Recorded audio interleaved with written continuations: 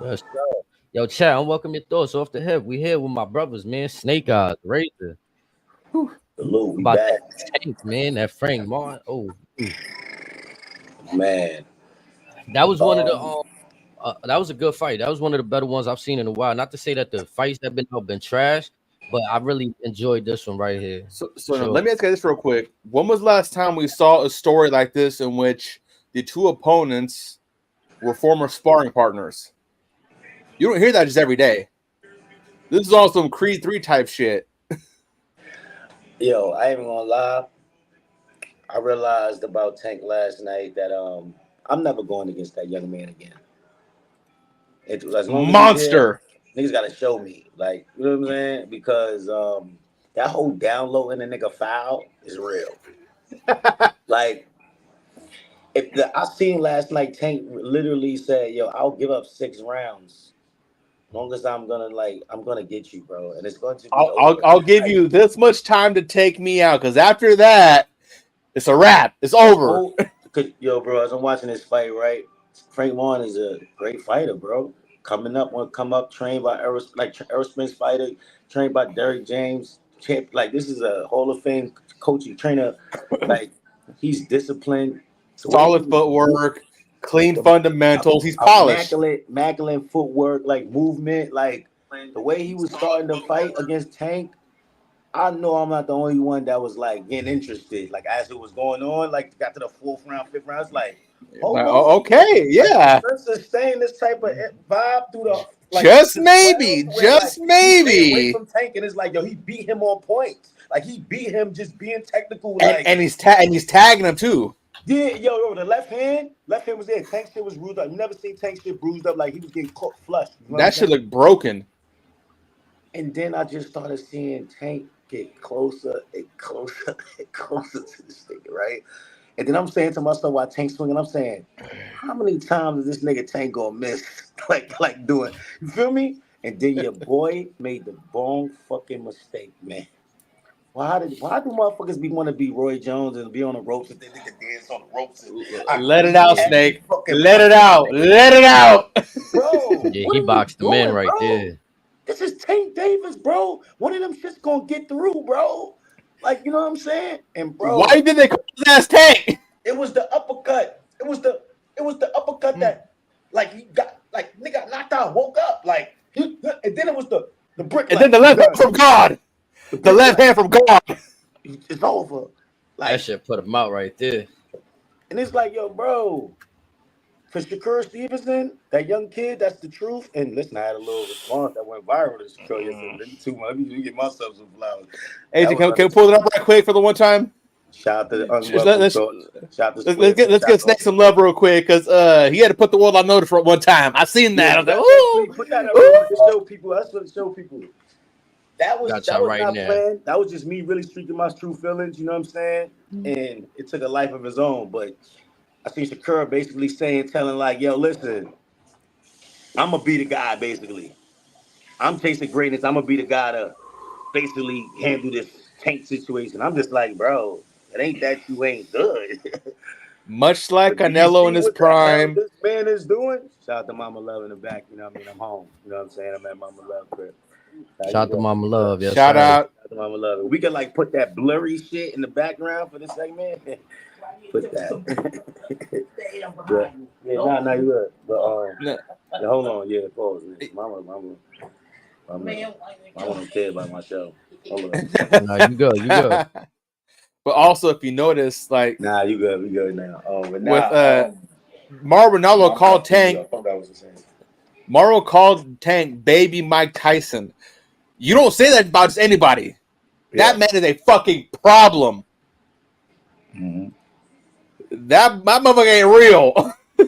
Like I said in our group chat off the record, that man is fucking Thanos. When he tells you going down, it's a wrap. And also, 14-month layoff and still nasty as a motherfucker. Quit 14 playing with months him, man. off. All right, here 14 we months go. off. Like nothing. Like nothing. You're going against another undefeated fighter. You know what I'm Can I get saying? a a zoom on this? We got the tweet up. Here we go. Yeah. But Oh, yeah. also, Yeah. You know, shout out to Shakur Stevenson, man. I think he's a hell of a fighter. I think he's going to be around. for a long time. But I would just Well, give right somebody now, who felt. You know what I'm saying? Like you the truth, but just look what Tank doing. Tank really like flatlining niggas. He kind of like, bro. He just showed that he can hold the card down on his own. We gonna get to Ryan Garcia with his tactics. And oh no, I'm gonna get him in a bit. I'm gonna yeah, get him too. we see what you're doing, Ryan. You ain't slick, brother. But the man just main evented a card. Had Benavidez on a co-main for his card. Every fight was good, and then you get to his fight. He tells you he's gonna knock the guy out in the round, and he did it. Like he's the man, bro. Tank is the man. He's the man. That's all I can say, man. Salute to Tank Davis. That was a phenomenal knockout, one of the greatest knockouts we've probably seen in a long time. That was filthy. So the age gap isn't as big as I thought it was. Shakur Stevenson is, I believe 26, 27. Yeah, 26 years old. Tank turns 30 in November. This man is in the prime of his life. Well, the thing with Shakur is that his rise came during the pandemic, so it's like unfortunate for him. Like, you know what I'm saying? He had a lot of that spotlight on the ESPN, on the, you know what I'm saying, on ESPN boxing, as to where almost all the other guys he's calling out, they've been having fights. You know what I'm saying? Sometimes it come down to who you fighting for. Like Shakur was, had a top rank deal. A lot of the other fighters on Premier, PBC, so it'd be hard to make certain fights happen. But now with a lot of stuff out the way, and it's like, and I've always hated that because again, if you guys are in, whether it's WBO, WBC, or whatever, you're all in the same ranking system. Why the fuck does the promoting or whatever agency matter? If anything, that should put more prestige and say, hey, we're the top group right here. We have the big money fighters. We have the top dogs. You know what it is, bro? We ain't working with them. It's again, everything's a business. To a degree, it's kind of like the WAW bullshit. Like they'll work with everybody else but each other. Could it happen? Just throw a little caveat on there. The Frank Martin dude was scheduled to fight Shakur Stevenson about last year around some time, right? It had steam. Frank Martin backed out the fight, like out of nowhere, just backed out. Shakur was pissed off. Remember, he went on this media run. Oh, he's pussy. You scared people. Yeah, it wasn't an injury. It was weird. It was a business move. That was a chess move. You know what I'm saying? Because shout out to Errol Spence, which is his man's. I heard him speaking last night after his man's loss, and he was like, "Yo, when he took the Shakur fight, he had to be real with himself and say, nah, step back, because honestly, Shakur might have kind of beat him. Probably would have beat him, and that kind of could have fucked him up early on. But him chilling back, analyzing and being real with himself, another bigger opportunity presented itself like Tank. You know what I'm saying? You get a chance to fight in the MVM main event slot, so you could get that experience. Yeah, he lost, but you lost to like the greatest thing that's going today. So there's a lot to learn from. He could be all right going forward. You know what I mean? But for all the competitors I seen Tank go against, shout out to Pitbull Cruz. He gave him a rough, scuffy fight. I get it. But I ain't seen nobody touch Tank like Frank, so I want to salute him for that. Also, shout out MGM 100 championship fights. But look, bro, they just had Adrian Broner in a championship fight. Like, what championship was that? Like, you know what I'm saying? HD, like, that was some Don King eaters by the Chinese store. Like, I don't know what type of pay-per-view that was. Like, and they still like the belt that was on the line was still a WBC belt though, right? Like, no, they made that belt up for that. They made. That was a Champions belt. Don King got pulled, so he can make some shit be like official. Like, don't get it wrong, those that fight is on niggas' records. Like Blair Cobb was a professional fighter. Yeah. But I just, it was a cheesy fucking event. That's what I did. It's just cheesy to me. But that was it's a people's champ belt that he has that they won. Like, so. Like UFC got the BMF belt. They just added that, like, for the bad motherfucker. Yep. Like some of that line. Like, they got a people's champ belt now they added. So. Okay. I see what they doing over there with that. Right. So before we get into the Ryan Garcia stuff, can we touch on the victor of the co-main event? And that is another gentleman who is an absolute fucking monster. Matter of fact, his name is the Monster, David Benavidez. People saying he should stay where he was at. Going up is a little tougher. But he did his thing. He got that W, but he might have just stayed back down. That here's my like tinfoil hat type gimmick. Canelo claims that he hasn't beaten anybody, that there's no money in that fight. Everyone wants to see that fight. I would love to see that fight. But again, if you look at Benavidez' record, he's been a few Joe Schmoes here and there, no to them, but it's just some folks just outclassed. Right. It's obvious that Benavidez is never going to get Triple G, because Triple G, he hasn't said he's retired, but let's be honest, he's a little bit long in the tooth. Triple G still fighting after he retired. He's never officially retired. Triple G again, too good his last fight. That's what I'm saying. Yeah. He did fight Billy Joe Saunders once upon a time. I think he won by decision or whatever. So if David runs it back, he has to knock him out in less than 5 to make that statement towards Canelo. He could also go down and fight Caleb Plant and beat him convincingly, much like Canelo did. Or, my theory, he's going to go to light heavyweight, challenge Dimitri Bivol. If he beats Bivol, he's going to hold it over Canelo's head saying, I beat the guy that whipped your ass. Right. That fucked your ass up. But then again, what if Canelo watched that fight last night and said, I should fight him here at light heavyweight. I could get him at light heavyweight. No. No. So the problem with Canelo is, aside from maybe Benavidez and Jaime Munguia, who was very impressive that last fight, that division, it's a whole lot of unknowns. He's kind of lapped everybody else. So you're eliminated as far as competition. So again, he's not really given an opportunity to kind of elevate himself. Whereas Benavidez, he's grinding out, he's moving up in weight. And again, if he can beat the guy who beat Canelo, that's his meal ticket to that fight. Canelo to like have no choice. Yeah, he doesn't have no choice. Right. That's basically what Benavidez do. He's cutting off all options for like take away from him. No, and he's purposely cutting. He's saying, "Hey, I'm gonna give him no doubt but to fight me." Right. Nah, I see what you're doing for sure. I respect that. You know what I mean? Taking challenges, putting shit at risk, going different weight classes. Like I seen like his face. Like what I mean by like, now he ain't get punished. He ain't take a punishment and nothing like that. But like, niggas hit harder at different weight classes. You could tell like he took a little bit some hits last. He ain't afraid. He ain't afraid to throw them with the big boys. Yeah, but now his story is amazing though. If you know how he looked when he was growing up, he was a heavy set kid. You know what I'm saying? Like he dropped like 80, 100 pounds, something like that. Insane. Like the transformation of who he is today is insane. I gotta give him that. So with that alone, could he be the first guy we've seen since Roy Jones Jr. to dominate all these weight classes convincingly, and be another guy that came up from the small to the small guy ranks and be a heavyweight champion? He's got the power, he's got the technique. It's just, will Father Time allow to do that feat that we haven't seen in so many years? Right. Maybe. Benavidez is a real great talent. I was gonna say, don't forget about Charlo though. What about Benavidez and Charlo? But again, I'm saying if Canelo is his end game, you got to take on guys that he kind of beat convincingly or whatever, and try to like one up him.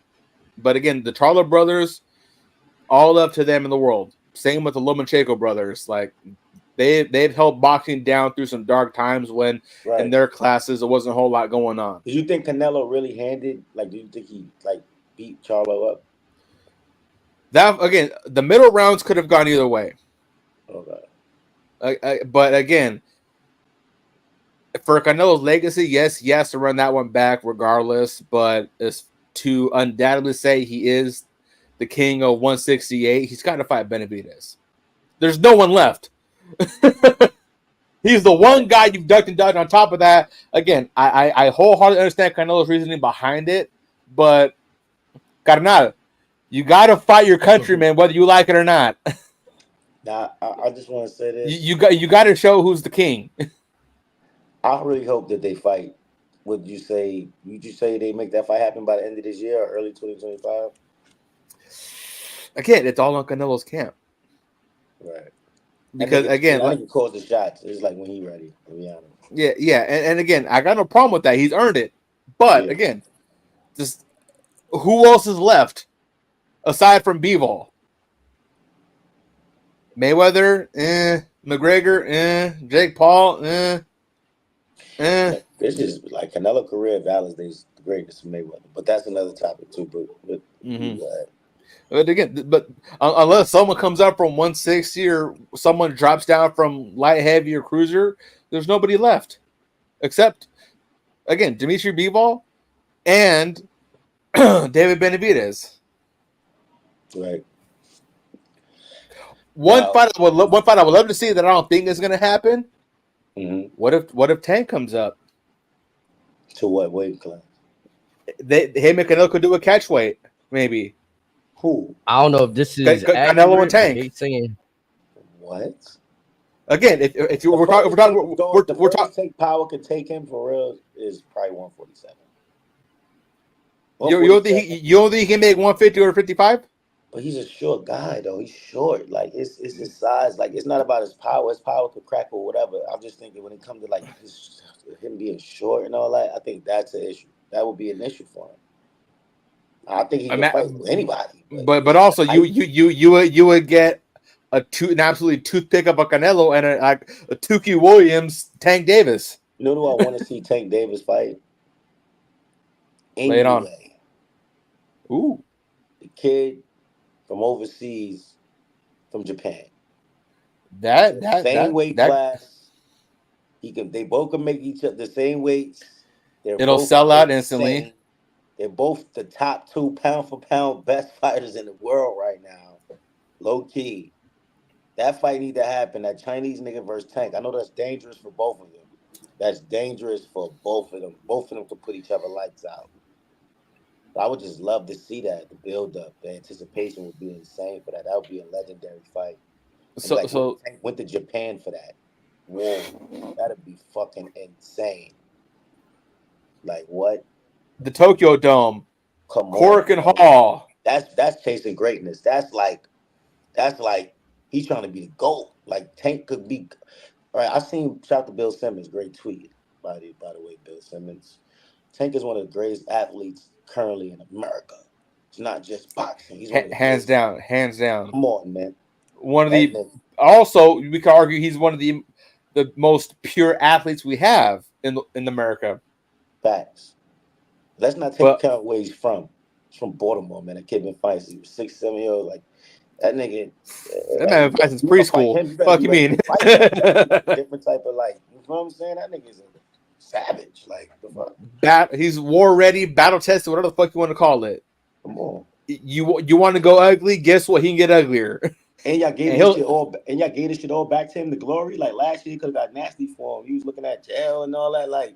He seen all this shit again, like, what? I'm back? I ain't playing with you, nigga. Line all these niggas up. You know what I mean? But on the topic of that division, before we go further in depth with this young man, if he is fully invested in the camp, no bullshit, no shenanigans, no nothing, just him fully locked in, how are you feeling about a rematch between Tank and Ryan? Okay, I'm glad you transitioned to that. HD, you had something you want to say on that topic? Oh no, the last one, I don't know how accurate the reports were. They talk about Terrence Crawford want to fight Canelo, even though he 3 weight classes up. Yeah, I've been seeing that Arab people, they trying to put that money together. These foreign niggas trying to put together a mega type situation. I don't know how realistic that is. I don't want to. I've been saying that for a little while. I don't want to be disrespectful because I love both of them. I don't want to be disrespectful. I think Crawford got the skill set to give Canelo problems, but it's just like Canelo experience. I don't know. That'd be an insane fight if that was to get locked in. Like I don't know who I would pick. Once it gets to round 9, it's all Canelo. It's just gonna get ugly. It'll still go to decision, but them last few rounds gonna be extra rough. Right. Like he gonna know this may not have been the move.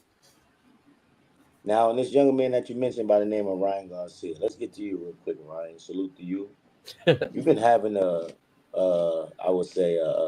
real interesting run. An interesting run. Yeah, your last month has been very interesting to the world.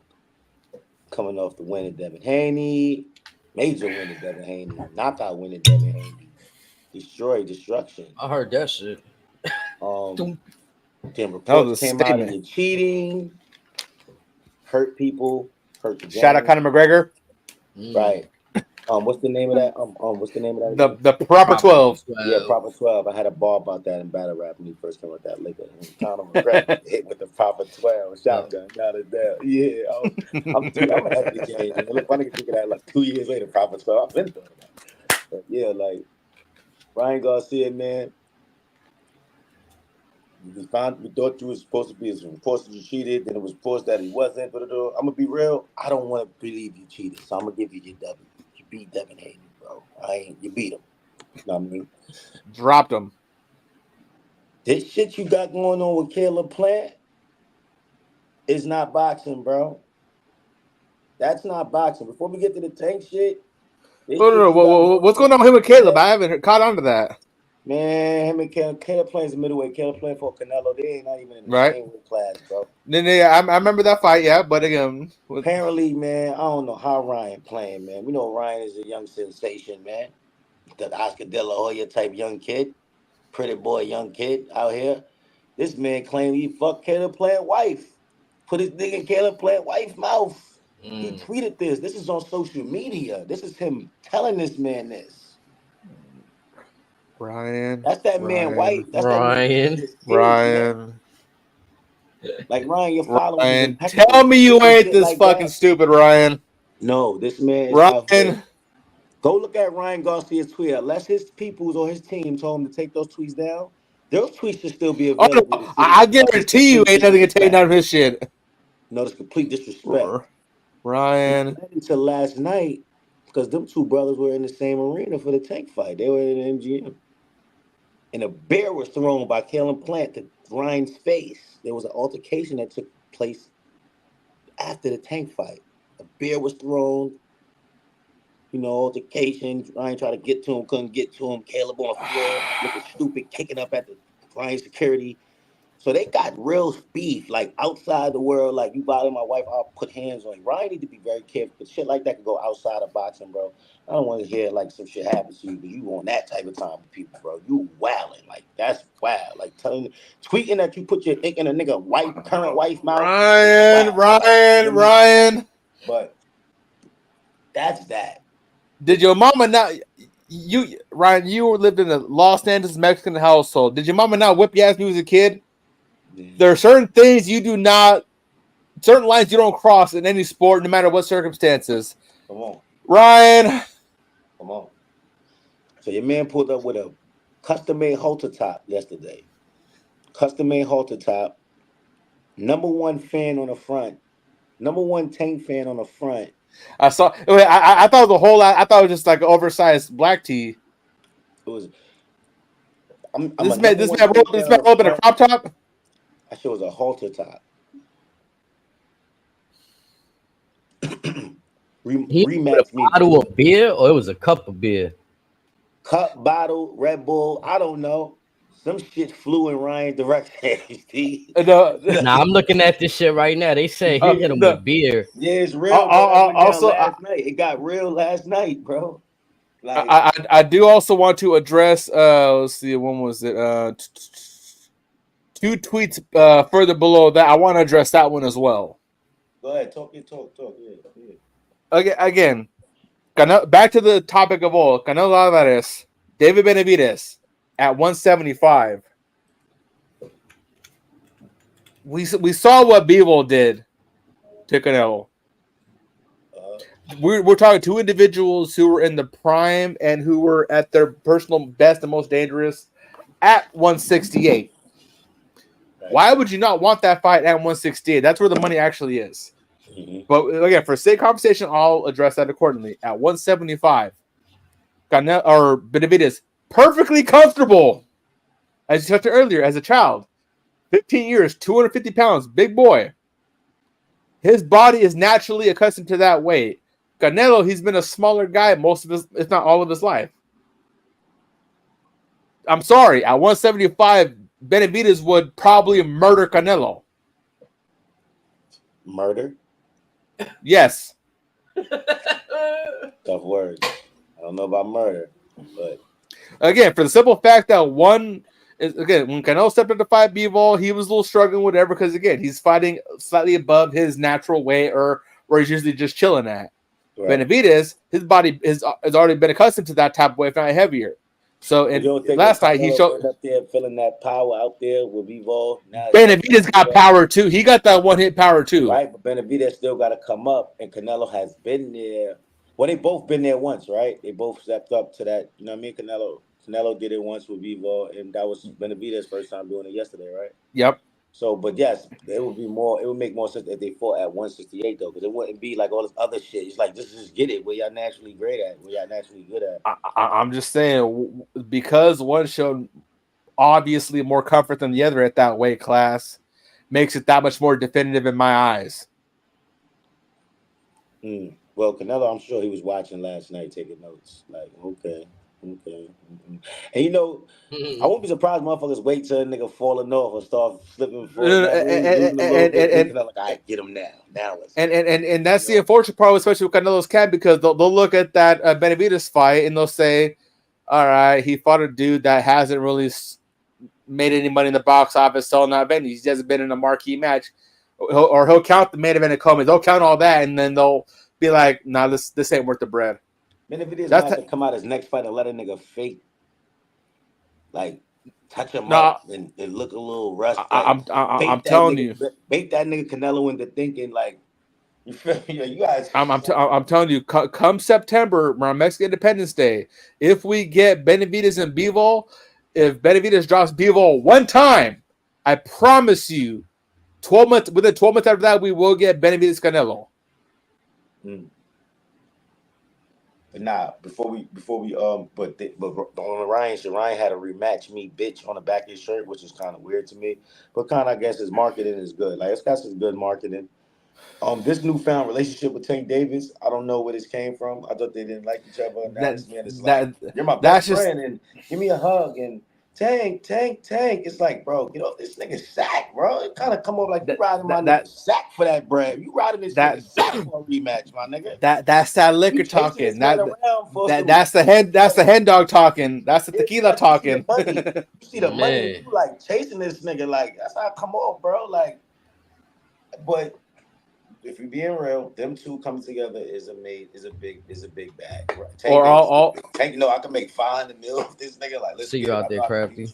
But that's a dangerous fight. If it ain't a rehydration clause involved, like the first time, if they're gonna find a way to fight at now, it's like, oh, let's see. Because when Ryan was looking like himself against Devin, we seen like that drained version of him versus Tank. He looked like a skeleton. He couldn't do nothing. Now, Kurt, I could be wrong, but didn't Ryan request that hydration clause? Yes, because at the end of the day, bro, Tank is the man. So some niggas is like, you know what? Fuck it, just to get him. All right, I'll sign off. So that's what I'm saying. Like, but again, like, so I'm gonna address this separately. So again, Tank and Ryan requests the hydration clause. He blames the hydration clause for him losing the fight. Okay, I get it. Whatever. This Devin Haney fight, he claimed he was drinking and partying the whole camp. Whatever. 3 pounds over. I don't give a fuck. Hold on. He tests positive. No beer in them cans, water. This shit is a game. Might not have been no liquor, none of that. Got the Henny bottle with apple juice in it. But again, Ryan Garcia was not smoking no weed, and I don't believe that, man. But again, 3 pounds over. So to me, that says you don't give a fuck about the fight. No discipline. That's what that tells me. However, post-fight, again, he tests for the first steroid, whatever. Tests for plausible cause for a second steroid. He spends the next, what 2.5 months since that fight, and they were still contesting that. So you're now spending all this money. So one, you should have been the fucking champion by now. You essentially handed them back. Hold on. You could have been champion. You essentially handed back your purse because you want to contest all these charges. So you're kind of giving the money back on top of whatever out of pocket. Can we please see you fully locked in for a fucking camp? You have the potential there. The talent is there. That hand is deadly. We know you can't be the box office dude. Tell yourself, convince yourself. Stop the bullshit. Whatever. I'm gonna be real. And that Tank fight, like Tank and niggas like Tank and Ryan that are big box office draws that's gonna get the most money in that fight. Like I don't think they really care about belts, so to speak. Even though belts is what this shit we grew up on, like The belt means bigger purse. WBO. Tank got one fucking belt. He just got that because they just gave it to him. Like he could have been a champ. He don't care about that shit. I think he care about the cash. Like Ryan care about the cash. That overweight shit, that was all by design. He wanted to come in as big as he can be against Haney that on fight night. Haney got caught up being overly confident, to be real. Because when they asked him about that, like, oh, how do you feel about him missing the shit? And man, I don't care. Doesn't matter. I'm gonna do them in. Haney was more big value shit, and now Haney was more he cheated and all that. Nah, it's like you gotta live with that. So the steroids bullshit aside, Haney, he was more focused on their past history, and he was locked in on that. So again, if he gets a clearer head, maybe different outcome himself. But again, especially with Garcia, as quick as he took the league by storm, and how especially beforehand when Canelo was still under De La Hoya, everyone said, "All right, Canelo's the king now. Ryan, he's next in line already." And then that's how we were told as fans that's the pecking order right now. Once Canelo got away, Ryan stayed on board, whatever. He got more under Oscar's umbrella, whatever. Started all this extra bullshit that was meaningless. Similar to what Jake does on the amateur circuit, let's call it what it is. Right. And again, in Ryan's eyes, yeah, he's making money, but again, if he's locked in, whatever, fully dialed in, catching belts, proving that he's the number one dude. Look at Canelo's purses versus Ryan's purses. Look at Tank's purse versus Ryan's purses. But Ryan got more money than Haney in that fight. Than Tank? Cleared more at the end than Haney in that fight. No, yeah, because he won the fight. But I'm saying like his payday was more than Haney's. What was his and what was Haney's? I will be lying if I used to set it out my mouth. Ryan's smart. Yeah, Ryan is like you said, Snakes. They don't care about the belts no more. It's all about making yourself a brand. Haney was one of the guys that he went through a rough bringing. Like Haney is the man now. Like he's the man now, champion now. But his way to where he got, he took different routes than other niggas. Like that nigga was on the zone fights and stupid weird fights. He had to like Ryan was always in a position with Oscar and them to know how to get his business right. So that point right there, out the deal because he was more of a draw. So what you're saying is Ryan's making money off of Oscar's name because Oscar's his agent. That's what it boils down to. Yeah, they're great. Yeah, they work great together. Yeah, Bernard Hopkins is doing a phenomenal job getting that man the bag. Yeah, Ryan Garcia's a brand. So again, say more of a Ryan Garcia had the most Instagram followers out all these niggas. Like, but before fuck the fighting, like he was the more of the social media star and all this. The pretty boy, like he had that before he started really, becoming the superstar and by like he was already that guy on social media.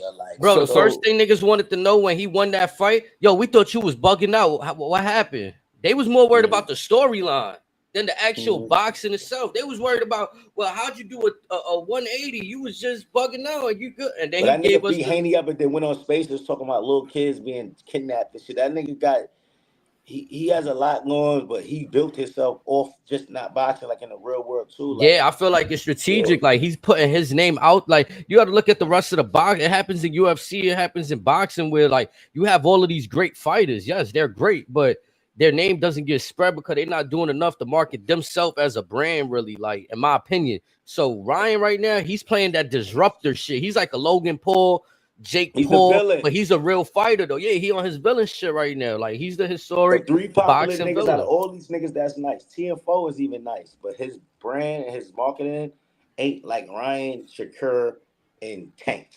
Like, you want to pay to see Ryan lose. Niggas, like we know them three niggas. Or see what's going to happen. We're following everything they do. We fuck with Haney. He's getting there, but like he ain't like Tank. He ain't like Shakur. He ain't like. I'm clicking on them niggas interviews anytime I see them niggas. Like no hesitation. You know what I'm saying? Whatever they got going on. Okay, so take the social media completely out of the equation for this one moment. Okay, so Tank again. We've seen his work certified. Haney, all right, yeah, we see he's nice. Ryan. You take Oscar and Bernard Hopkins as the equation, or you can reverse it and say Haney adds Sugar Ray Leonard, Evander Holyfield, something like that of star power. Between the name values of the promoters alone, because Ryan has Oscar and Evander, that's where the money's coming from, because they see who he's linked up with.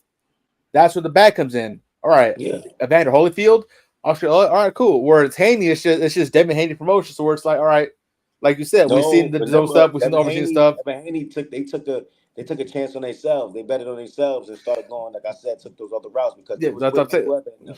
Evan Haney was being coached by Mayweather's pops. Yeah, like, exactly. Yeah, so Mayweather and them left early and went to go to Mayweather. Like Haney and them left where they lived and moved to Vegas to go be with Floyd and them. They was with Floyd and them every day, like being trained. That's how Haney got the skills he got, like under Mayweather,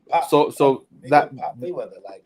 That furthers my argument. So if Haney stays with Floyd, of course that bag would have been bigger for sure because of who he linked up with. So again, I'm not gonna say that aside from social media bullshit, Haney and Ryan are on equal footing, with the exception of De La Hoya. With the exception of De La Hoya and Evander. That's it. If you take Evander, Oscar out it. Ryan is still who he is on social media. But again, folks will see it right. He still got more followers. He still got like because again, girls. He got all the other shit like that make people want to buy is Devin just as active? Is he interested? Is Devin just as active on social media, or is Devin more locked into the fight to where he gets to the Tank Davis level, and it's one of those? Okay, check my resume. Nah. Give me my bag. Give me what I want. Tank was active on social too. Before Ryan chose to rehydrate himself and sign off on that situation with Tank to put himself in that unvulnerable situation to fight, he was unblemished. That kid was undefeated, unblemished, with all this shit going with him. Social media doing all these answers. He'd get in the ring in that left hand, put niggas down. Like before that unblemished shit, like Ryan could have been like if Tank. The only reason why Tank is like head and heels over these niggas because he beat Ryan. Like he still got that O. Like Tank still got that O. Like if Ryan still got that O, he and Tank is on the same level. The only reason why Tank is here is because Tank beat him. Here's the only reason why I disagree with that. How many cats do we see, whether it's be WBC, WBO, that we see have these like 22, 24-0 records? We watch them spar against the guys undefeated, and we see next to nothing, all because folks trying to stat pad that O. We see that very commonly in boxing. I'm not one of them people that truly believe that if you haven't lost, it's like somewhat damaging on your career. You know what I mean? But I think we in this generation of Floyd Mayweather in his era and what he did, and everybody want to chase that. Everybody wants to try to go their career without losing, and they have in their head, damn, if I lost, fuck, I failed the mission. When it's like, nah, when you look at Ali and all these niggas' records, these niggas got 10 losses. These niggas got 9 losses. These are some of the greatest niggas ever. So one loss is really nothing. But we ain't just in that. George Foreman, the most deadliest hands. Huh? I said, look at George Foreman. The man, they said they had the most powerful knockout. Yeah. How many times he lose? You know what I'm saying? So now, like Haney, one loss. Come on, man. He's still that guy, still the champ. Loma, few losses. Look at Loma. Back on his bullshit. And look, his report's supposed to be Tank and Loma in November. If that go down, that's one of those. What city did you put it in? Yeah, Tank and Loma. Whoa. That's what is. The last spin the wheel. Pick a city, or fuck it, spin the globe. Just throw a dart. But my argument is again, say Ryan and Tank never fought, and Ryan had no affiliation to Canelo, De La Hoya, or Evander. He's just another dude with a loud mouth, and again, that's trying to catch Jake Paul. Mayweather. Some promotion would have picked him up. I just think Oscar was able to relate to him early on with the heritage and all stuff like that. And Bernard comes with Oscar, so the HBO, there was HBO, so all that shit played right in his favor. But Ryan would have been picked up by a major promotion regardless, whether it would have been Mayweather and them, whether it would have been, you know what I'm saying, somebody, one of these big promotions would have picked up Ryan. Ryan came from the Olympics. They all came from, these ain't like from out of nowhere, like he just got off his couch, started boxing. Like, no, all these kids came from the amateurs. Like, it's all familiarity with these kids. You know what I mean? Some got here sooner than others. Some skills was a little better than others. But, like, all these kids came from each other. They all familiar with each other. I'm just saying, especially again, like I said, my decision, my opinion could be altered again if we see Ryan fully invested in the cap. Other than that, to me, he just seems like a guy that without them could likely get lost in the shuffle of just another dude with hands with the mouth. But knockouts bring in fans. So Now I again, think but back to my point. Watch most prelims or whatever. You'll more often than you see folks that are linked up that are undefeated, whatever. They both got a 0, both got X amount of knockouts, and they're just fighting guys that don't really have any. Again, yes, they're outclassed, but again, they're not guys you can see challenging for the top belt, whatever. They're just two dudes that just haven't been undefeated. Yo, let me ask you something, right? If you're in the NBA and you got to play the Hornets, you gonna just tell the NBA, "No, I'm not playing the Hornets because they whack." It ain't their fault. If they fighting a bunch of nobodies, that's business at that moment. Like, okay. So on that conversation, in the ISO, could Lonzo ball stick Kobe? No. Okay, I mean, then. He shouldn't. Okay. Like y'all was saying earlier, there's so many different companies now that it should really be one umbrella of championships. We shouldn't have PBC belt, WBC. Just you got the Premier Boxing Championship, you got the World Box. It's like, okay, I could see why but all right. So if you're gonna do that, we need to know the green belt, the one that we grew up on, the WBC. That's up here. You can't sit there and make something in 2012. I think Haney got the one that Floyd had. Like some of these, that's why I got the real historic. That's what I'm saying. Like some of these belts, some of them got the belts that the legends had. Some of them do. Right. Yeah. Right. I think Haney has one of the the one Floyd had. That's what I'm saying. Those titles, I respect. Anything that's kind of like new, that shit gotta earn prestige, but you can't sit there and put that prestige like it's gonna match this prestige of this title that's been around for 60 years, 70 years. That's wild. That's what Aerosmith fought Terrence Crawford, bro. He had every strap, but Terrence Crawford had that one that he had to have. Yeah. You know what I'm saying? And he fucked around and lost all his straps to that nigga because he put all those straps to get that one, bro. That nigga turned all the gold. That shit is crazy, bro. But that's the cause. That's the cause to be the boss. Right. And quick callback. Benavidez has the one belt at 68 that Canelo does not have. And Canelo act like he don't want it, and that's the funny fucking part. All because he feels that the potential opponent, i.e., David Benavidez, ain't worthy of the hands. No, he's just trying to wait for Benavidez to slow down, start falling off. I know the tricks, man. Canelo's the older man. Yeah, but Canelo has never really took no punishment like that. Besides the that's night, he's never really got. Yeah, besides the B-ball night, Jaime Munguia was kind of fucking up this last fight.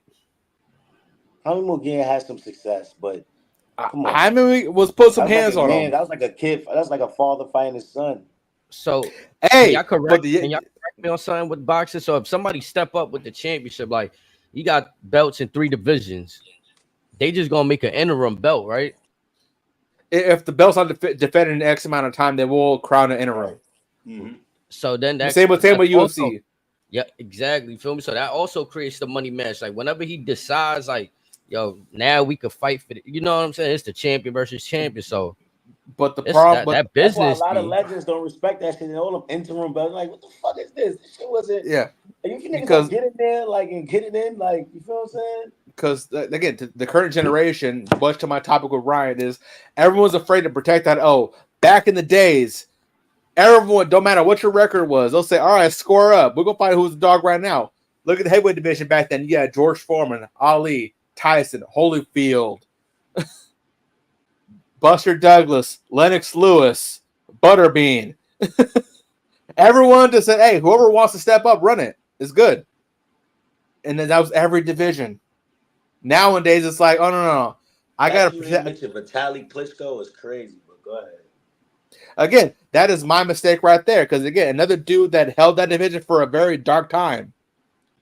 I could be wrong, too. I think his longevity, like these promotions, you know what I'm saying? They trying to squeeze the most out the fighters that they can. If you shove all of these fighters in the toughest matches, like every match they go into from like the beginning of their match. Let's say the first match is a banger, bro. And you just in pound for pound fights every match. That shit could shorten a career. But also again, boxing, you ain't meant to be in the long term. Really, if you think about it, you got to make the money quick and bounce out. Facts, but like that Mayweather. I'm not gonna lie, Mayweather set out a formula that I could be wrong. Y'all correct me. I think before Mayweather, there was no formula like that. Like Tyson had his formula. He had.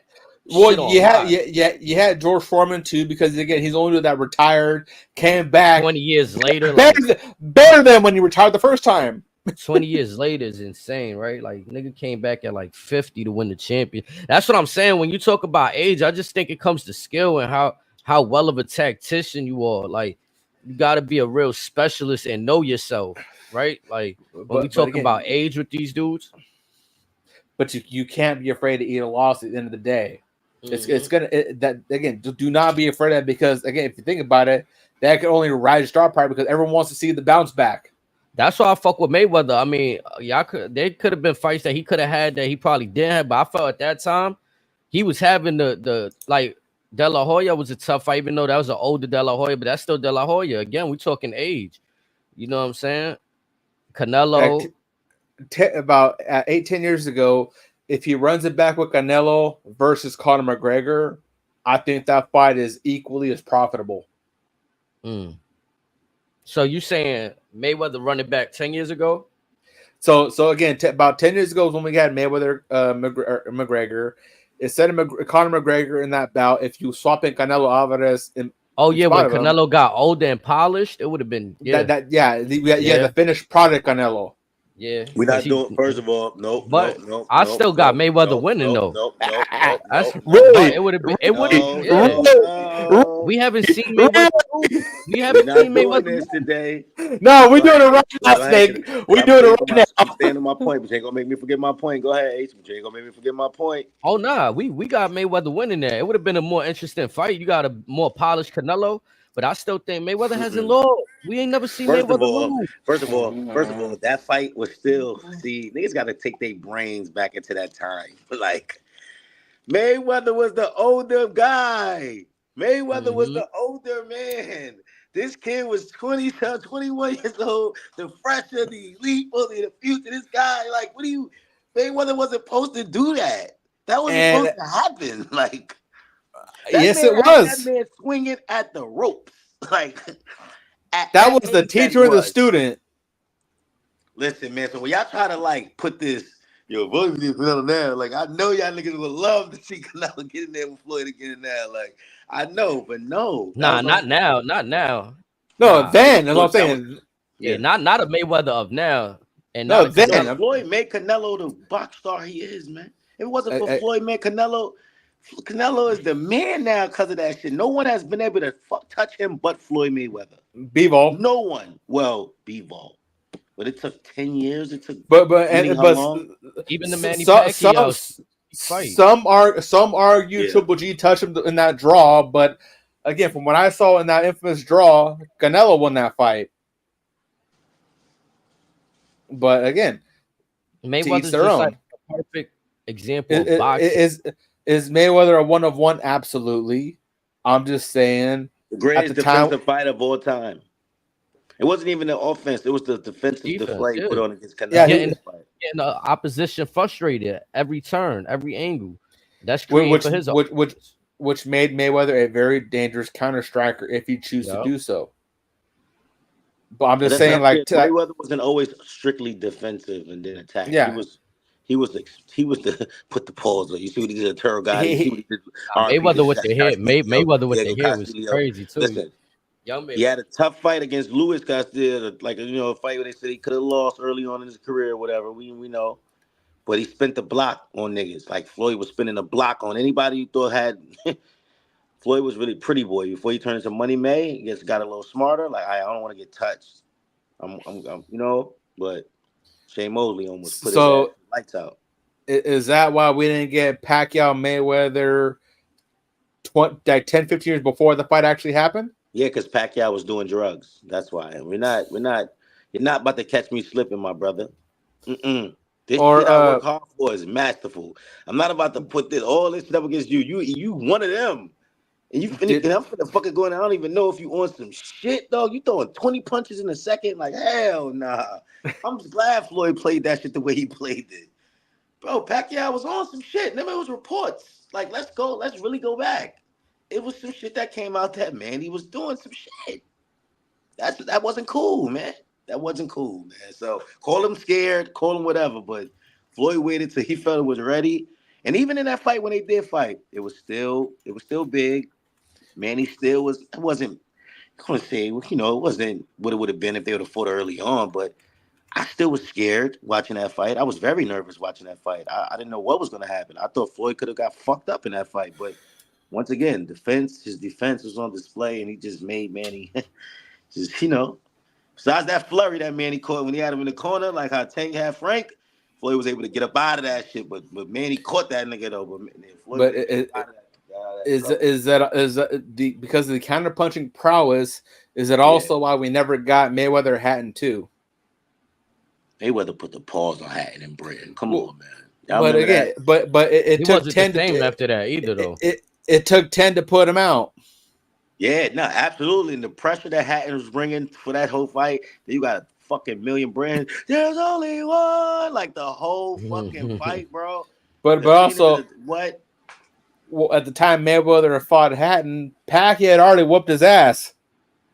Yeah, bro. I'm glad you brought up Hatton, man. See, that let me know y'all really know y'all history. That was supposed to be the guy, like. That was the dude that stopped Mayweather, bro. People don't and Pacquiao and Manny Pacquiao. He was supposed to be that world beater. But think about the names on it. Like that Hatton fight, the lead up to that shit, bro, was insane. You go look at that shit, that was insane, bro. The lead up to that fight, bro. Like you said, it took 10 rounds for him to get it done. Hit him into the ropes. Like that was an epic knockout. But look at the names, Floyd, for Cotto. He got niggas on his resume, bro. Cotto was trying to put paws on him too, bro. Y'all remember that shit? Like Miguel Cotto's a bad motherfucker too. What?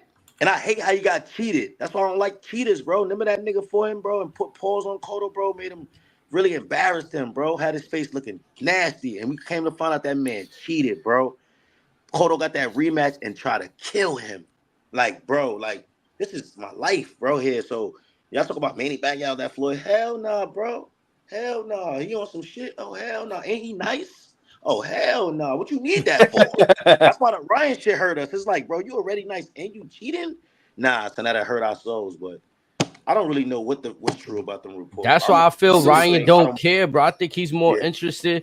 And yo, bro, literally, I believe you do Ryan Garcia versus Jake Paul. That shit is like, it don't even have to be a professional bout, bro. It could be an exhibition match, and they gonna make bread. No shit's like, gonna sell out. But this is what I'm saying. That's where Ryan Garcia is at. He got his name up.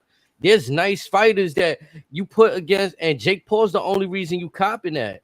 Like he had to go get Tyson at this point.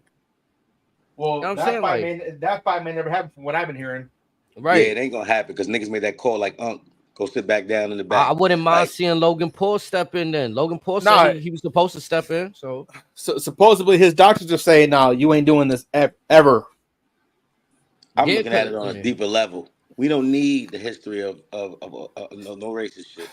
What a white boy beating you up, bro. We just don't need that. We don't need that. It's not even that. It's just elder abuse. You got a 30-year-old kid beating on a 6-year-old man. Bro, you got a Disney star YouTube sensation, bro.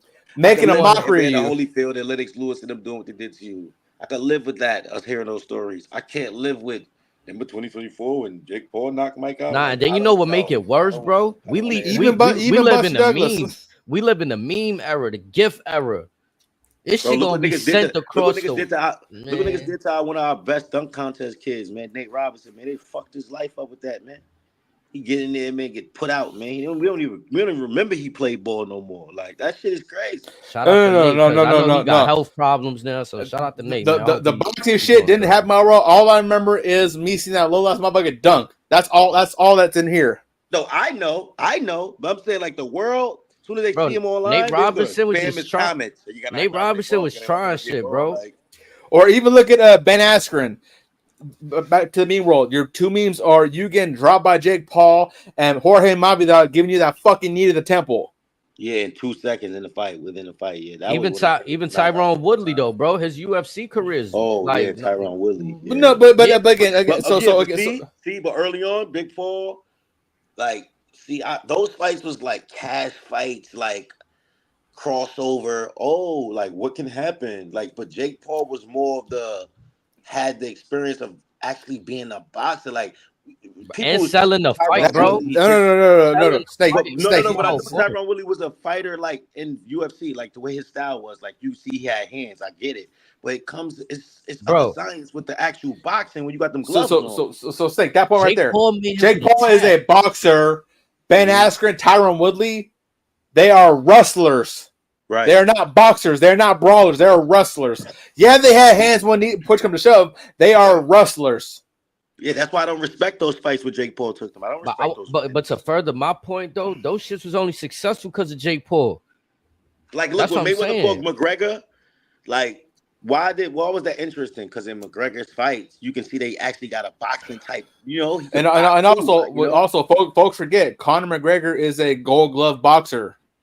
And let's be real, he didn't look bad against Mayweather. I ain't gonna lie. People was on some hating shit. They just wanted Mayweather to lose badly, bro. Like, for real. He was getting better as fight goes on because to me it seemed like Conor was it was like riding a bike. You got to get a minute, get back in your groove. All right, it's starting to make sense again. That fatigue kicked in. He started getting them noodle legs, man. Because right, that's what it was for me. It was his legs, bro. You could see it. You doing 3 5-minute rounds? Yeah, the UFC training is different, bro. That's a lot different than like 10, 12, 2-3 minute rounds. Whole different world. Same with football. You're training just for 4-second increments, not whatever shit, a la Greg Hardy with UFC and everything else he's been doing. And still getting his ass knocked out. That Mayweather and McGregor was on the level with him and Pacquiao? Like no. the build up and everything? No, not even close. That was a big fight with him and McGregor. That was a huge, like, I remember that. That was like everyone in the world was watching that. Yeah, bro, that shit was even $100. Like the pay-per-view was $100. That was like one of the I don't most. think no one in the world was doing anything else but watching. I had to pay $120. Fuck you mean? Word? Yeah. I might have been $120. I might be underselling it. I remember that bill vividly.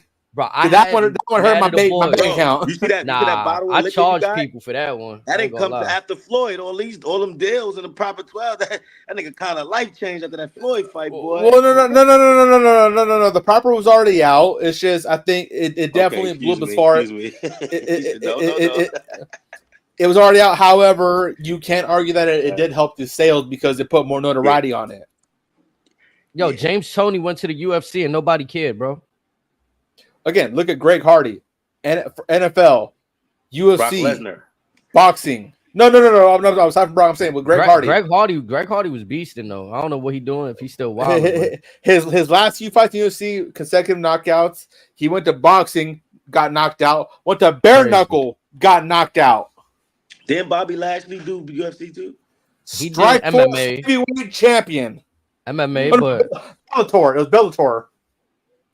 I don't want to say same shit, but yeah, MMA. No. Basically, the UFC's competitor, he was their heavyweight champion, much like Brock Lesnar was their heavyweight champion. He fought that dude, the big dude. I forgot his name. Bob Sapp.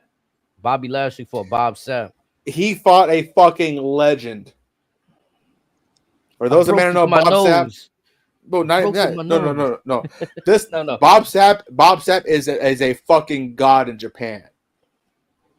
Again, if you guys ever happen to scroll New Japan World, whatever, look up the older shit. Bob Sapp was essentially Japan's version of Hulk Hogan after he left. He was a fucking god there, still is there.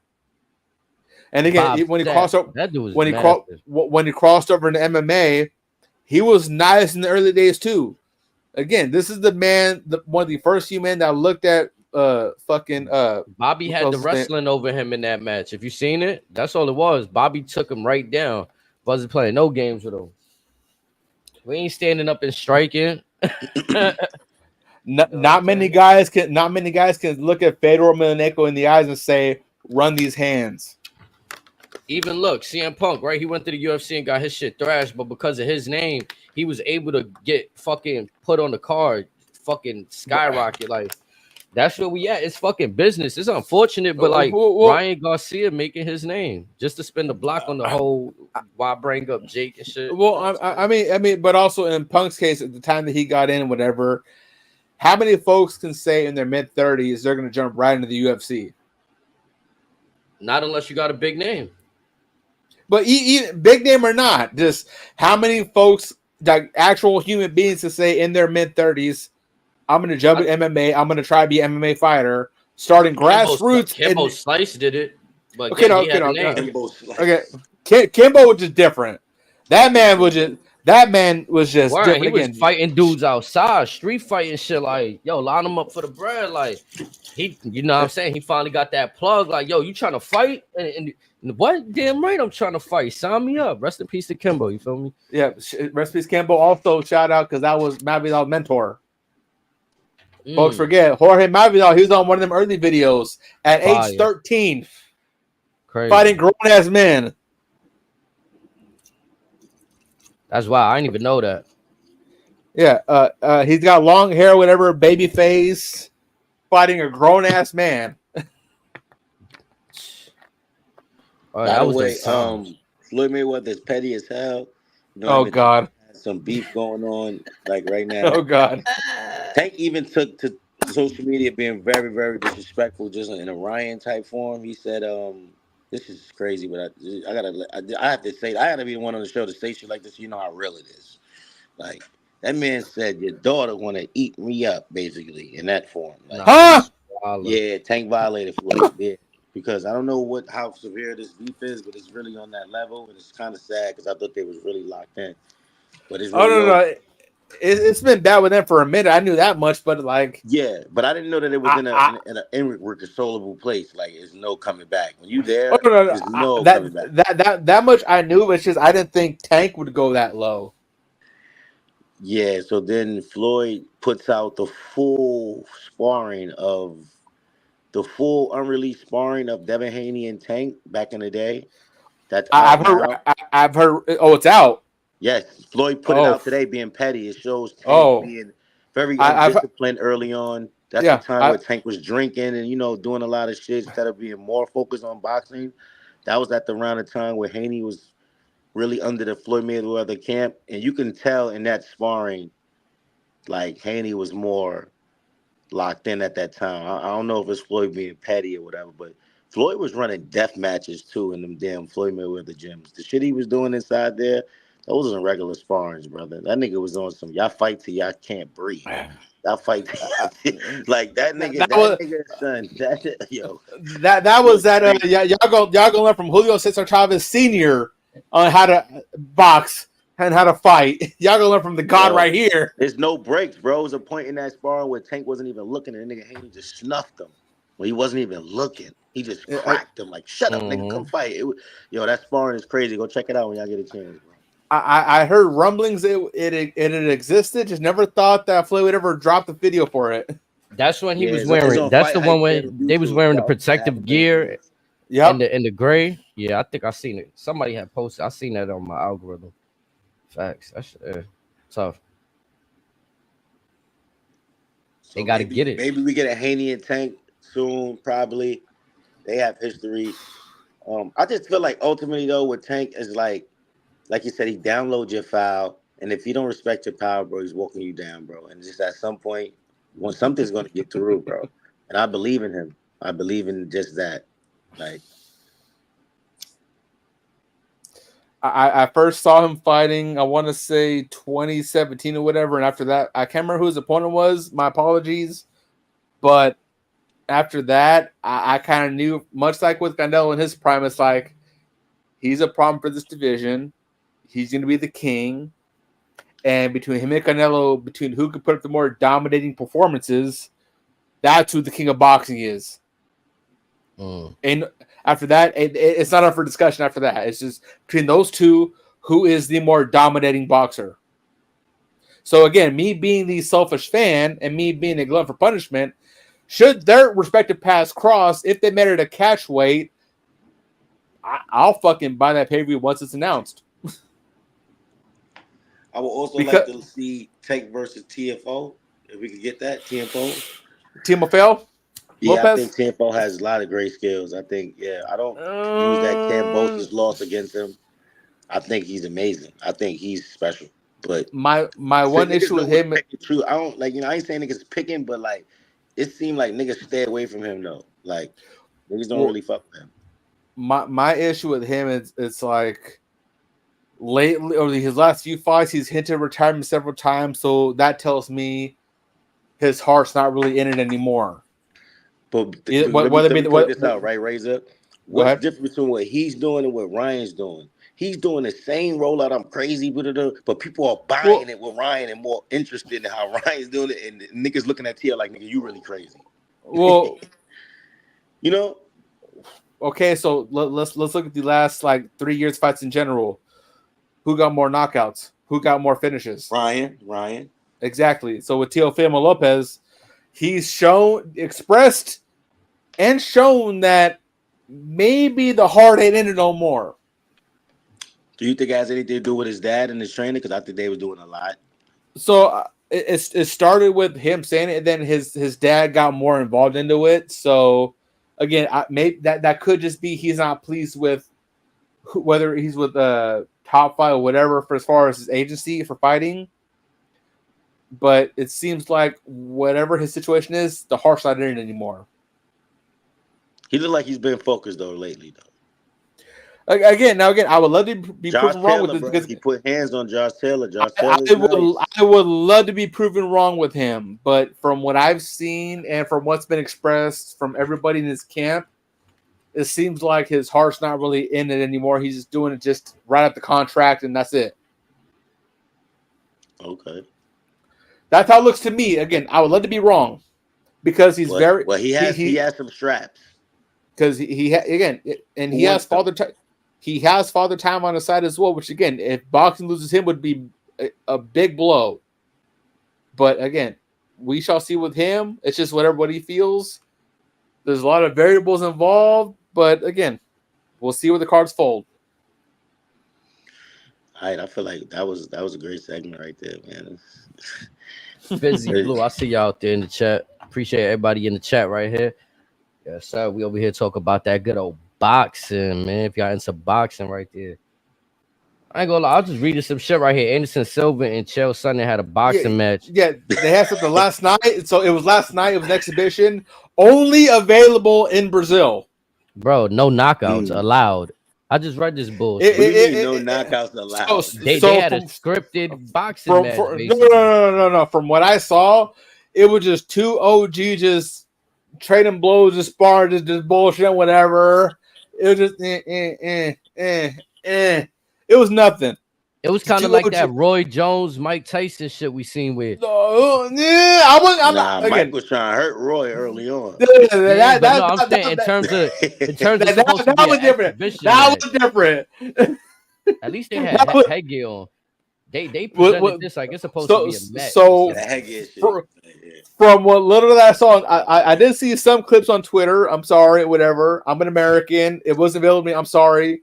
But from what I saw, just two OGs just doing like so. Say you with the homies, whatever. You just have a few brews at the barbecue, just doing just to fuck around. That's all it was. Yup, and that's why I was reading.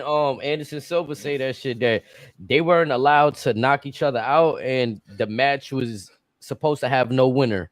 They just went because from the rumored argument was. This was supposed to be Anderson Silva's last bout in combat sports. So with it being in Brazil, everyone in Brazil wanted to just pay respects to the OG and say, nah, you ain't losing. It's whatever. But you ain't losing. Shout out to the Noti gang. Moolah, I see you out there. Yes, sir. We here with the brothers, man.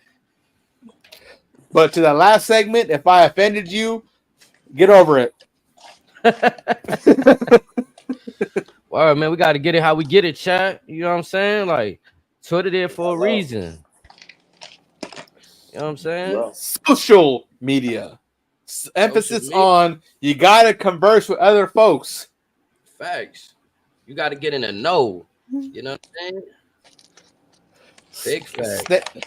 Snake ready to get some shit off his chest right now. I can see it in his face. Yo, I was about to say, yo, y'all want to transition to the shit? Y'all want to let's get into it. Let's go. Let's go. Come on.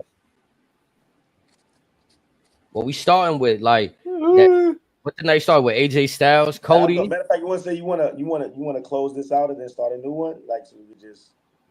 Nah, fuck. We could. I was gonna say that's a dope segment right there. That's a dope proxy segment. Right? Yeah, we can do all at one. Ain't no thing. Let's get it. Yeah, you can chop this out. All right, let's get it. Shit.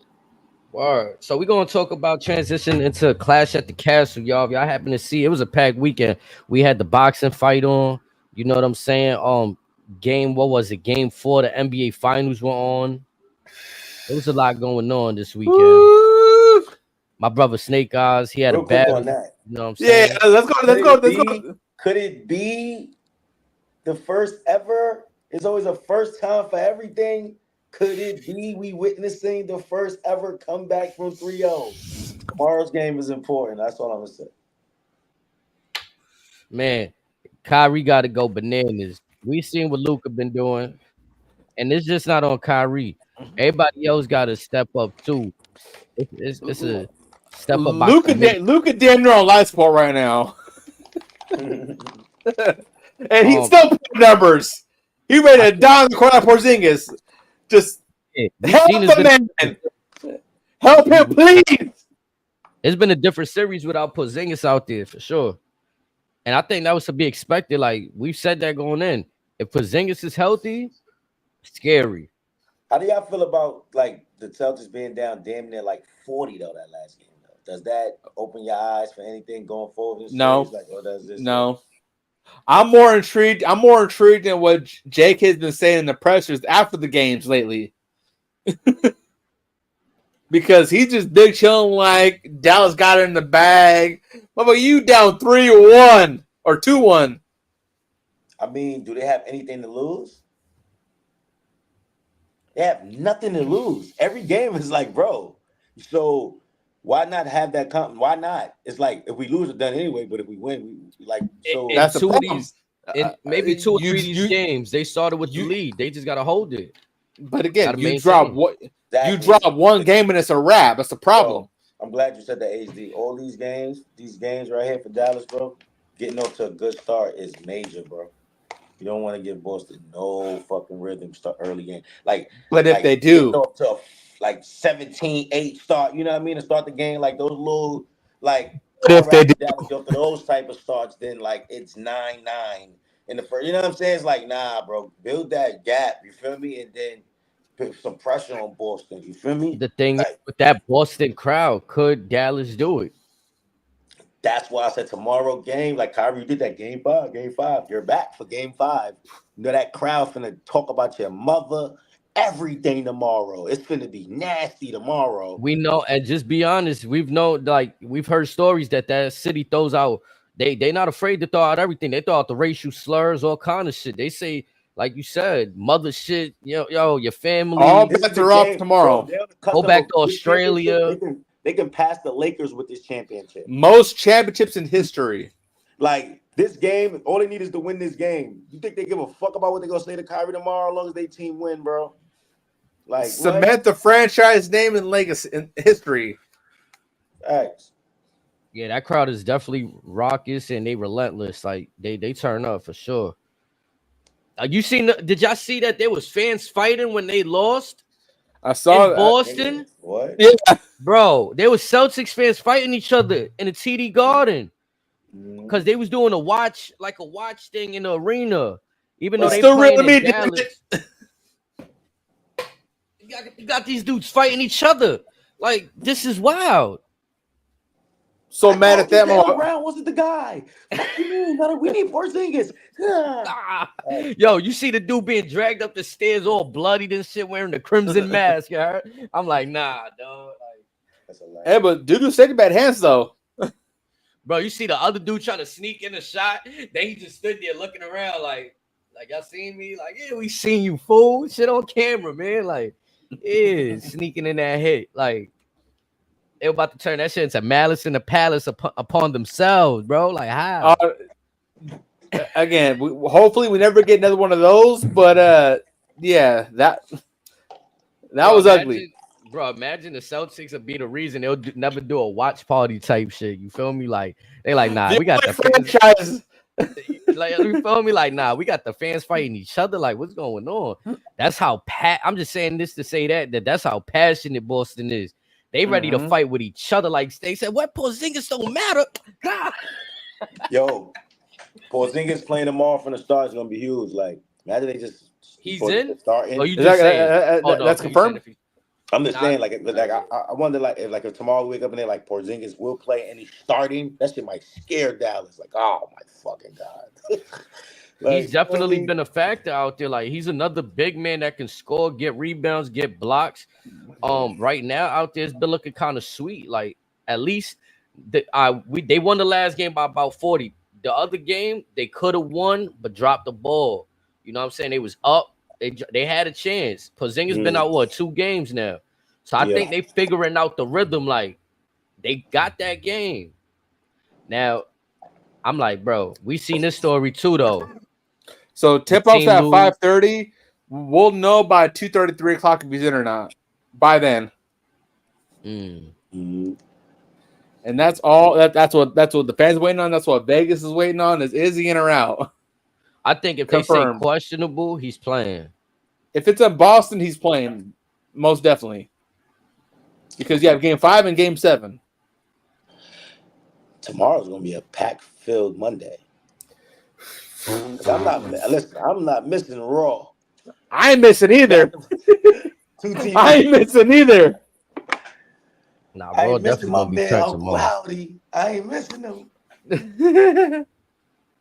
Did we get any reports on Damian Priest where he at with his health status?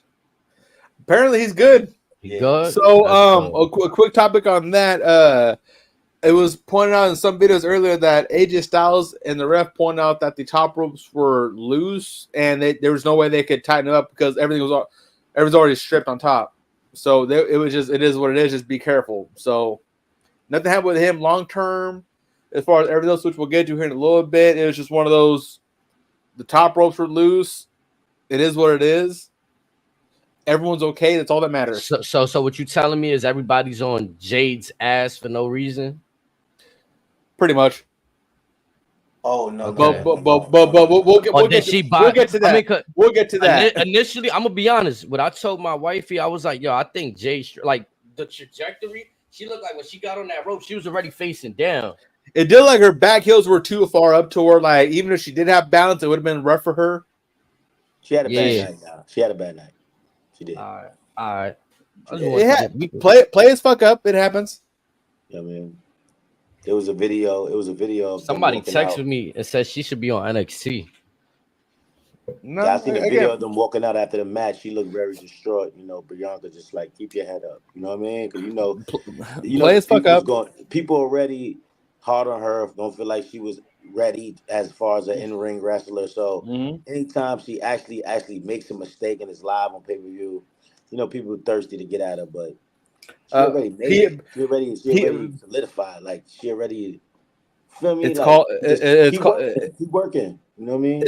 It's called the PLE, or as Jim Cornette now calls it, paper cock. And think about this, right? She's on a big stage. That's why I was actually out like, I was like, yo, how y'all feel about like Tama and them coming from, you know, New Japan, jumping right into a huge situation. You know what I mean? How they feel? Are they nervous? And he was like, nah, them niggas ready. Like they've been doing this shit forever. Like they ready for this shit. Like Jay's a little different, man. She, you know what I mean? AEW crossover. She's trying shit now. That moveset, that jump, like, you know what I mean? Then when she came in, her moves is regular, like one move, 1, 2. She's a powerhouse, no high flying shit. As her time go on, now they like trying to showcase her trying shit and doing shit. It's pay-per-view, the world watching. Like you gotta, whatever you worked on, you gotta hit it. Like you know what I'm saying? So when she do that shit, like she's trying some other shit. She slipped, like she made a mistake. That's not. Do she always do that? How many times you seen Jay do that? So you gotta take that. I count her on one hand. Like, you know. But also real quick on that, it's like, man, don't let Bianca. She's not Rey Mysterio. She's not Rey Mysterio. it's just planning. It's just learning where to put the feet. But also, like, you can argue that in most of Jay's stuff at AEW was during the pandemic. She's only seen crowds X amount of times. I'm just saying, man, don't make it difficult for the young lady. Like, it's already on her. Now you're gonna try to make Lucha Libre shit. It's like that's not her. It also comes down to the WWE stuff and just learning how to tell the wrestlers, no, you can't do that. We have let's see you run it confidently off the cameras first. Then we'll let you try it. And who knows? You might have hit that move 10 out of 10 working on it. And then I just think Snakes is right though. They challenging her real quick with like multi-man matches. We've seen this when they had that little hiccup against Damage Control where she's like looking around like, you know what I mean? So maybe just ease her in. It's good. Y'all did the tag team shit with no get, but that whole like, oh, it's a 6-man match, a triple threat. Even the way, to be honest, the way they structured that triple threat match, I ain't really talk about it with y'all. They did it a little differently. They had 3 women start the match. So now should we get? Let's get into that match right now. Say it. Let's get it. They usually start. They could do this 2 ways. They did it this way where they start 3 participants in the ring. But I've seen matches where only 2 will start and anybody can tag in. That was my first observation right there. Yep. So they switched up the game, bro, on her. Like, they implementing shit that even historic, like this is an on the fly call, in my opinion. Y'all altered the match rule, kind of like how it's presented and all that. It became essentially, it was what is a triple threat tag team match, but we not really accustomed to seeing that like that. Like it's presented a different way. So y'all laying a lot on them right there. And also, I wholeheartedly get. I get the fact that with these type of matches where it's multi-person matches, you want to protect those that aren't as experienced. But also, it kind of goes on Jade as well to a degree because she's been there for a few months. She's seen how folks are operating. So at least pick up on that. Don't do the whole Jade has work out. What I got to do next? Try to just rush it through your brain till you run 100 miles an hour. Just you see what folks are doing that are at least similar style to you, if anything. At least see what Bianca's doing, because again, both athletic women. Focus on their traits to where you're not as discombobulated, and then that should take the ease and tension off of everything else. This is why fans are fickle, right? Before Jay was introduced to us at the Royal Rumble, it was. Remember when she used to put up little cryptic tweets, I'm coming, the storm's coming, and everybody's like, I'm tired of you saying it. When is it going to happen? When is it going to happen? Y'all forced WWE to throw her in this shit. They was probably working on her. They probably was trying to work on her and make sure she was super ready. That's Triple H's whole thing. Y'all think you ain't trying to make sure all his superstars is ready? But the let it out. Give the fans what they want. Y'all niggas screaming, oh, we want Cody. Now it's a fucking Cody versus Roman. It was supposed to be Roman versus Rock. Y'all fucked it up. Sometimes niggas give y'all what y'all want. So no, Jay got thrown in. Royal Rumble. Let it out. Big impact. Let it out, Snake. Let it out. Yeah, big impact. Right? Then a couple shows ago, I just was saying to y'all, with them being the tag team champions, and we were looking around the coast of the WWE. How many tag team champions is it? Like, who is the defenders? What are they gonna do? What are they gonna do with them? Jade and Bianca together is low key too powerful. Like, what are we really? Where are we really gonna go there? I remember HD said on one of the other shows. So one of y'all picked Alba Fire to win this match. One of y'all picked them and said, "Yo, somebody here said, yo, Alba Fire gonna win it." Shout out to you, Razor. You called that. It's not that Alba Fire them ain't better than Jade and them. But look what happened in the match. Jay made a mistake. Booty Woo. Maybe Triple H and them realized that, whoa, let's slow down with Jay. You know what I'm saying? Because there's still work to do. Let's take these belts off them. You know what I mean? Like, let's continue to work with her, make sure she gets better. Like, that's big. She got the belts every week with Bianca. She's solidified already. So now the mistakes of her fall on Bianca too. Is like, we don't want it to make it start to look sloppy here. You feel me? So maybe Jay got more work to do. Take the straps off them. Continue to work with her slowly. You feel me? Y'all forced this young lady into this, and now y'all want to complain about her making mistakes and all that. Y'all knew she wasn't the greatest wrestler at AEW. This is all getting at Tony Khan, this shit, this beef shit, the swap of her style shit, all this shit. Triple H and them did what they were supposed to do with her. But y'all forced it. They could have still been working with her, eat slowly. What are they really gonna do with them together? It's like they too dominant. So I understood them taking the belts off them. It's like maybe them going at each other was better from the start, like one-on-one shit. Bianca versus Take Jay. Maybe it was better to do that program rather than them together because it's just like, take a deep breath, Snake. Take a deep breath. yeah, relax, yeah. I was talking for like 3 minutes straight. Yeah, we chill. Got his blood But pressure yeah, going up bro, I everything. feel like, you feel me? I kind of forced that. You know what I mean? You She made fans, mistakes, like, you see what you did in sport. Look what you did to the man. Look what you did. You did this to him. nah, bro. Just saying, man. Like, but shout out to Jade. I think she's great. You feel me? Like she's amazing. But she had a big mistake yesterday, and she gotta live with it, man. People gonna beat on her, get on her. You know what I mean? But she has work to do. She's not polished yet. We can't hear you, AD. You should mute it if you so. The tap out. How'd y'all feel about that tap out? Shayna, you was really trying to choke that lady. See, that's the thing. It's seriously like that was a tapper. Like, yo, relax, dog. I can't I do like this. chill. She's not She with, even dug the like, fingers in a little bit to let her know, like, come yo. on, like. And she's like, oh, my bad. I felt like it goes back to what I was saying too in the other episode. They had to find a cheap way to get the belts off them. Why do I say cheap? Mhm. They inserted another team, and then look at what I said in the beginning of this. They threw in this new stipulation, 3 competitors, which made for the perfect finish. You know what I'm saying? Ala Dawn come through, German suplex, Jade, boom, get out of here. Now, maybe it happens in a tag scenario. Maybe one of them could have reached over, but now it made sense. Like, okay, that's why the match went like that. Like, y'all was going to Right. take, you know what I'm saying? Why Hometown heroes. Shane ain't choke that girl Fire out like that in Raw on that? Remember that day when on SmackDown, one of them nights when they choked out? We was like, they made them look so little, like, and they put them in a match, choked out. Yeah, Why she was would you out there choke trying to Jade? Why violate would you put Jade. full Yeah. on Jade? She got to damn near tap you to chill. You got her looking crazy on live on television. Like, come on, Shayna, you doing too much. This is not MMA. This is not UFC. Like, at the end of the She day, did one match at Bloodsport and shit. Everything's ruined her again.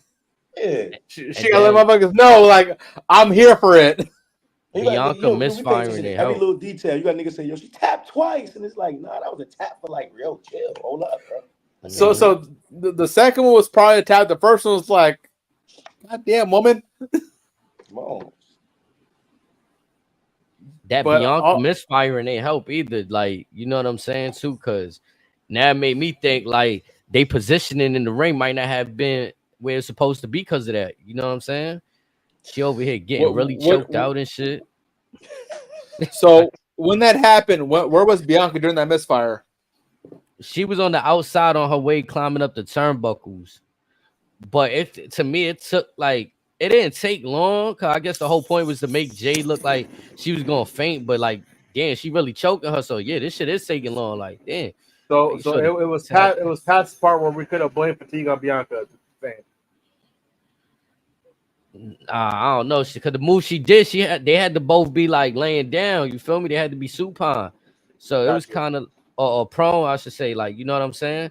So she had to do that move. I don't know what it was, but she came off with like a 450 knee to the back on Shayna, but she misfired that shit. She overshot. Oh, to break the careful clutch earlier. Yep. Yeah. So Yeah. Shit was crazy. what I will argue in that match was, for those that may not know, again, I am very happy that Malcolm brought this up with Alpha Fire, formerly of Kylie Ray. She was literally the queen of European and Scottish wrestling, multi-time world women's champion. She was that girl. She was like how many of us on North America refer to like a Trish Stratus, a Gail Kim, a Mickey James. She was that girl in the UK and especially in Scotland. So for them to acknowledge that, I was thoroughly pleased for that. I was thoroughly pleased on how they brought up everyone's history with IWC.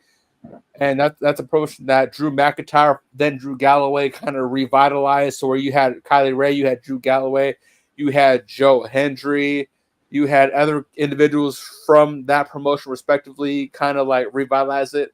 Kurt Angle's did work there. Cody's did work there.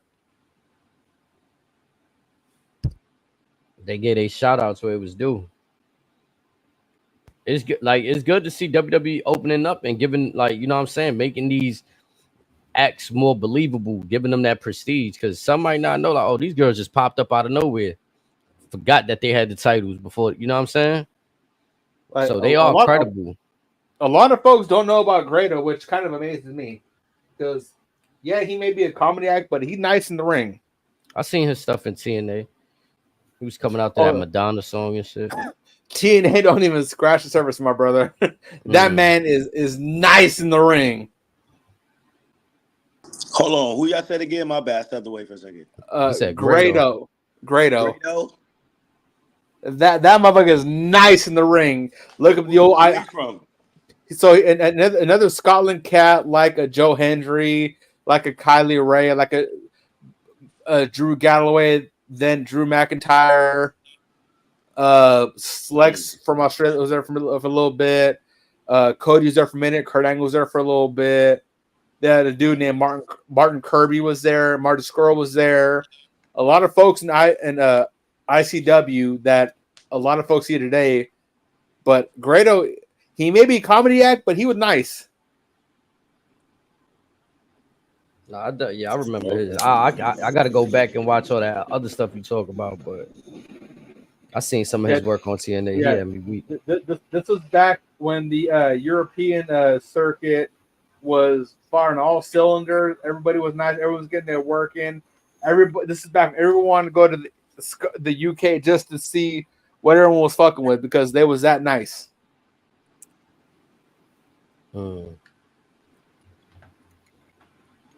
I seen the Hardys is back. Yeah, they popped up on TNA. Yeah. Shall we do a TNA recap for Snake real quick? Yeah, that shit was fire. That was on the night of SmackDown on Friday. They had the same pay-per-view on the same day as SmackDown. TNA Against All Odds that they did refer to as a PLE. Yeah, I seen like Jeff doing that swanton. I seen him. So Snake, what Snake? What's your take on other folks referring to the pay-per-views as PLEs that are affiliated with WWE? Say that again one more time. Say that statement again. So, what's your take on other promotions that are affiliated with WWE referring to their pay-per-views as PLE? That sounds like that they're connected more with WWE than anything. But you know, they're more connected. That don't sound like they're more connected with WWE. That they doing that. You ain't got no issue with anything like that. Nah, because they've been working together with WWE. They have no problem with WWE. TNA and WWE is a good partnership right now. Y'all think that's an issue? I just got a bad habit of saying pay-per-view, like a PPV. Yeah, I call it PPVs. This PLE shit, some different shit. Some folks had a problem on the internet because everyone, again, much like Tony Khan, AEW refers to AEW or WWE as the evil monster. So they are abiding by the system, what their rules are, as opposed to calling them pay-per-views. I mean, even UFC, their stuff's on ESPN Plus. Those are still technically PLEs. The pay-per-view original business model is essentially dead because who's going to call the number 4 pay-per-view saying, hey, I'm at this address. I want to order this pay-per-view. Right. Also, PLEs are significantly cheaper than pay-per-views because with most pay-per-views, especially like with like the Mayweather McGregor fight, they charge if you have like an HD TV or not.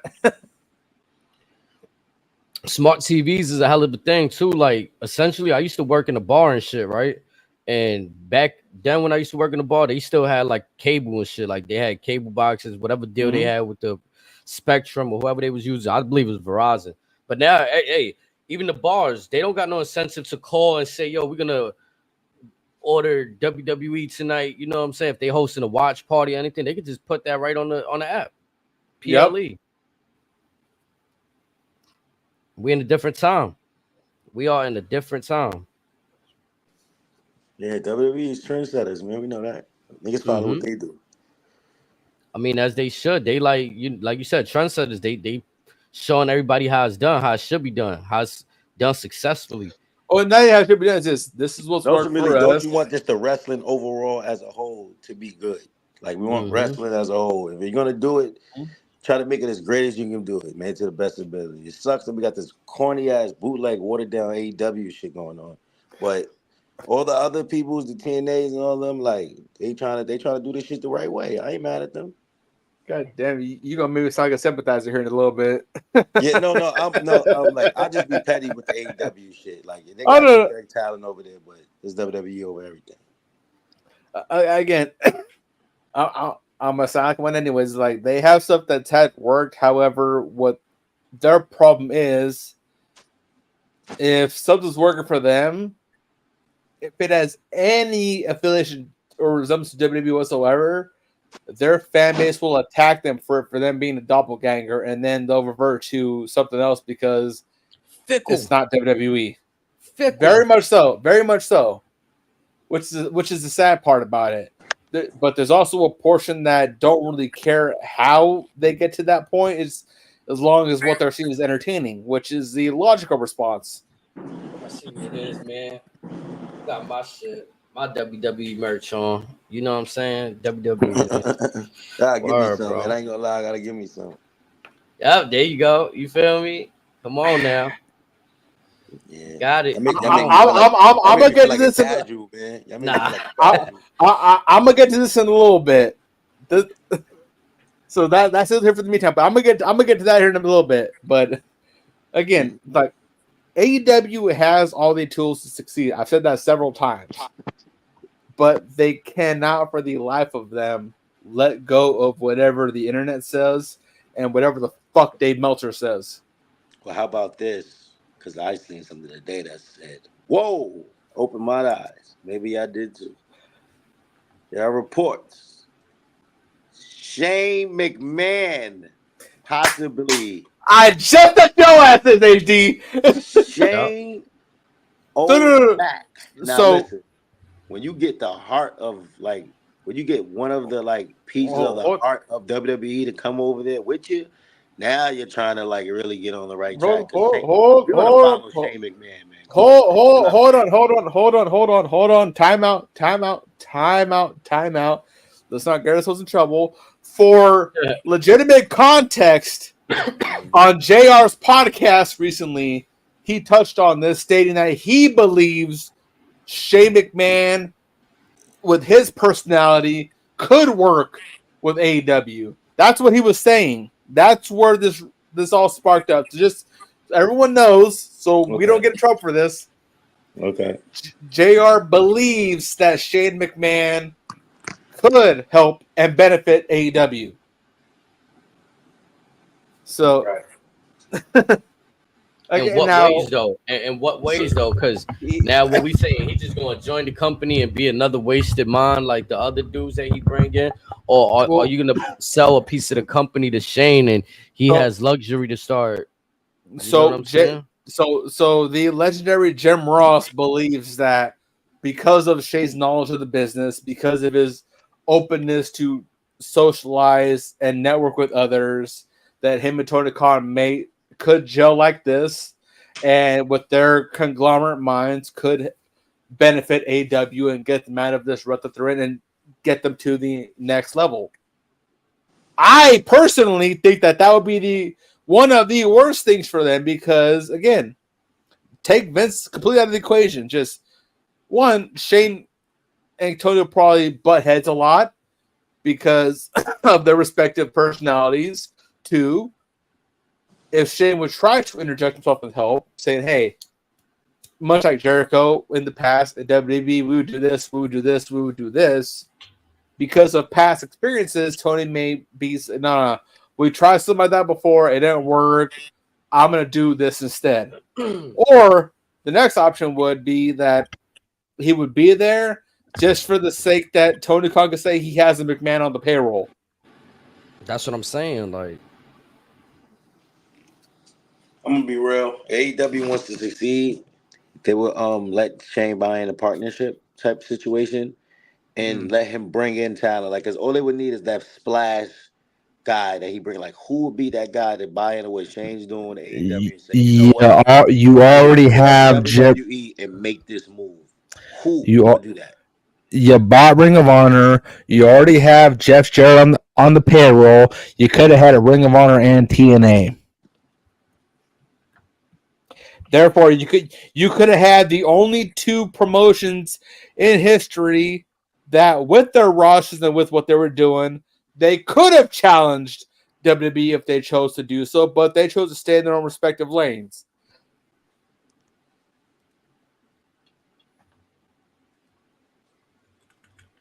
I just think you add Shane O'Mac to what you got going on. And even in WWE, like, Shane has reportedly not been. Moolah, I speak from the heart. Just know that. Look what he say. He not jacking Shane. He not jacking Shane is hilarious. and again, like, even if Shane goes there willingly, it's a recipe. It's much not so much a CM Punk situation, but pretty damn fucking close because Shane ain't scared to throw down with nobody. So it'd definitely give WCW vibes if we see him on camera. That's the other part I was trying to avoid.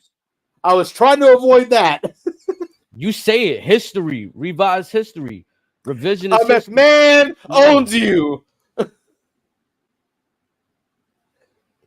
And as toxic as that loyalist fan base can be, if you heard the words, a McMahon owns you now, they'd probably fucking riot every city they're in. That'd make Shane the perfect new Vince McMahon for them. Like Twitter would probably crash to the ground if that happens. That's Vince, how bad it is. Shane. Just not even that. Just the sheer presence of the last name McMahon being directly affiliated to AEW, that kill him. Moolah said, "Is it because of Shane history?" That's the one thing that I can understand why they stay away from him. That it's purely because the last name McMahon. Right, Moolah, this for you because of the last name McMahon. If Tony Khan does that, Malice in the Palace ain't shit on what would happen then.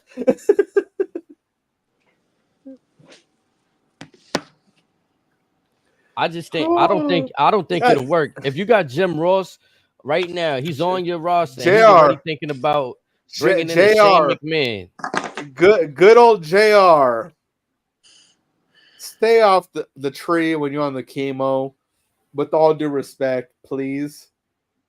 Like, or any type of like psilocybin, mushrooms, marijuana, anything. Just stay off of that when you're on chemo, please, because you are actually asking for the old school, like 1960s, 1970s actual riots in the ring.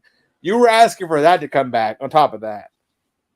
And we got enough shit going on with the world right now, especially in this country. We got enough shit going on. We do not need that. Yeah, bro. I mean, at this point, I'll be honest. Like, Shane McMahon was fucking lambasted for putting on a horrible Royal Rumble match in WWE. Like, they said, now I don't know how accurate this is, but he got fired for going into business for himself and booking that Royal Rumble match. So what is he going to do in AEW that's not in business for himself? All I see is him being an on-screen talent. He becomes Vince. He becomes his father. Hold on. So just popped in my head. Can you imagine in Wembley Arena, right? Just hear me, because it's be a big deal in Wembley for sake. Sold out crowd if they do that again. Shane McMahon and Darby Allin. Let that sink in. Shane McMahon and Darby Allin. Owen Hart would, again, all due respect, would say, "What the fuck you guys doing?" Like, is he really gonna make an impact, care about it, or just after the brand? It depends, bro. I've had my theories. WWE been sending people to AEW to sabotage for years. Yeah, not even that. Just imagine Shane O'Mac, Darby Allin, 1-on-1. Just no DQ. Let that sink in. Both guys jumped off the Hell in a Cell. Like niggas both. They kill each other. Kill each other. Through 2 feet of glass.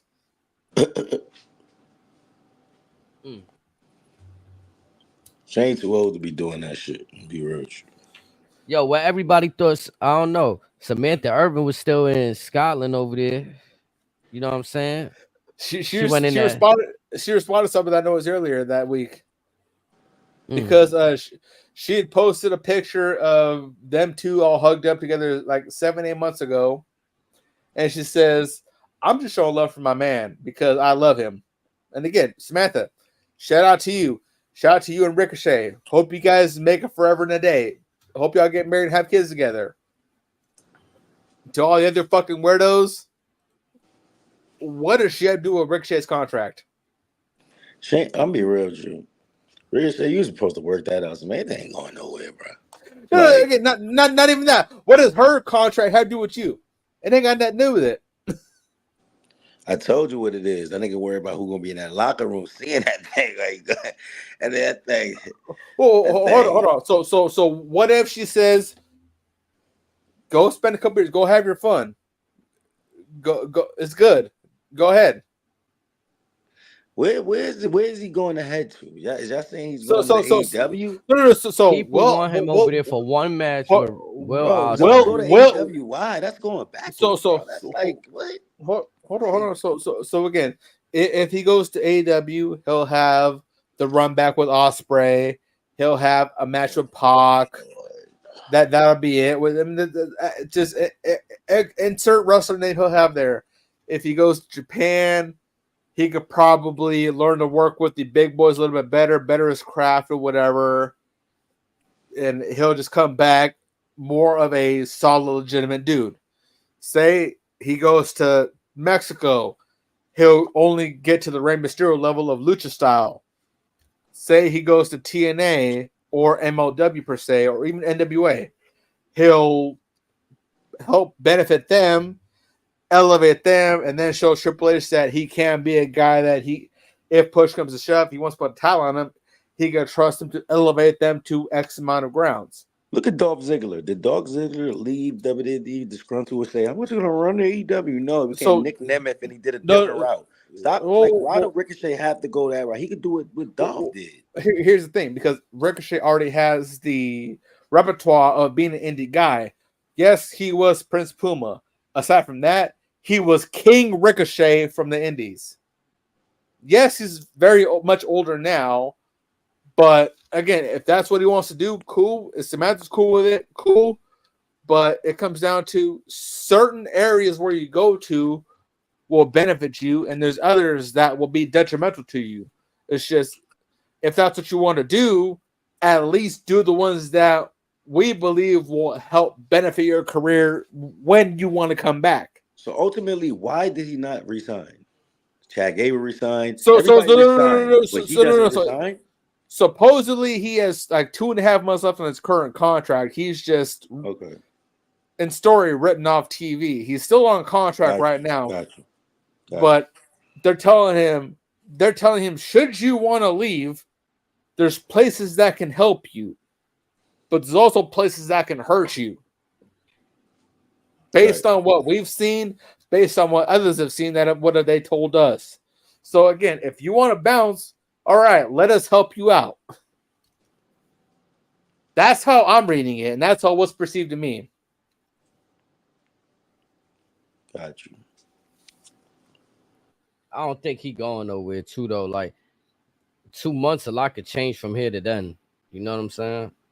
Yeah, the return. He's feeling Braun Breaker. Like, come on, I think that's just that could be leverage for. I think one of y'all said it the other day too. Like that could be leverage for himself, negotiating the new deal. Like yo, like I could go over here. Right, and they're like, all right, you can go there, or. But again, like I said, to Triple H's counter argument, he could say, all right, we can recommend some other places that will also make you some damn good money too, to where you can be like, all right, cool. So with Triple H again, I'm sure he's cool with folks leaving, but again, he's also going to Triple H. He sees what the indies are doing. He sees what's popping around the world. He knows where motherfuckers are making money. Yeah, he's like, yeah, you can make cool money in AEW, but again, if you go here, here, and here, you can make this much money. You can make this much money in merchandise. You can be this for them, this for them. He gonna help you make a bag. I'll do all that when you could just stay where you at. But again, this is should they choose to branch their wings for a minute and try to make themselves more of a commodity for the board of directors above Triple H. Again, I was under the impression that his contract is already like over expired and like no, that was his last night on Raw. See, I said it's 2 months, so it makes sense. He's in negotiations right now, and he has his options. He's weighing his options. And yes, I do feel like ultimately he's going to resign because like he's in a great program right now, bro. Like the Braun story is fire, bro. Like H said, him in the last, like he showed that fire. He showed that other side of him. So it's like he come back on that vibe. You know what I'm saying? Like him and Braun got something flowing. Why leave that and we don't? You just turn like what? Like it don't even make sense. Your wife is there. Like come on, bro. He probably trying to get a bag, bro. He probably trying to make sure you get the right contract. Yeah. But also, it's like I mean, so now again, I'm actually mind if I do a quick segue into this real quick? Just get out the way. Mm-hmm. So again, had this happened a couple weeks earlier, maybe we could have seen King Ricochet in this year's G1 Climax in New Japan.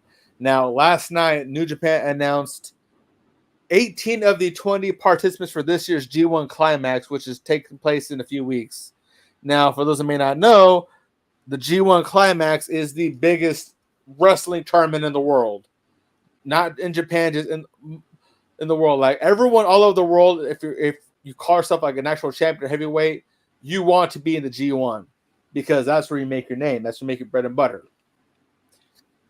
They've already announced the first 18 competitors last night.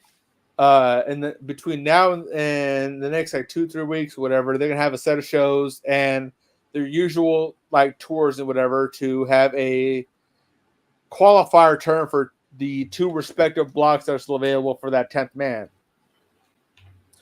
Ricochet's name could have been one of those names for each bracket, whatever. But A block or B block. Now, could that possibly change? No. But say Ricochet wants to bow out for a little bit, head over to New Japan, mess around over there. He could challenge for the Junior Heavyweight Championship, maybe the Never Openweight Championship if he wants to test himself against some more physical cats. There's stuff for him to do. If he wants to go to Mexico for the last bit of the Triple Mania segments, or go to CMLL to where he has affiliation in AEW, but not so much. Whatever. There's stuff for him to do out there in wrestling right now, but I'm certain that Triple H specifically is trying to let him know, hey, certain spots will make you vastly more money on average than the other. Ricochet already got a name. That G1 tournament shit sound cool, but like you just said, that shit is for niggas that's trying to make their name. Like he's already on Raw. Like so the G1 that was made that again. So Ricochet alone was already a name before he got WWE. That was his name. That was his gimmick. Once he on the nigga Moolah stupid. If that's what you make it, how can I never heard of them? Yeah, and that, I'm gonna be real. Like I hear that, like, but like, bro, if you're on the top program in the world, like the main number thing, why would you go to a damn tournament? That would be the dumbest shit, Ricochet. For what? Well, so again, allow me to That's explain. for the hardcore. That's for the hardcore purists right there. Like these wrestling fans, the hardcore. That's like people like WWE is like, yeah, like I know, but that's the only. I get these other indies, and I'm starting to like. I understand, like they matter. You know what I'm saying? I don't want to make it like they matter. But why? Both y'all completely missed my point. Program. Why would you go from a Braun Breaker program to that? Both of y'all missed my point by 3 country miles. Okay. Nah. Bring us back, man. So to address Moolah's portion, the G1 Climax is a staple of New Japan Pro Wrestling and their ascension to their world championship, because with them, if you win that tournament, you get a guaranteed main event against their world champion at Wrestle Kingdom, which is January 4th, 2025. But again, it's January 4th every year. So much like the Royal Rumble that we get in January, where the winner gets the main event of WrestleMania, with the G1 Climax, you get the guaranteed main event for the world title at Wrestle Kingdom. Just want to clarify that real quick. Now, the G1 Climax has always been a staple of New Japan Top Dogs with a generous sprinkle of independent talent that many deemed were the quote-unquote best in the world. Two names that have often dreamt of being in the G1 Climax are Claudio Castagnoli and Bryan Danielson of AEW. This year's G1 Climax only is going to feature one individual from AEW, and it's neither one of them. Guess who it is? Konosuke Takeshita, who I feel is a very strong person for that block. He's not going to win the block, but again, he's going to put up some noise to where he may be inching towards a finals match, or maybe, if anything, top 5 in the G1 to further solidify himself and make himself more of a valuable asset for AEW. That's just me speaking. On the topic of Ricochet, should he have gone to the G1 post WWE?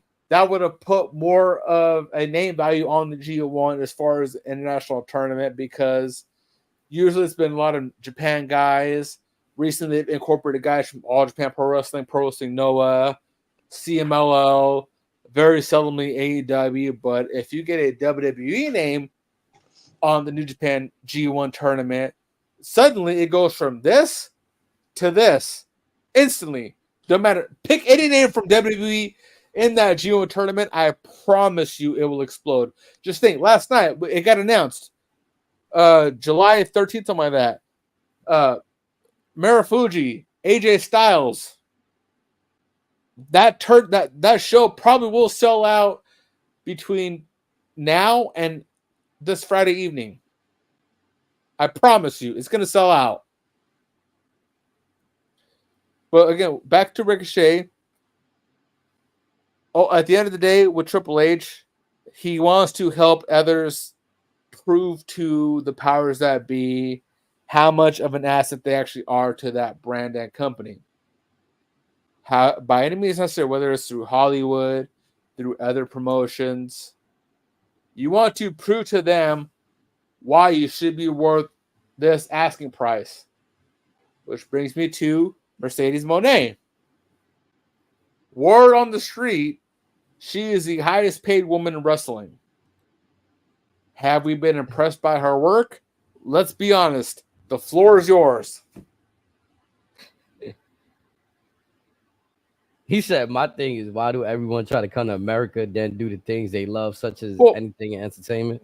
Well, for that reason right there, anybody can make it all over the world, but the company that pays, or the two companies that probably pay the most money are AEW and WWE, because unfortunately the US dollar is probably valued more than anything else in the world.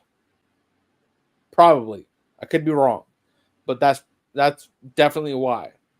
If you have money with them, the dollar goes a lot further everywhere else in the world.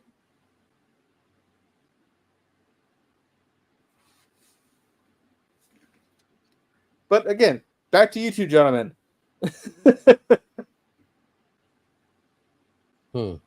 I think it'll probably be like language too. Listen, when it comes to purists, I get it. Like AZ said, like the wrestling purists, I understand. But on a Ricochet, I just feel like the best move would be to stay put. That's Again, the most money. You're on a brand that everybody all over the world knows. Okay, so Mullah, say it's not money. Again, WWE, exactly, the program, Braun Breaker. Everybody all over the world, everybody all over the world knows WWE. Leave him to go fight Kanuska, like what? Like, but again, to H, said like the hardcore fans.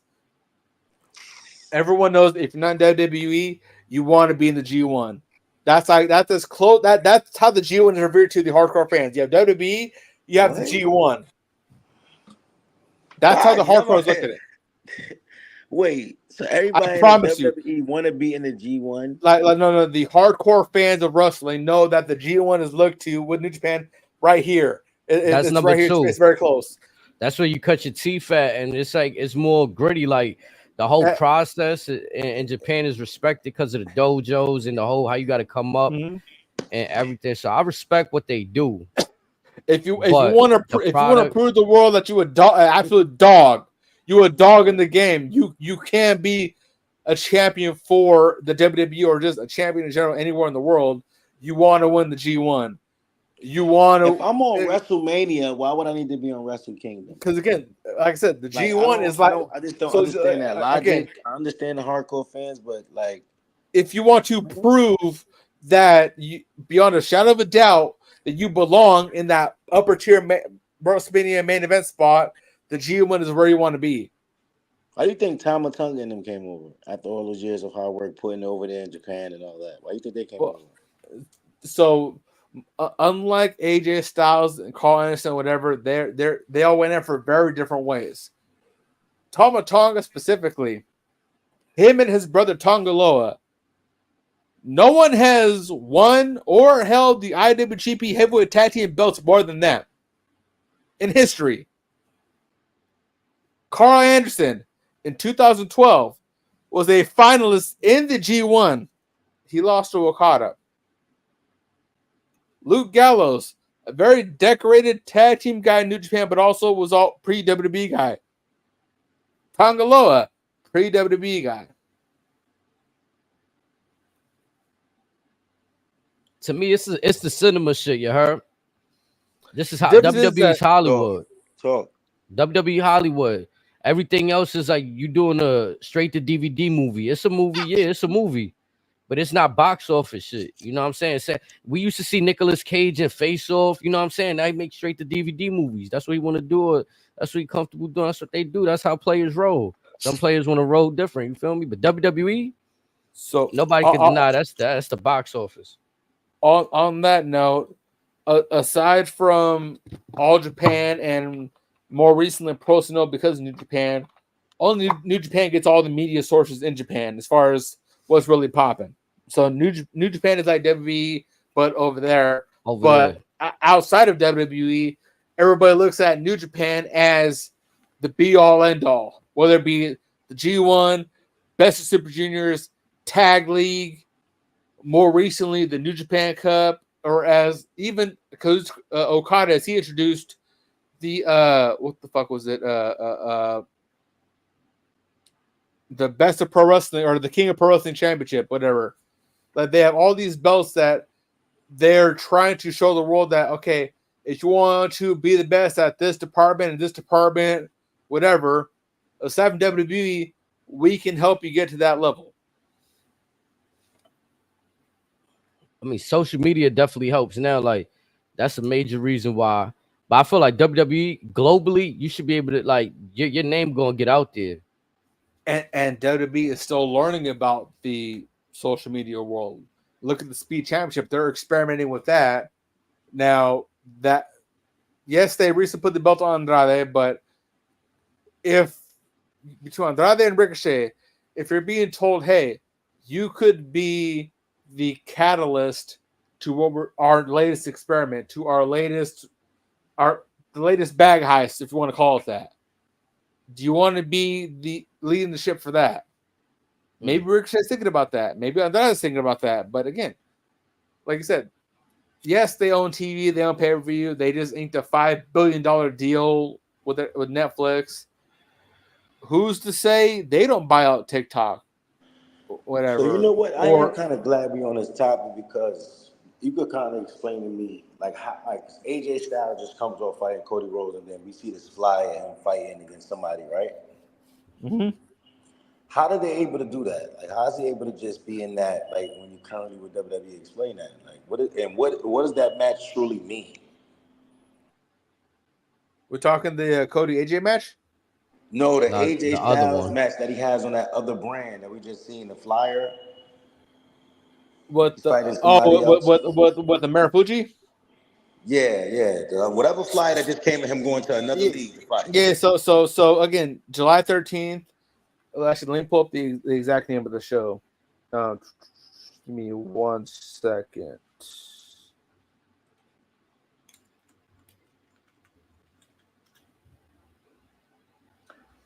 Okay, no, I know I sent you and one. You guys sent back whatever. So was it? Yeah, so July 13th at Pro Wrestling Noah Destination.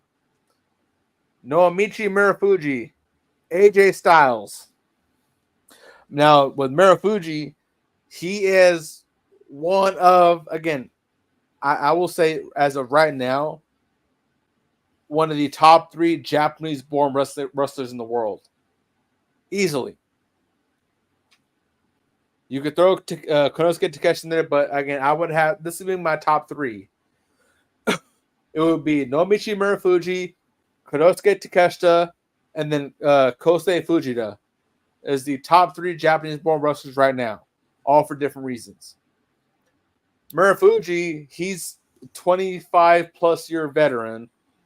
Again, aside from the New Japan stuff, he's won everything outside of the world, and then some. He's held Pro Wrestling Noah up here, helped them afloat. This match is 2 guys that have represented professional wrestling over the last 20-25 years as 2 guys that many deemed as the best guy in the world. Yeah, you could throw Danson in there, you could throw Punk in there or whatever, you could throw Omega.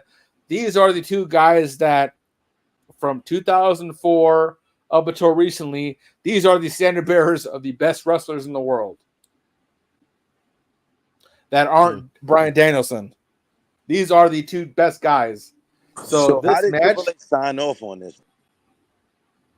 I'm glad you brought that up. Earlier in the year, they had announced a partnership with TNA or Impact then. They had announced that they had a partnership with Pro Wrestling Noah, which is Marufuji's promotion. But no one ever knew the extent of that partnership.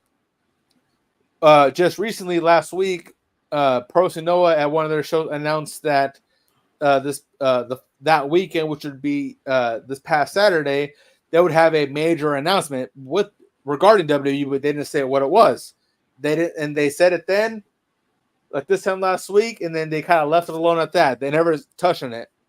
This was the big announcement. So they're again, much like what we said with Triple H in the past, he's rectifying past bridges that we thought were since broken.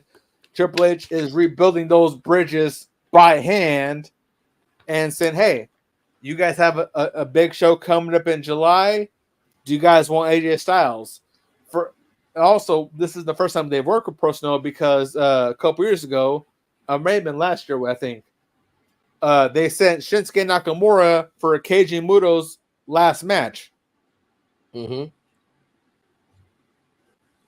And so the partnership has been there, but we have two guys that were very famous in Japan be a part of two individuals that, like Keiji Muto and Naomichi Marufuji, who were looked at as similar to Kazuchika Okada, Hiroshi Tanahashi, Tetsuya Naito, as these are that dudes in Japan. These are the kings of Japan. So for them, this is going to be a treat, a delight out there. This is for anybody that's familiar with that time period that you're speaking of. Like, as advertised, this is a special singles match. So again, this will, especially it's at Budokan, so it's going to sell out regardless. But the fact that you're going to have Marufuji and AJ on the card, and I do believe this will be AJ Styles' debut for Pro Wrestling Noah. This is a big fucking deal. And this is further, in my opinion, further enticing the potential partnership between WWE and New Japan once New Japan parts ways with AEW. Because prior to AEW coming in the fold, there was talks that Tiger Tori, an old New Japan ref, was talking with Vince about a partnership.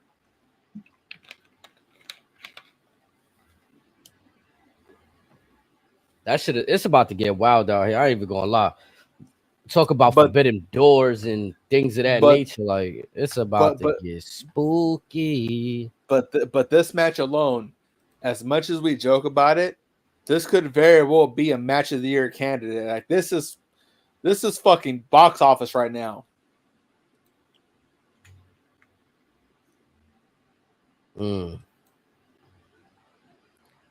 So what you got? How we gotta order this? So what's the way they saying to order? We gotta a Bima pay-per-view. So a Bima is like a big TV whatever provider in Japan. I promise I'd be shocked if the price is above like $28. So usually like 20, 30, whatever for most shows. 25 on average is what the show is, but it won't be that. It won't be horribly expensive for the show. At least for the US dollar, but this is a match you will not want to miss. I promise you that. Like so, last year after Wembley, we had Marufuji versus Will Ospreay. That match was phenomenal. The year either again that January or the year before, we had Great Muta versus Shinsuke Nakamura. That match was incredible. Pro Wrestling Noah has been working with anybody and everybody just to prove that they have a quality roster that of a New Japan. Because before, New Japan talent often looked at Noah as, you guys are the underlings, we're the real guys. Unfortunately, when we got the situation between Okada and Kaito Kiyomiya, where they kind of actually had a legitimate fight at a New Japan show, like an actual, they would actually just throwing blows or whatever. It was a real fight. That kind of puts some fire on Noah, saying, "Hey, they have some guys over here." It's a good way to get a spotlight on them. Like you said, right now WWE has nothing to lose and everything to gain. Because contrary to popular belief, the fans are gonna look at this like, "Oh, that's pretty cool." Wow, I never thought I'd see AJ Styles in Japan while in WWE. Now there have been rumors that he was going to go back to New Japan or whatever, because again, G1 participant, whatever, he's got history in New Japan, former IWGP Heavyweight Champion. But to work with Noah has, again, as much as Tony wants to brag about the Forbidden Door or whatever, Noah and TNA have been the real Forbidden Doors, because they are working with anybody and everybody. They're saying, "Hey, it's no funk. It's all love. We just want to show what our guys have against what people look at as the best. We just want to show that, hey, we got some shit too. Respectfully, we got some shit."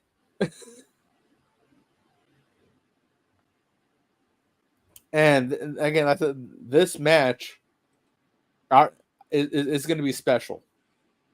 I'm 90% sure. Like, I'm probably going to order it come Monday morning once it's available to be purchased.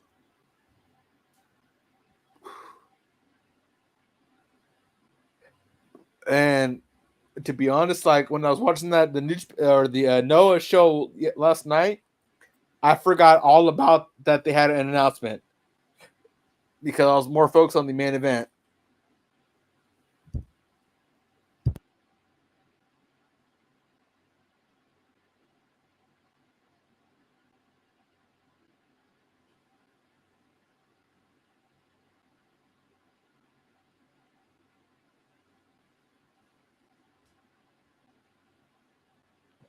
My bad. I was trying to get Snakes back in here. Sent them a message in the on the phone.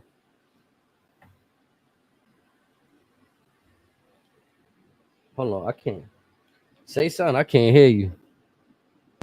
My bad. I had to meet her. Did Mama Snakes cut him off the Wi-Fi? I don't know, man. Nah, he was in here, but it said device not connected or something like that. Like I don't know. On my screen, it just showed him just like bounce in and out, like maybe his phone or computer froze up or whatever. That's what it showed to me. Streamlabs, please fix your app.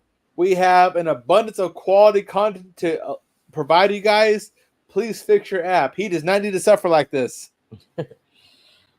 Nah, the app is kind of crazy too. I tried to use it once and it said This is the first I heard they had an app, to be honest. Yeah, I was trying to use it and for some reason I guess like you really got to download the app. I tried to go to the web browser, use it off the iPhone web browser. Nah, that shit wasn't working like that.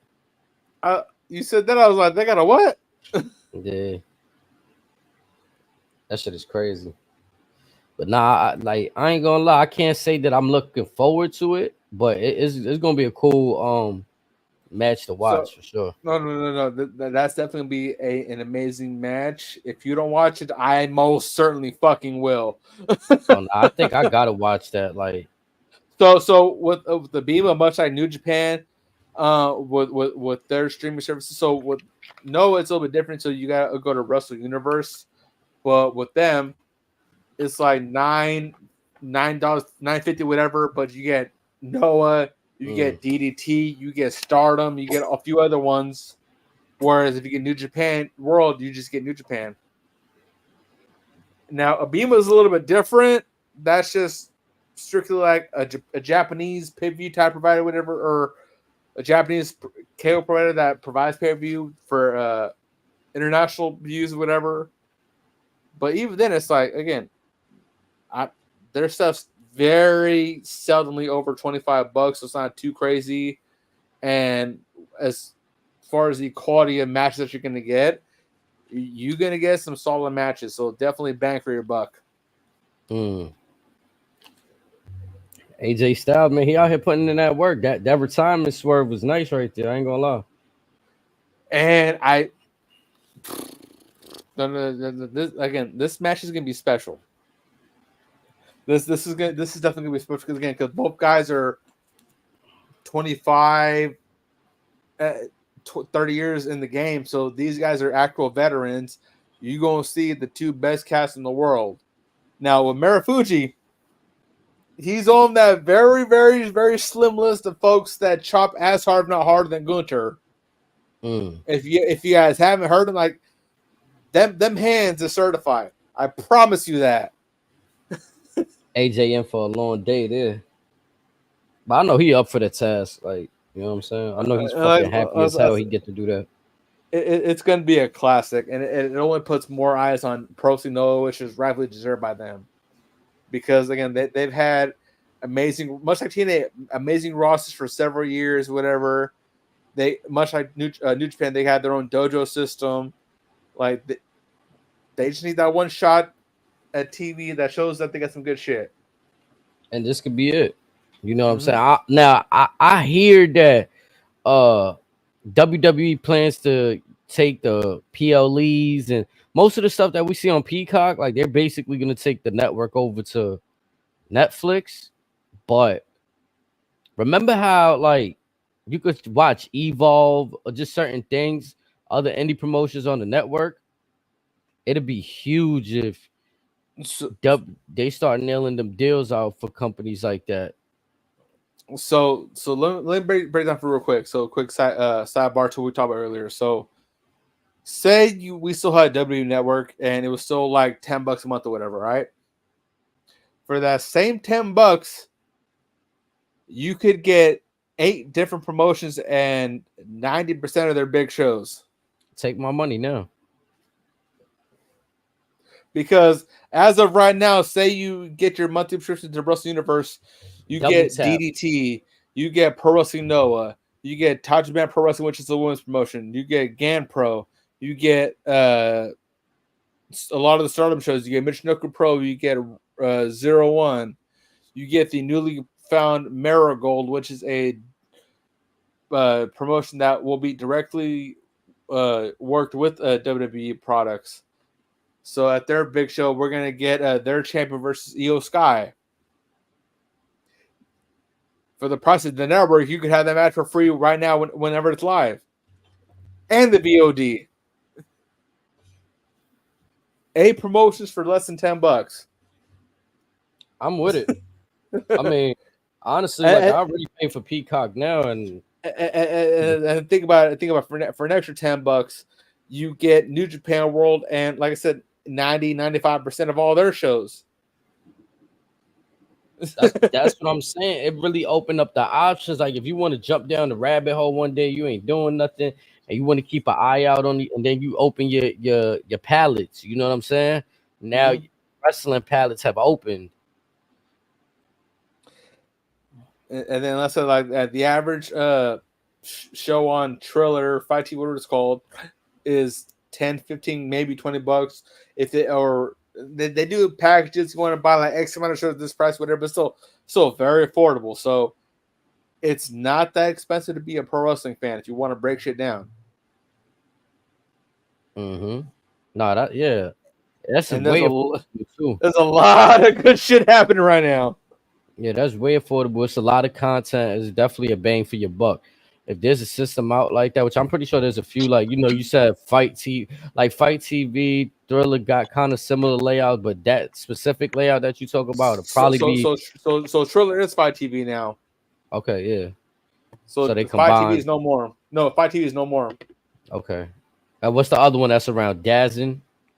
The Zone. Part of me. I'll be like. That's just boxing MMA. I'm talking about pro wrestling. Okay. Yeah, because Thriller used to. They have a combination of like everything. They have versus battles on there. Oh, they do. I believe I ordered one. Or watched one for free on there on the Thriller. It was Thriller. They had their little versus shit up there. I know what I'm looking up this week. I know. I'm gonna look up any and all of them. Okay. If I'm not mistaken, for sure. So just since we're on AJ Styles, I guess let's transition right into that first match. It was AJ Styles and Cody Rhodes at Clash for that world heavyweight. Well, not the world heavyweight, the undisputed Universal Championship. So they're called the undisputed again. Okay. They've been no more Universal. I've noticed they've been on and off about it, so I don't know definitively what it is. I just know that it's been inconsistent, what they've been calling it. Yeah, it's just a long-ass name to say. It's like... So, what's the Raw Championship called? The World Heavyweight Championship? Yeah. Just go old school. Just call this one the WWE Championship. Problem solved. Yep. That's what we knew it as back in the day. Just keep what it was once called, because, again, that's what we know it as. There's no reason to change the shit. We never needed Universal. We just needed 2 titles, 2 shows, whatever. It's good. I think the problem is, if there's any truth that Cody wants to bring back the other belt, the World Heavyweight, then it'd be like 2 World Heavyweight belts. Not really. Just, again, since his would be the WWE Championship, that one, you could have a Wayne Eagle design for that one. Just recognize it as the WWE Championship. Just problem solved. Just different design. No globe on there? No, just keep global, universal, whatever. Just call it the WWE it makes sense. Yeah, like it makes sense for the World Heavyweight to have the globe on there, but they went with the WCW design of the World Heavyweight. So I get that. That's cool. That was dope. But again, amazing match. I mean, it had its moments here and there. Yeah, Moolah, but they went away from calling it like the Raw Championship, but like they made it more flexible so that if they gotta move people now or like switch the belts around, that's why that whole color shit was a stranglehold too. Them having the blue Universal, but at one point it was red, then they turned to blue. So to get everybody was like, so what y'all gonna do? Throw it back on Raw and make it red again? Like, yeah, it never needed the color swap. Never. I could see it if somebody had their own custom belt and they decided like, oh, like, nah, I'm making this shit blue instead of red, then all right, cool. Like that Jey Uso shit, or not I don't even want to say the Jey, but that Clash of the Castle Championship that we seen that I sent in the DM, I think it was like you said, it's a pretty cool design. It takes some getting used to, but not every superstar can rock that. That's like something like you see how Jey Uso's rocking that colorway. That'll make sense for like a Jey Uso right now. Or just think John Cena in the spinner belt when he first brought that out. Yeah, bro. And then even when Edge did it, it was clever. I'm rated all superstar on here. Like, you know, Or go to TNA when Hulk Hogan gave Jeff Hardy his own customized belt. The That like was Jeff Hardy with fire. his face paint on. That was cold.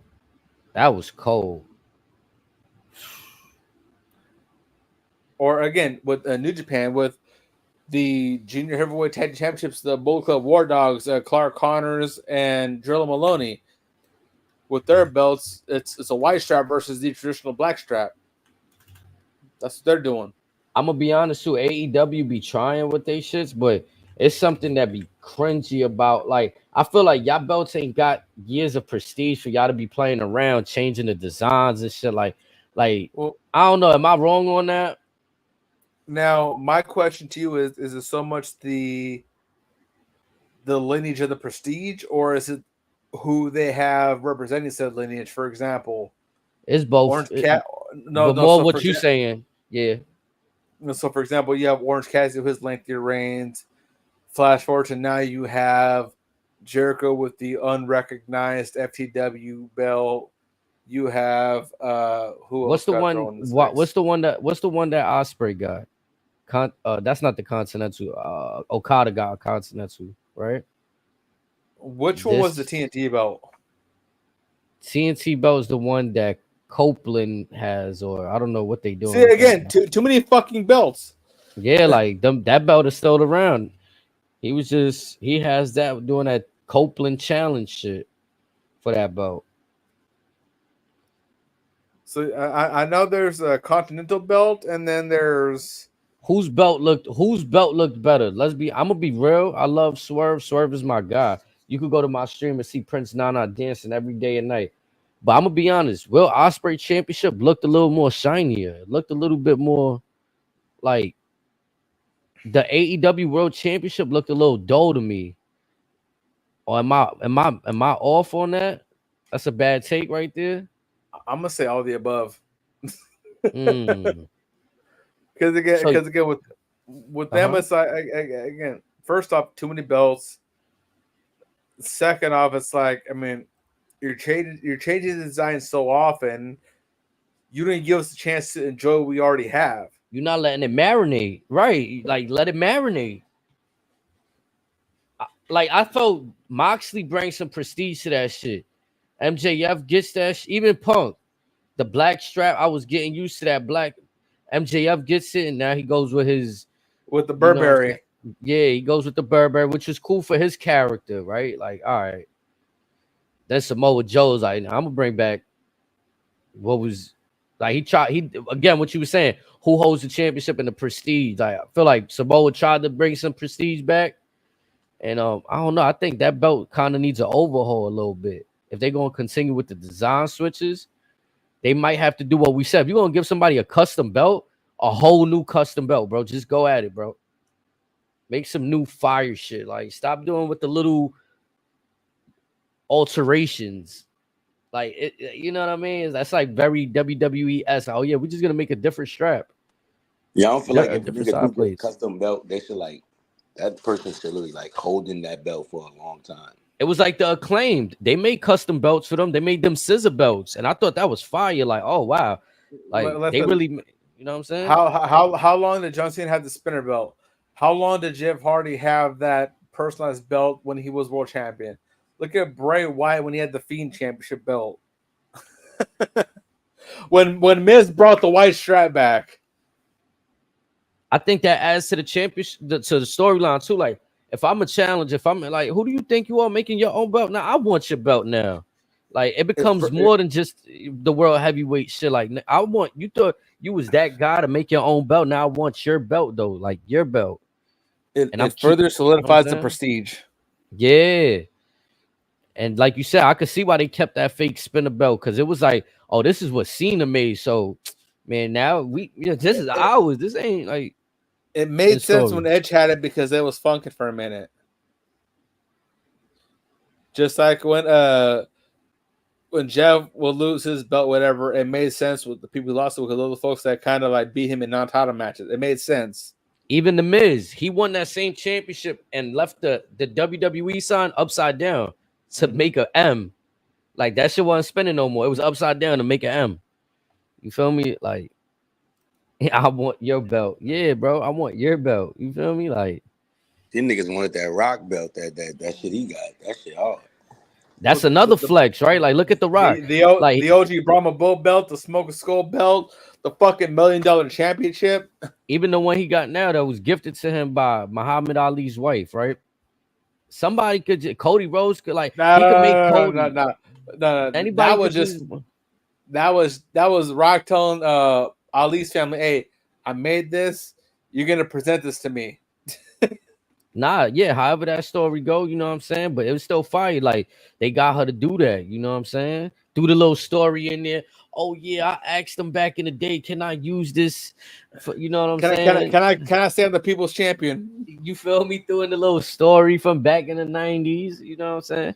But that's another one right there. Like if WWE so chooses, like Roman could be like, yo, Rock, I want your belt. Like, you know what I'm saying? Like things it's fire, like how they got these.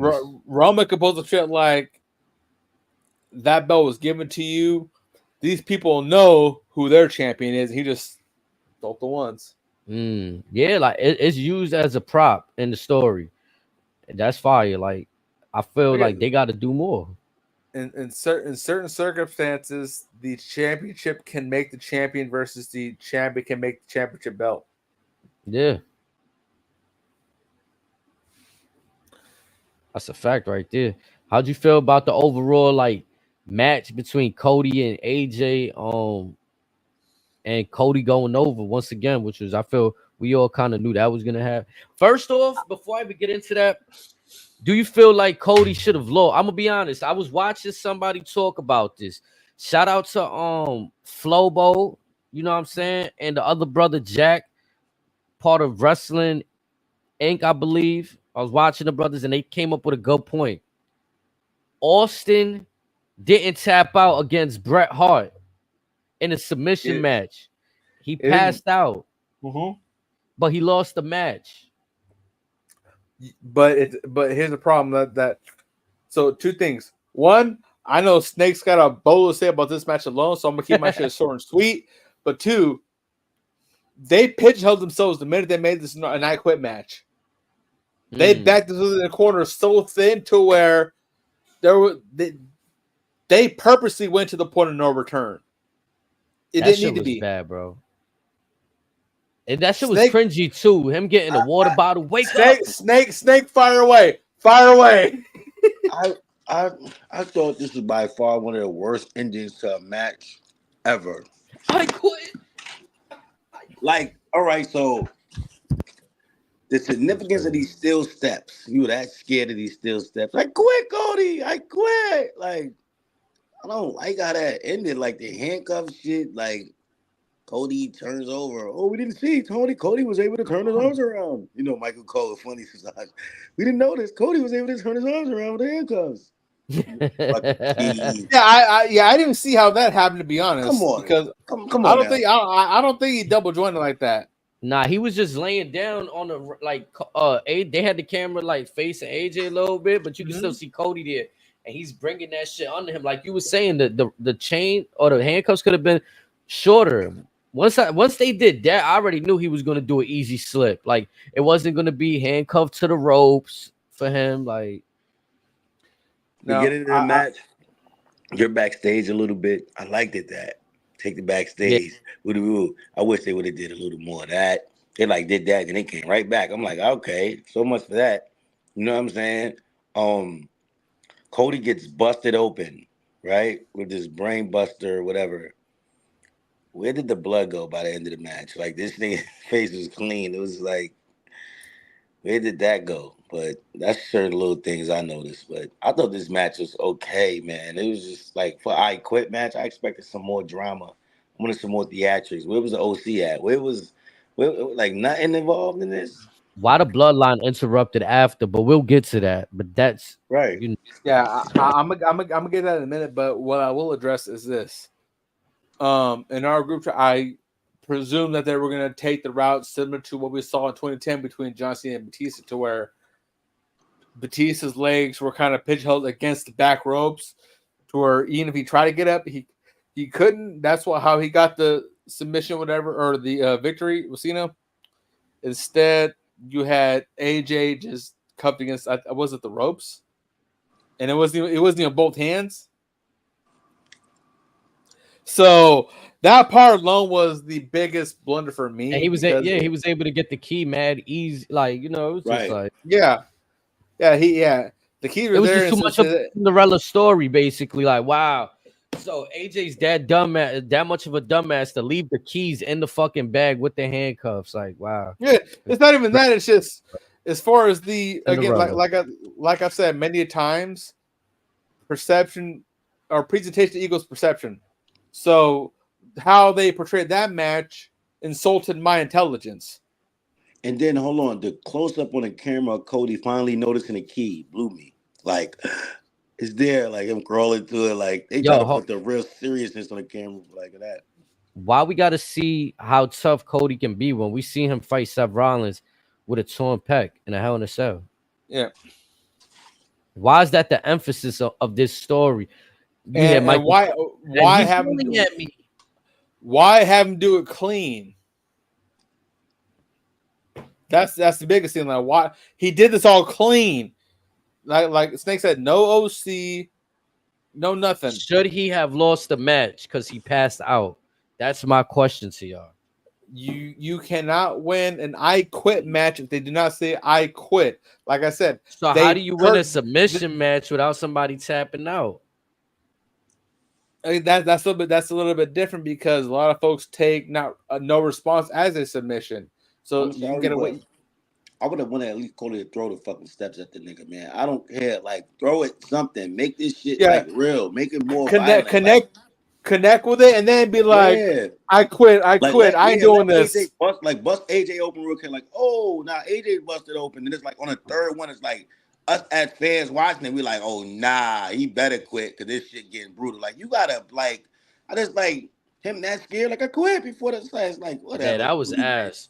That was ass. Cody wins. It's like, okay, cool. I felt like that really hurt AJ Styles' character. Like, it made him look real measly. Yeah, I didn't like that. And it goes back to do not insult our intelligence. Nah, that was a lot of fuckery. I felt like that was a match for the kid. Like you said, it's insulting the adult intelligence. That's something the kids won't like. What we dissecting, kids ain't gonna dissect that. Oh my god, steel steps, fucking whatever else they did. Like, you know what I'm saying? The table shit with AJ Styles was fire. He threw the chair, bing, boom, boom. We went to the table. That shit was fire. I'm not gonna lie. That was like probably the best part of the shit. So once AJ was cuffed to the rope, he could have ran the other turnbuckle and then just maybe chop block Cody to where Cody don't have the steps. And then he could have did some athletic. Yeah, he could have did some athletic. Anything. Wow, shit. Mm-hmm. But again, though, that time at that point of the match, now we already seen so much other bullshit. We seen Cody Rhodes passing out, AJ Styles having to get a fucking bottle of water from the commentary desk to fucking throw on him. Like, first of all, we didn't even get the spot on the steel step. Like, and when AJ did his move off the steel steps to Cody. Yeah, we didn't even get that spot. Niggas like reversed it, didn't go back to that at all. It was like I would have loved to see Cody do his move. Maybe that's why steel steps. Like, maybe that's why Cody went with the steps at the end, right? But then I feel like the way that they marinated the finish, it don't connect at that moment. It's just like we're paying attention too much to the finish rather than like what you going to. I'm AJ saying, though, I quit match is supposed to be straight violence. All this trying to like it shouldn't be like because he reversed it off the steps. It's like, all right, we don't test the steps no more to the end of the match. It's like it should have been Cody did a move to him on it to like get back for what he did to him. Like, boom, oh, this shit getting real. You know what I'm saying? It's an I quit match. Somebody got to say I quit because they taking too much punishment. You know what I'm saying? Like we seen Braun Breaker, bro, do that shit to that dude, that Jabba dude with the steps, bro. Like they made it look, and that's what I'm. And this is what I'm saying. It's so my intelligence once more. You couldn't hit him one time. You couldn't. While Cody was passed out. Why AJ Styles had to wake him up? Why he couldn't just beat the shit out of him until he? You know what I'm saying? That was my problem with the whole passing out shit. Like he really went and got a bottle of water to wake him up, type shit. Like on some. I just feel like for it to be an I quit match. It was not enough violence. The blood came from a brain buster. Like it wasn't no blood from no objects. Like where was the brutalness to where it was like, wow, he needs to quit. Like because it picked up the steps. That was a weak instant, weak writer. Whoever wrote that match, probably wrote that match. Kurt Angle's son, Jace Jordan, whatever his name is, he probably wrote that match. That was a whack writer. That was a whack writer. It was terrible. So had they gone the route of Cody being too violent or whatever, what they very easily could have done was, as Cody's picked up the steps, Cody's hitting him or whatever, Carl Anderson comes out, says, "Hey, what you doing?" Cody hits him. Gallows comes out. Cody low blows him, teeing off on AJ. AJ does the I quit. Bell rings. Cody says, "No, that ain't enough." So he just got to just keep tagging him, just tagging him and tagging him, whatever, to where he just gets mad with power. Bro, remember the Bloodline segment with Kevin Owens when they had him tied to the shit and they was trying to tell Sammy to hit him. Bro, they painted a picture of like there's some violent shit going on right now. Like, damn, they doing Kevin bad. You know what I'm saying? They painted that to us. Like, you couldn't do that in this match. You couldn't give us that. Like you say, even with the OC involved, like he got him chained to the shit, right? And he hit the nigga with a steel step. He's busted open. Now the OC come out like, oh, nah, you're wild on my man. Cody beats up his niggas. Then it's like, oh, shit, he ain't got no help. He really fucked up now. He pick up the steps again. It's like, oh, nah. Then it's like, I get it. Nigga say I quit. Like, you know what I'm saying? Like, the way they did it just was weak. It was lazy. I ain't gonna lie, though. To Razor's point, though, this is what he said in the beginning, though. They pigeonholed themselves once they said I quit match. Because if you're going to have a clean I quit match, like you complaining too about there's not enough violence, and they probably didn't do the interference route because we see a bunch of interference throughout their programming enough, right? Like, but it probably was needed in this match. But wouldn't it have been a good chance to like show a little more of that evil side of Cody, like that nightmarish, like he's getting crazy. Like, what's wrong with him? He's snapping. Like, you know what I mean? Can we have some thumbtacks involved? Can a nigga like get super like on some thumbtacks or something? Like, where the thumbtacks at? Like, never used to be shit like, nigga, backdrop on thumbtack. Like, come on, like, it's nothing. Like, come on, man. Him throwing the steps was supposed to be that moment, but I feel like that I quit was, it had a salty, like, hearing AJ say that shit like that, like him throwing that shit while the crowd is singing. I don't know. It would have meant more if he was beating him down with the steps, like you said, and AJ quits, and he still does that at the end. Like, at least get a couple shots in. Yeah, like one last one. Like, oh man, get out of here. Look, bro, AJ humiliated. It should have been no mercy because AJ literally humiliated that man with the fake retirement. He literally humiliated him. So that should have been the whole picture would have been like it would have been justified because he humiliated that man. So it's like Cody just wowed on him. Like, you know what I'm saying? Like, come on, you let him off the hook, so to speak.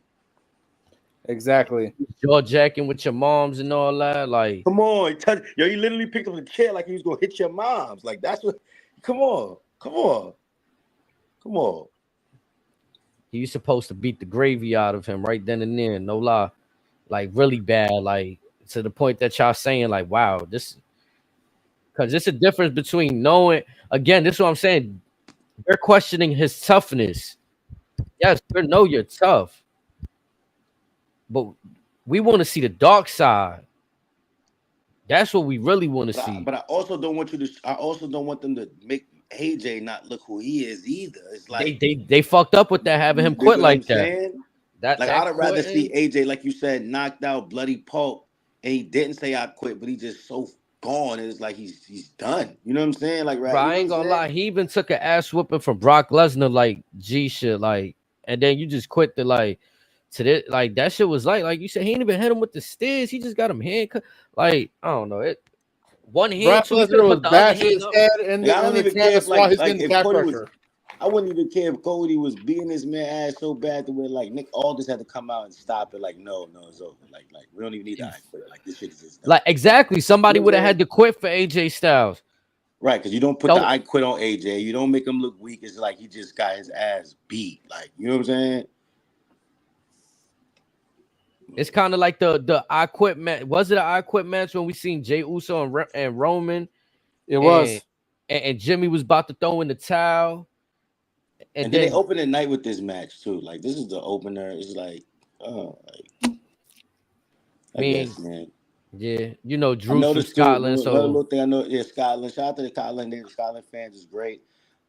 These international crowds, their slogans and things they say. That's their country. I love it. Should be loud as hell.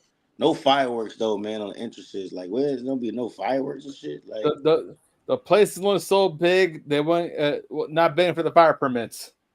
Okay. Or they probably said, "Hey, we'll give you the permit, but you gotta tell like 3,000 fans they can't come in." Nah, we ain't doing all that. how y'all feel? How y'all feel about the hometown heroes being booked in the main event match? Like for example, Damian Priest when he was in Backlash Puerto Rico, he was in a high spot, but it didn't involve the championship. He was in a spot with Damian Priest. They was tearing down the house in Puerto Rico. It was happy for the crowd. They got what they wanted from the Bad Bunny. Yeah, Bad Bunny. Who I said? You said Damian Priest and Damian Priest. Oh, pardon me, chat. You good. good. Looking for the correction there for sure. Yeah. Bad Bunny is what I meant to say. Damian Priest and Bad Bunny. You know what I'm saying? They tore the house down, and the crowd was happy with that shit. You know what I'm saying? Okay, so take this crowd for example. So if it wasn't Priest and McIntyre, who would you have had in the main event? The I Quit match? No, I mean I wasn't. I think this one time we seen what it was. Now what you do? Do you continue to pull the rug from the hometown fans? Like, all right, we seen Drew lose. So the next hometown hero, is he gonna get his? Like, you know what I'm saying? Like, I don't want that to become a topic. Like, well, in WWE lore history, the hometown hero almost like 98% of the time loses in their hometown. That's always been the WWE thing. I don't know why. That's just been their thing. And that's what I'm saying. They played into 3 matches so they could kind of cheat on that. Like, you know, like you said, keep the record. It was a 33% chance of a hometown hero winning from this. I thought at least 2 of them would have gone over. No, go ahead. I'm back. No, go ahead, because I'm gonna try to do a couple of different things with mine. So go ahead, Snake. Nah, I'm gonna be real. Shout out to this. We going into the match with McIntyre and them? Is that what we doing? Mm-hmm. Okay. I'm gonna be honest with you. This Damian Priest title run is okay right now. I now I'm confused. Last night left me a little confused now going forward, right? But then something went off in my head and I seen some light where I was like, whoa, that could be fire. Could hit me. Boom, HD Razor. Remember back then we was talking about why did Gunther finally lose his reign? After that long reign of the IC Championship, he lost it. Ladies and gentlemen, he has seen the light. We said he only can go up, Gunther, to that next level, right? Yeah. We knock out Priest with the Money in the Bank. We get his moment. Listen. Gunther's going to be the new champion. I got Gunther beating Priest. His reign ends at SummerSlam to Gunther, man. It's over. Gunther. Well, Snake, my brother. Well, to a small crick in your theories, Gunther already earned a world champion opportunity at SummerSlam by winning the King of the Ring. So yeah, that's what I'm saying. He will win. He's winning it. No, but you said Money in the Bank cash in. He won King of the Ring. He that shit's locked in like he won the fucking G1. I appreciate the correction. That's what I meant. I'm saying, but the championship match that he won is that he earned for winning the King of the Ring. Whenever he gets that match, he's winning it. So again, he gonna be crowned at SummerSlam, but to piggyback on my point earlier in the show, much like how the G1 has been long looked at by the peers of everyone else in history, that's what they want the King of the Ring to be as an alternative. But again, so Gunther, he's gonna be crowned regardless. So let me ask you a question. Think about it. We ever seen Seth Rollins versus Gunther? Not that I can remember. Come on now. Wouldn't that be fire? Seth come back. Aside from maybe a Royal Rumble. Nah, I don't even think the last Royal Rumble. More we getting into some shit this year. Seth was already champion, if I'm not mistaken. I was like, yo, CM Punk and McIntyre, y'all said this. They don't need a belt involved. They shit so real and so fire. They low-key don't even need the strap. Yeah, bro. So what do you do with Damian? I'm not gonna lie, yo. The camera work WWE did with CM Punk running into the ring was immaculate. Corey Graves saying, "There's a referee coming down. There's a whatever official," and then he just stay quiet. Like, then you see the back of CM Punk noggin, the sneakers. You like, oh, that shit was crazy. That was masterful right there. I'm not gonna lie. The camera work right there, the production, fire. I called the CM Punk appearance too. Remember I said that they gave hints, man. I can confirm Seth Rollins or Tyler Black has not been in the ring against Walter and or Gunter. You can confirm. I can confirm they have not shared the ring together one-on-one. Wouldn't that be a masterful program if they'll come back? Gunter's now the champion, King Gunter. Come on, man. We're getting new matches, new people. You know what I mean? So I see it. The champion versus the standard bearer. It sells itself. You got it right now. Come SummerSlam though, it's over. King Gunther, man. King Gunther. It's coming. It's coming. Well, that's my prediction. That's my prediction. My early prediction. And that's probably the most obvious things because, like you said, Punk and Drew, or Punk and anything. If you think about it, just the stories that they present themselves do not need a championship. So the beef alone is enough to sell the program, sell tickets. Gunther was not a part of Clash at the Castle. Gunther has not really been a part of shit lately. Well, I like how they've been using him. Right. Even at the show, they said that hey, the winner's got to see Gunther. Hey, you got to see Gunther. So they make him into that like you feel me? They make him powerful. Like yeah, it's safe to say I don't think we're gonna get a defense at Money in the Bank from. Hell no, we ain't. The way they speaking. All we're gonna see like you're gonna get that main event for the other side. The other championship is gonna matter that night. The other one. And also, let me be honest for a minute. Would you be mad at Imperium versus Judgment Day? Just think about it. Ludwig Kaiser versus either Finn Balor or Dominic Mysterio. Nah, not would at all. Would y'all at either matchup? Would you be mad at that? Nah. Because with each group's respective drama, each side could sell itself. And between now and SummerSlam, when the match is going to take place, bro, you good. I ain't gonna lie. If Imperium get Ilya Dragunov, Gunther becomes that's the other thing. Champion. Exactly. You could do so much with Gunther now. You could power up Ilja to get a title defense. Now, I could be wrong, but has Giovanni Vinci been excommunicated from Imperium? Yeah. They Yeah, sent him to SmackDown. They sent him to SmackDown. He on SmackDown. But he's for sure out the group. That's confirmed. Yeah. Yeah, if they get Ilya. What, to stand with them? Yeah. In alliance? That's powerful. That's powerful. Because that's how Imperium started. It was a collection of like that side. If Ilya can stand with Imperium. Yeah, that's some powerful shit. Because you had like Giovanni Vinci was from like Italy or some shit.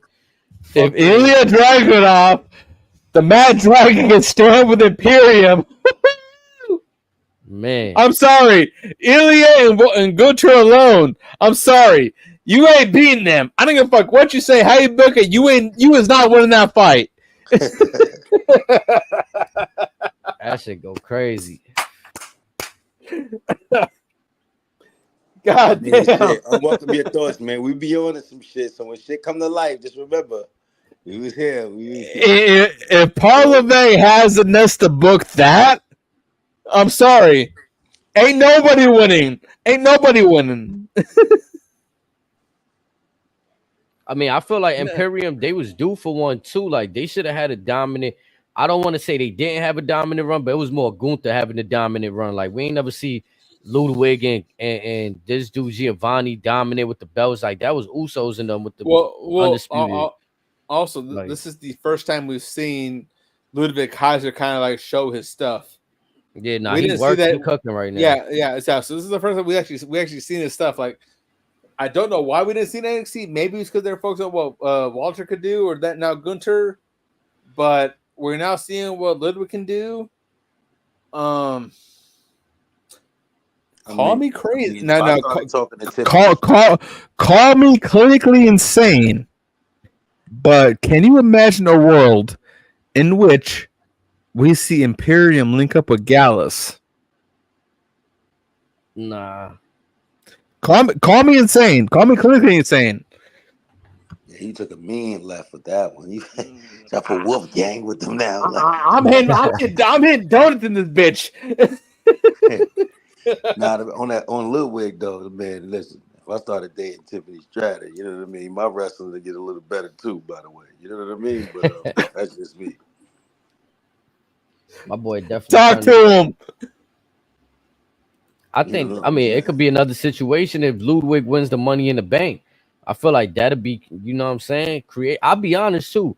Wherever he from too, he bring out his style, like a leather briefcase or some shit. Do some real different shit, like actually hold a contract. Like, you know how they be having these briefcase.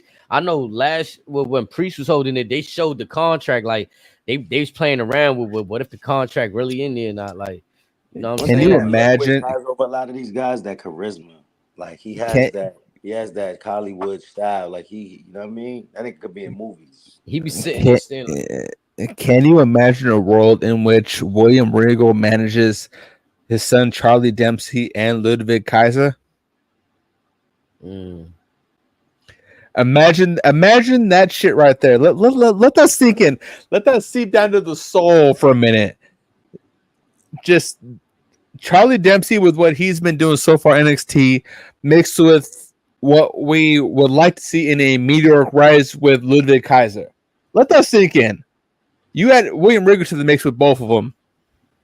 Now, would you want them as a tag team or just like singles competitors in a faction? Would it fucking matter? Yeah, because I'm tired of seeing Ludwig in a tag team. Honestly, to me, it wouldn't make no difference. Either way, it probably wouldn't. Either way, they would be stars right then and there.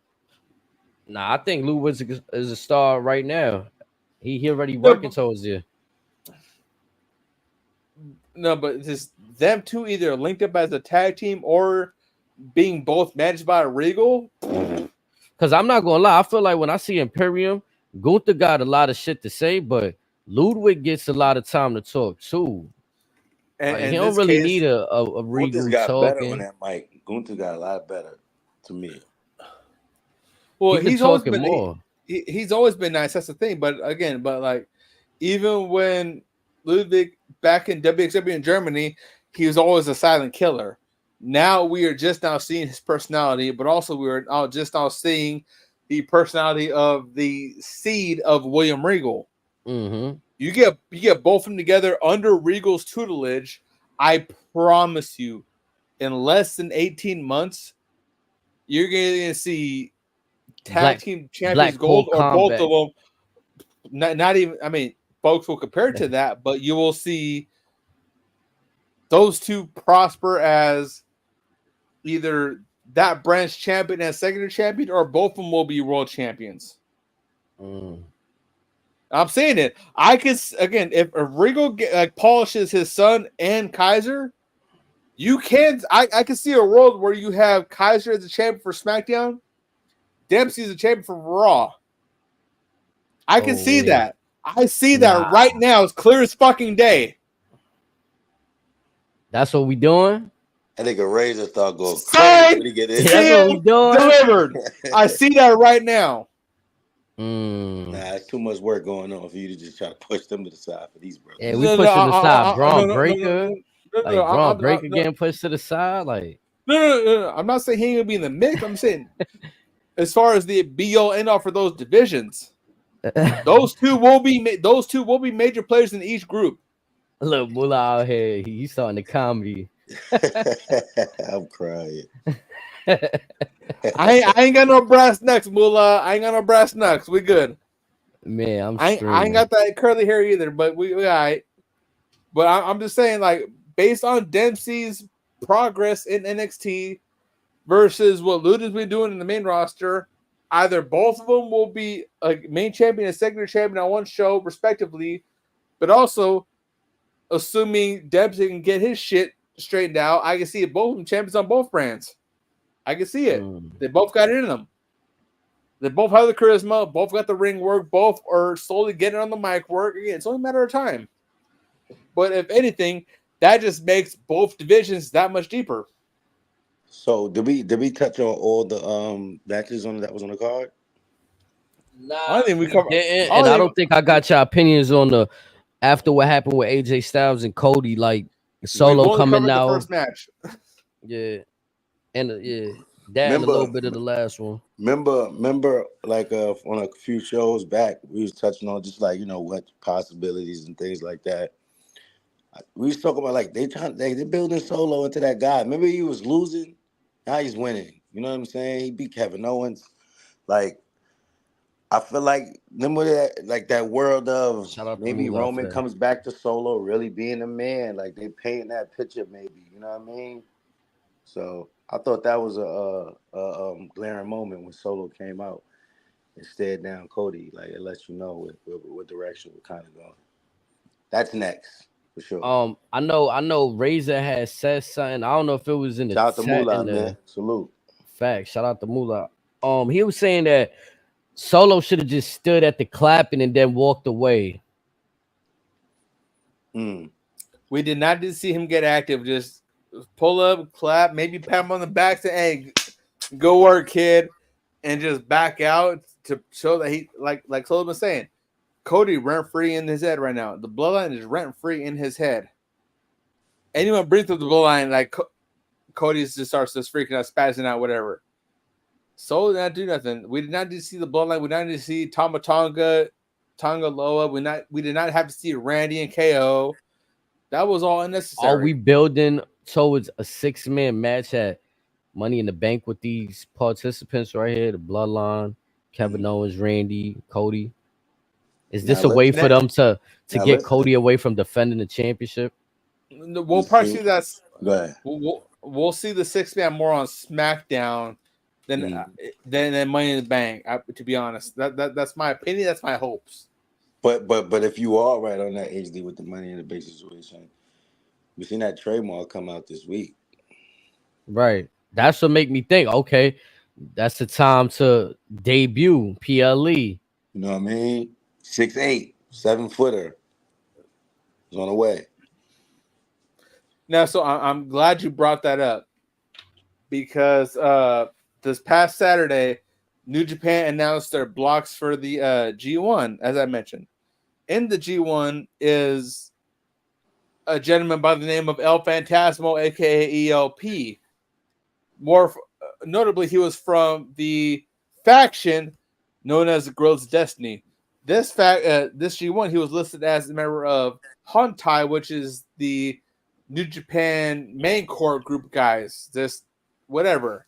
So I thought that was very telling that Hikuleo was definitely WWE bound. And again, now if that's his demeanor to debut, either Money in the Bank or SummerSlam or whatever. Remember, where does that leave? Where does that leave my boy Jake at? I think he lines with the Usos. You know what I'm saying? Yeah. Did you going to say HD about what Solo said?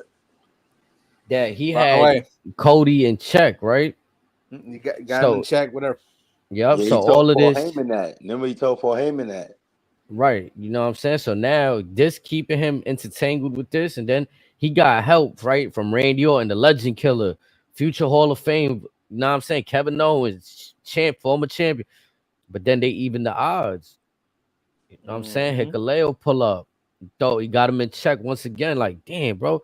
Just when I'm thinking, like, I got help. Nah.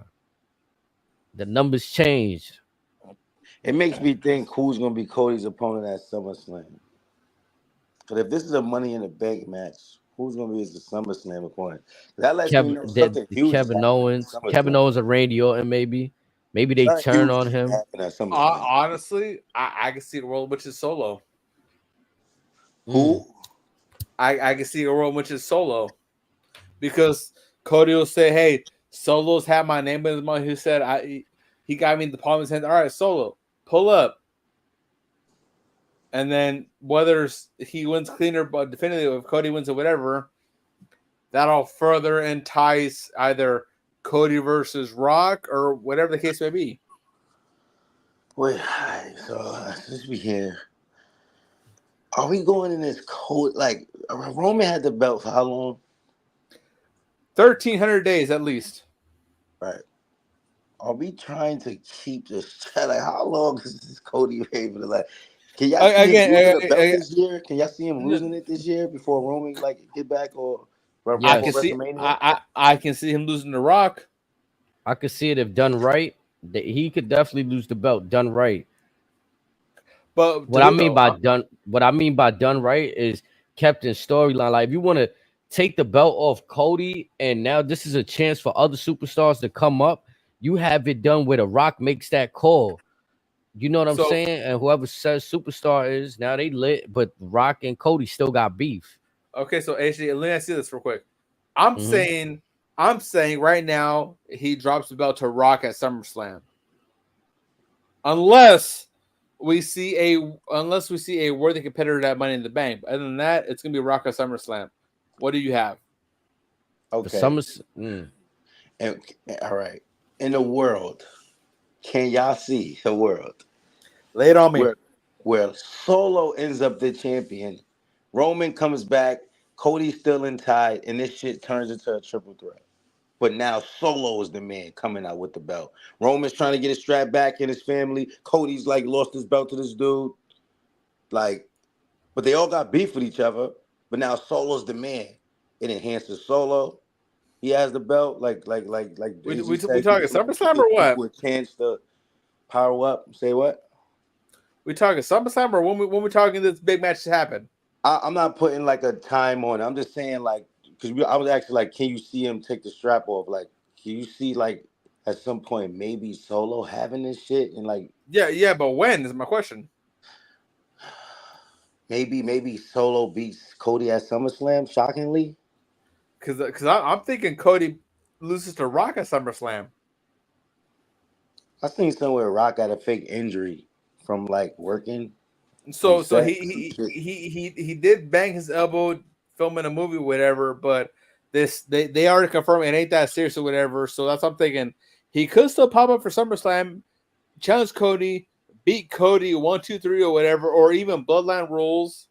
So again, post SummerSlam, where's Solo in the fold aside from being Rock's second?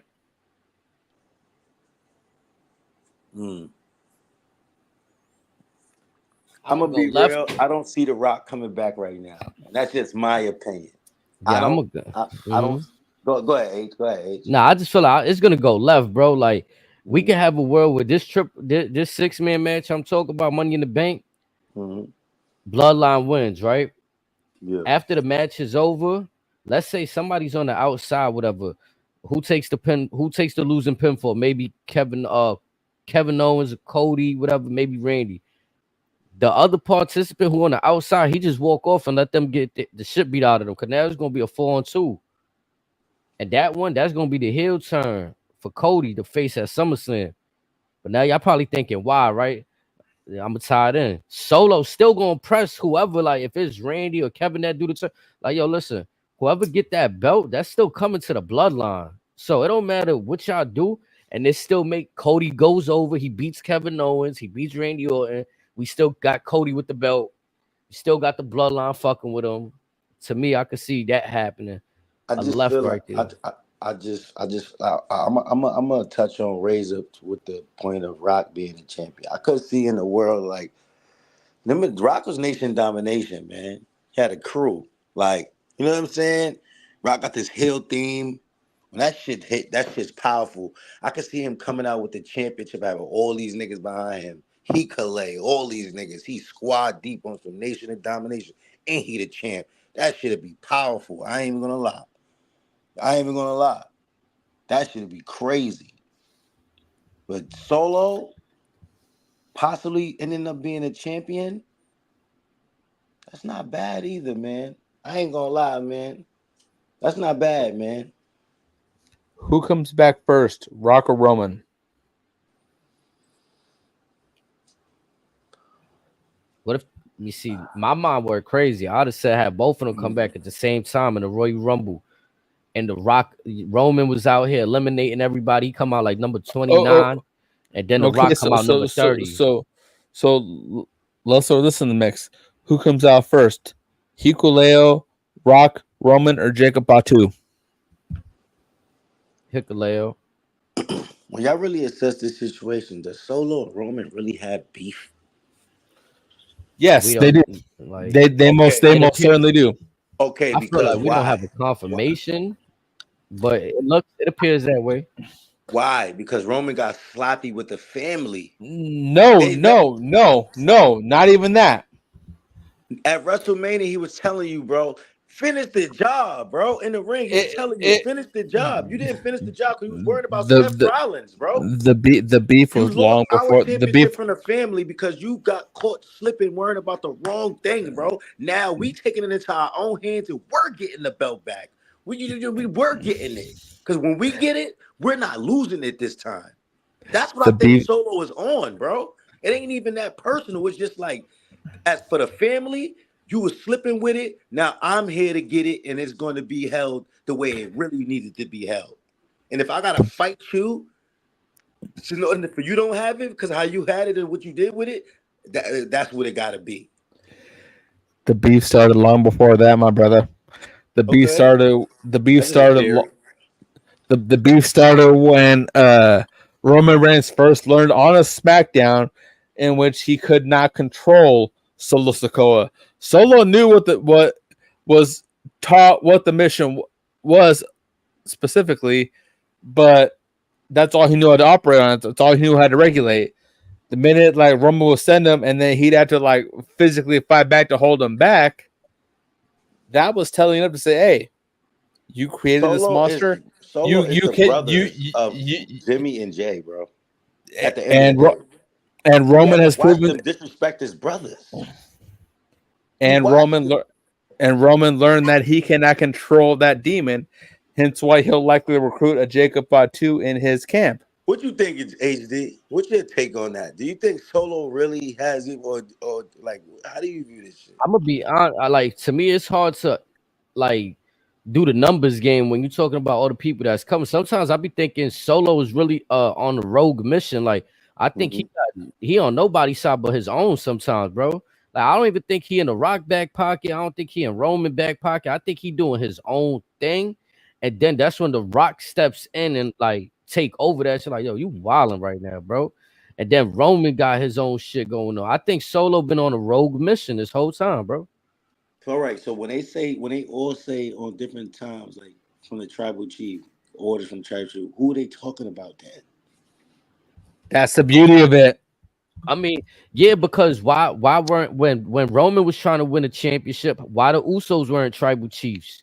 I feel like, okay, so is that the mantle of whoever's holding the heavyweight championship? Like you the representative, you sitting at the top of the company's totem pole. Is that what's the tribal? No, like I feel like the whole rollout of like the higher ups said The Rock has control now. Like I am the tattoo he got, the shit he was showing when he was coming out, like I'm The bigger high than chief, you, Roman. the high chief, right? We all voted that I'm control now. I'm in control now. Me, you're not. Me. Rikishi, Haku, we all signed off. Because then it go back to prestige. There's no belt. Nobody like, so Rock go back to the one holding it down. He got the name. The bloodline tree, guys. The bloodline tree. Mm-hmm. So they're saying we could get Solo versus The Rock. If I'm saying Solo is taking orders from The Rock. I think that's kind of like obvious that Rock is over the helm of this. He's putting out the orders of all this, and he's approved Solo to put his gang together and all that. But say Solo gets smart and tells Rock, "Hey, this is all me, Tama, and Tongaloa, and even Hikuleo. What you got? You didn't put it on this. But go back to what AZ said about niggas a few weeks ago. Solo told Paul Heyman, "We got Cody in pocket, and he don't even know it." That's why Cody's having feuds with other people. Like he don't even know Yeah, he's but on them. but And I he think never The Rock says is so powerful that do you really go against, like, and when you in the family, like, do you decide to go against The Rock? It's like, you know what I'm saying? So they might turn on Solo. who's to say The Rock isn't in on what Solo's got going on right now as far as Cody. And this, for Like me, as you this is said, where the number games is playing dangerous because it match up. Let's say you got Roman, Jacob, and then the Usos. That's 4. But then on the other side, what you gonna have? You're gonna have Solo, Tama, you got Tonga, you gonna have Solo and The the Sons of Rock. Haku You're gonna have and The 5 Rock. versus 4, right? And then we gotta wait for the Zilla stuff too. Like we gotta wait to get there too. Like we've been talking about. Like I think the brother's doing very well for his like entrance into the wrestling world. You know what I'm saying? But everybody else we've been talking about, they've been seized. They've been out here working. New Japan for years. Jacob Fatu MLW. So do y'all even Solo? He had to do a little few joints on the indie before he got the NXT. So do we just rush Zilla into that main event? Like, I'm glad you brought Zilla up. I seen the other day that man got a jumping, so jumping spike that looks lethal. Like I don't crazy. that dude moveset is fire. Shout out to him. And he followed me on the gram. He's a solid brother. He's a real one. Shout out to him.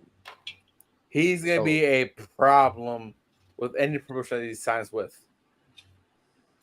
He's gonna be a problem in the best way possible. so that's how I'm concerned about how they rolling them out in the numbers game of where we getting at and how we bringing everybody out, rolling everybody out. You know, that's why I feel like Solo on his rogue shit right now. You know how like we are choosing who will go who? Like, who might go with the why can't it be a world where Rock got 7 niggas? These niggas is all killers. Like I got a bunch of all killers. That's the other thing. Is it 2 camps we're getting? Is it 3 camps we're getting? We don't know. I think it's 2, man. I think it's 2.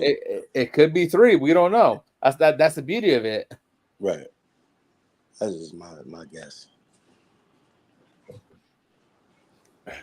Because for all we know, Thomas said we working on behalf of the tribal chief. That could be Solo. It could be Roman. It could be Rock. We don't know. All we know is that Solo is saying let's fuck some shit up, and the Gorillas are like, all right, we with it.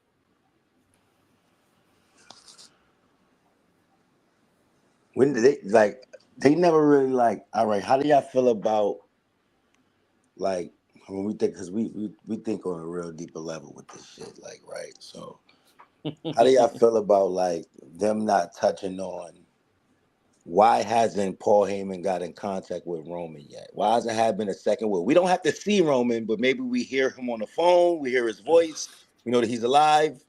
Why hasn't they touched on that, or just at least? So with the last week, whatever, already 2 weeks ago, when during the anointment, by order of the tribal chief Roman Reigns, Solo is in charge, and that's all we know about everything. It's just until Roman gets back, AD Solo said that maybe was forced to say that by Solo. Yeah. So, but that's what I'm saying. Until something else happens, that's what we are led to believe. Correct. Right. Now, again, I feel like Roman and Paul have an understanding that, boom, once he lost, he gave him that hug, like, yo, bro, I'm out of here. Like, I'll holler at you. And then from a real strategic standpoint, you don't want to let even your wise man, you don't want to let your wise man know your next move when you got Solo right there that could just bully him into letting them know what's the next move. So on a strategic standpoint, especially what he learned with Brock. You feel me? Right. So you saying AZ they got Roman come back I've been paying attention to everything type shit. Like you just didn't know when I'm a strike. Right. Like he coming back real stealth strategic, like you know what I'm saying? Like type shit. Cause they paint a picture they you know, this shit would be a while before Roman come back, but let's just say like they show a moment that we seen on Raw, like with Tom and all them there talking to some shit about, you know, Roman, and Roman's in like one of the trucks the whole time. We didn't know that he was there. Like he caught them like one time talking about that. Like some crazy shit. Here's my question for you two gentlemen. Like between now and Royal Rumble, how long is too long before you bring him up? Bring who? Roman back in the fold. I want him back at the Rumble. Yeah, I want Rock and Roman at the Rumble, 29 and 30. Rock those out, Roman. I'm Rock thinking those out Roman H. Yeah. Yeah, bro. That's we bringing Roman back to get thrown out. It's not that. It's that it's gonna make the fight for Roman even crazier. Like, Okay. imagine he captures a championship at that moment. My bad, Razor, to cut your wisdom. Like, imagine Rock. He already got a main event. We know he's going right to WrestleMania main event. But in that time, if y'all want to make it for the belt, Roman just go capture a belt in that time period. Like whatever's the pay-per-view right before, he go get. Now it's the title, man. If y'all don't want that shit, then you don't have neither win the Royal Rumble, but you still get the Rock eliminating Roman and somebody else eliminating the Rock. And now they just looking at each other like, oh, it's split. Could you see it? Could y'all see it? I'm just throwing out theories. This is box office theories. Cause I probably asked y'all this before. Cause y'all see it where The Rock gets so dominant with all the guys he recruited, to where Seth and Roman could put aside their shit and he teams up with Roman. So I have a Shield back vibe, like ain't the original, but it's like, you know. So I have Rock coming back after Cody wins at SummerSlam. Cody defends. That's involved here. That's not. Oh, hold on.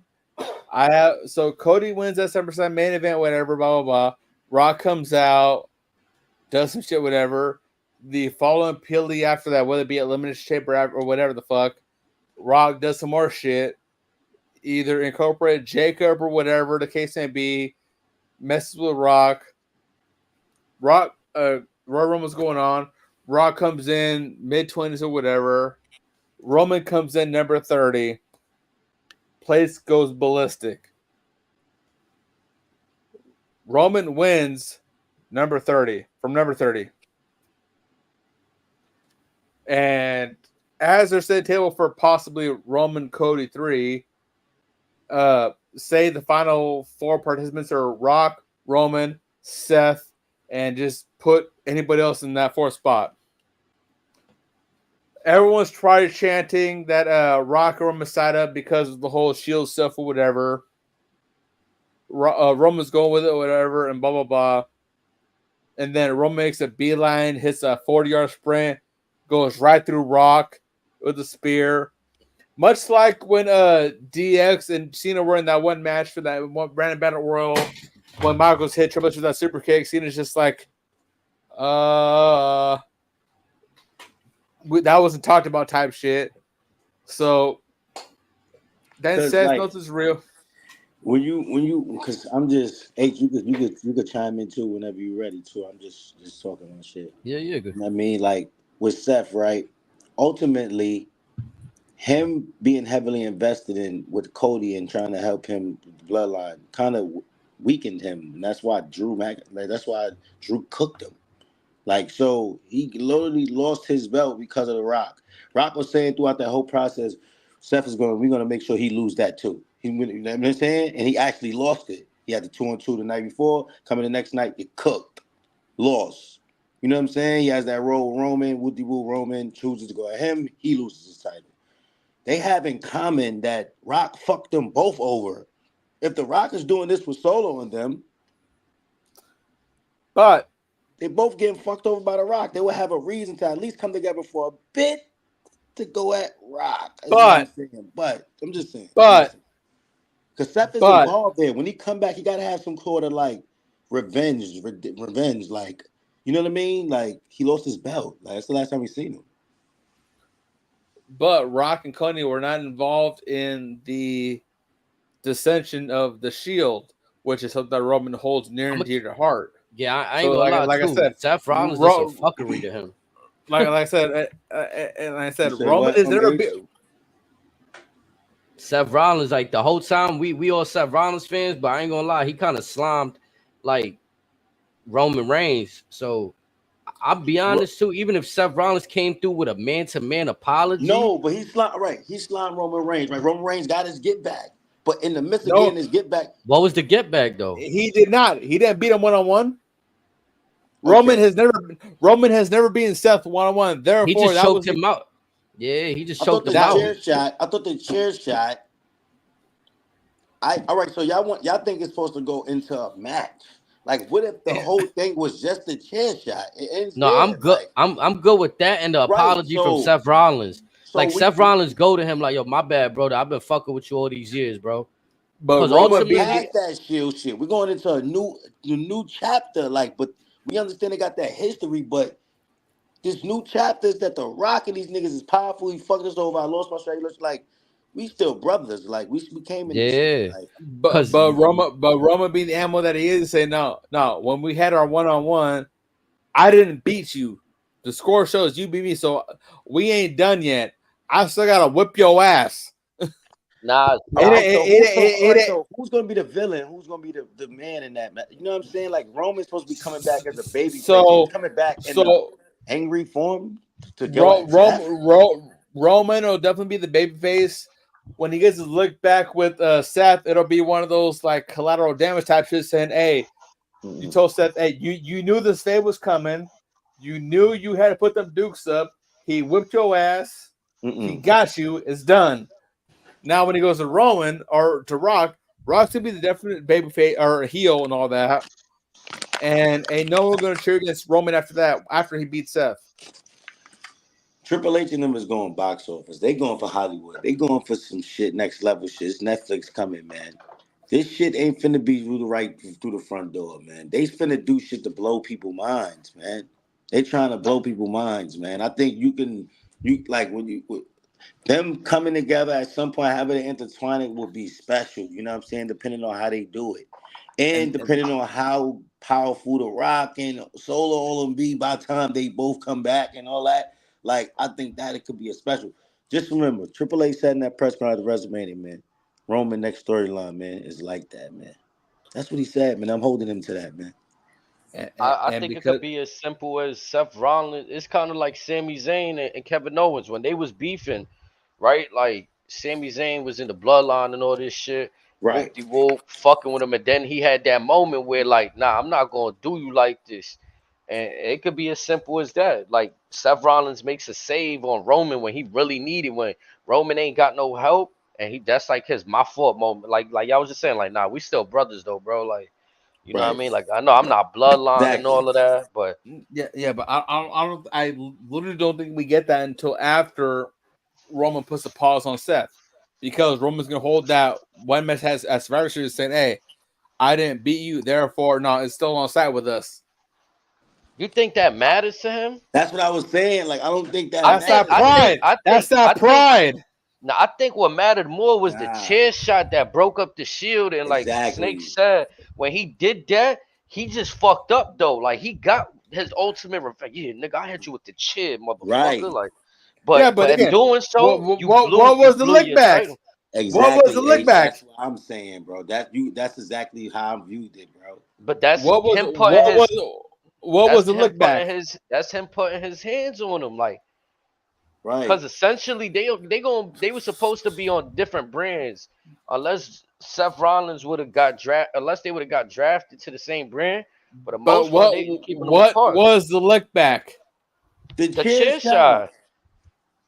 Roman hit Seth. That was it. No, fuck, bro.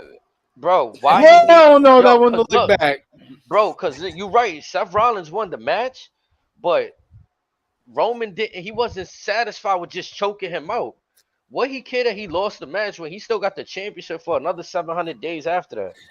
Because Roman has never beaten Seth one-on-one. That's why. But has he said that, or us as fans are kind of like putting that narrative?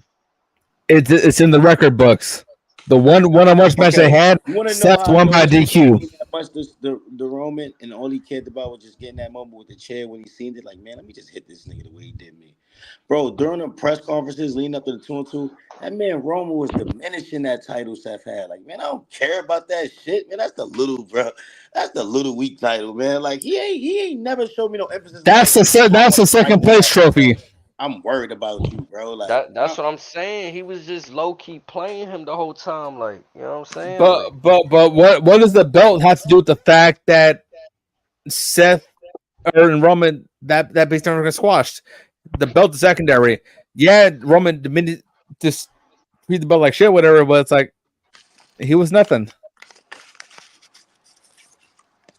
it's just the symbolism only in the fact that Seth Rollins at that moment in time chose to break up the Shield to go with these niggas, do that authority shit. So I think like that was breaking the bond. Like you see how they storyline is family shit. Like they so now Roman is like, bro, all I could turn to is family, making the bloodline. So he was so I mean the match shit. Yeah, we could see. I could see that angle, but right now where But we at you with didn't beat the dude that stabbed you in the back. That's what this boils down to.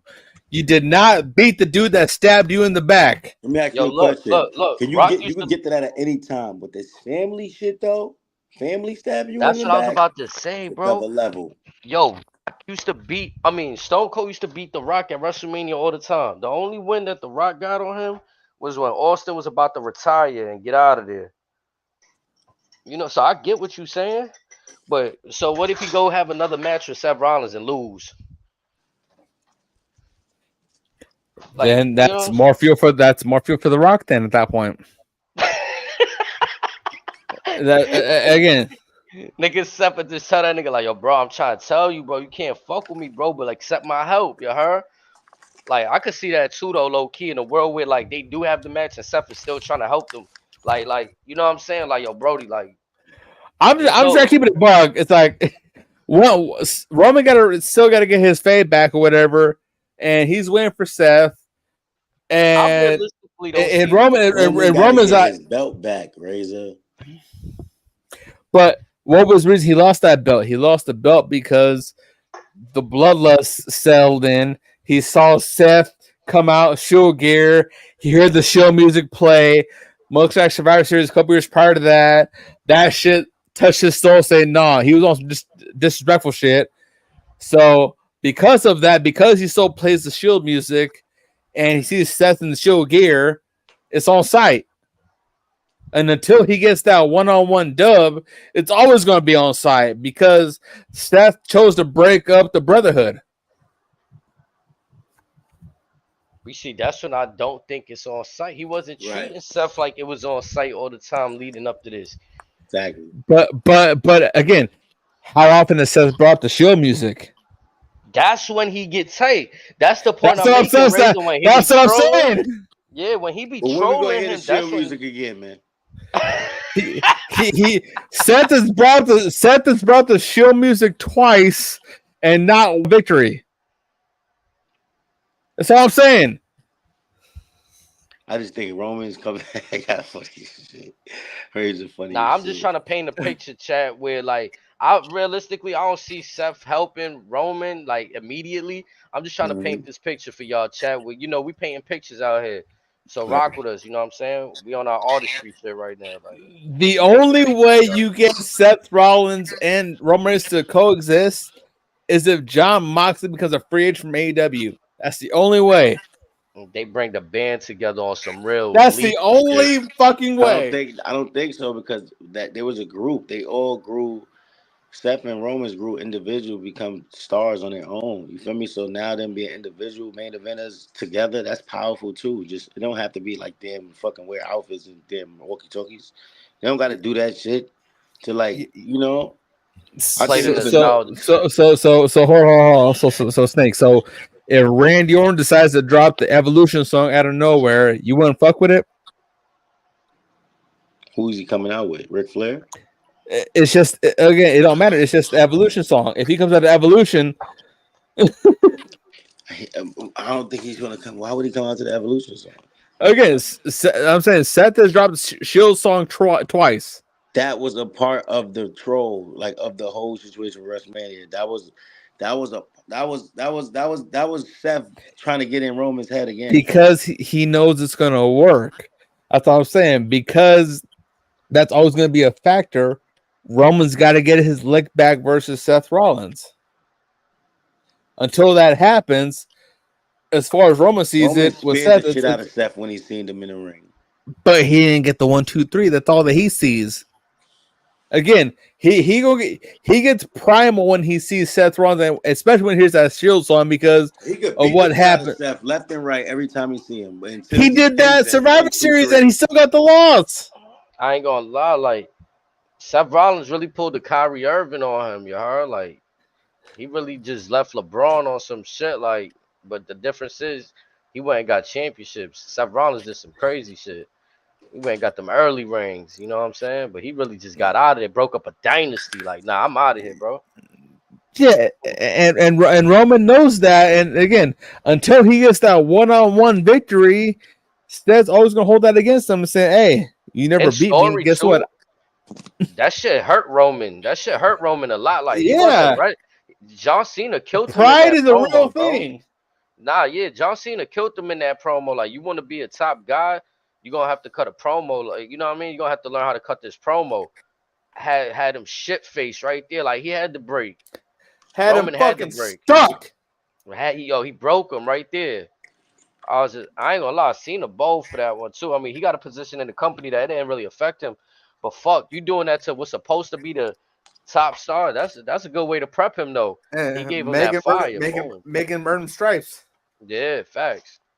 But that's the shit that, like, as to where I don't want to say Seth had an easier route, but the position he was put in was swell. He did well on the mic though. Seth Rollins, he was good on the mic. So you can argue Seth progressed a little bit quicker at the time, yeah, and Seth would have been more. He was more on board of being a heel at the time. Whatever, you can argue that. he made a But better transition, different ring gear, different music. As to where Roman, it was easier. It was easy for him to adapt.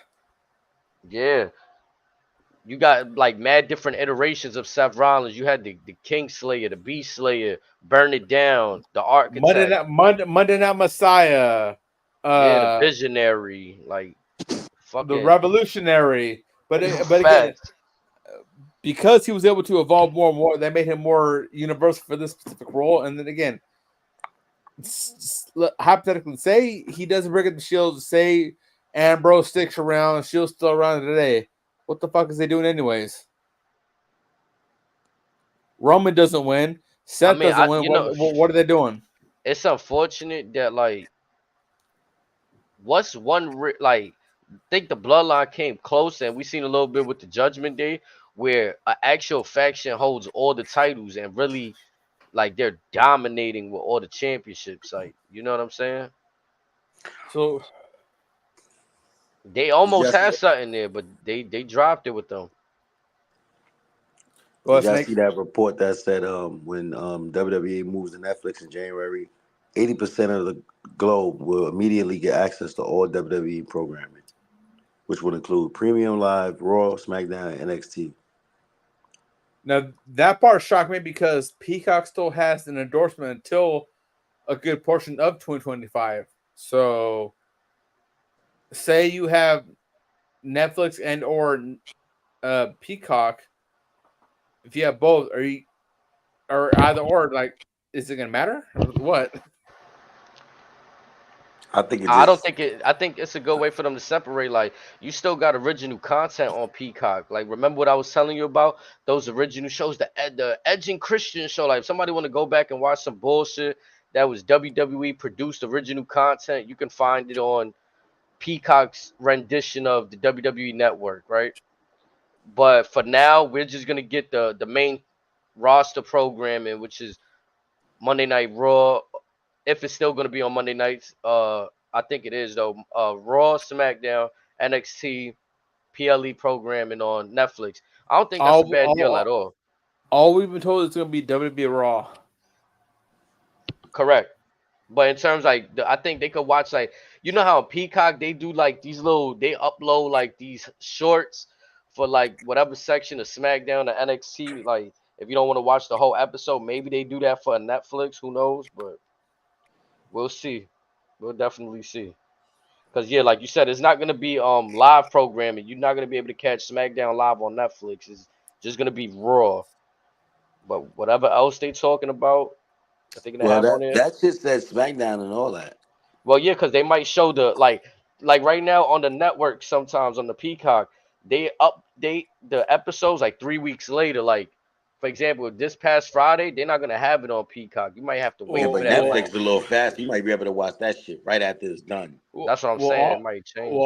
also like Raw's been announced for a stream deal, and NXT's been announced for a stream deal. No one's saying about SmackDown. Hold on, y'all. Ready? So someone could still call dibs on SmackDown for the live shit. Let me see. I'm gonna try to see if I get some word on that right there. Because I think SmackDown's the only show that's been unaccounted for, aside from Dynamite. The right now, what I'm reading on Sports Illustrated, Friday Night SmackDown currently airs on Fox in the United States. The Blue brand will be moving to the USA Network in October 2024. This will be part of a 5-year, $1.4 billion deal. $1.4 billion deal, which will also include 4 primetime annual specials on NBC. So that means we could get Tribute to the troops. Saturday Night Main Event. Maybe a tribute to the troops. Now, me personally, as a fan of history, I would love for them to add a show where they're at the Greensboro Coliseum during what was it? There was one show at Greensboro that they chose not to televise that they could have. But like again, yeah. Oh fuck! What was it?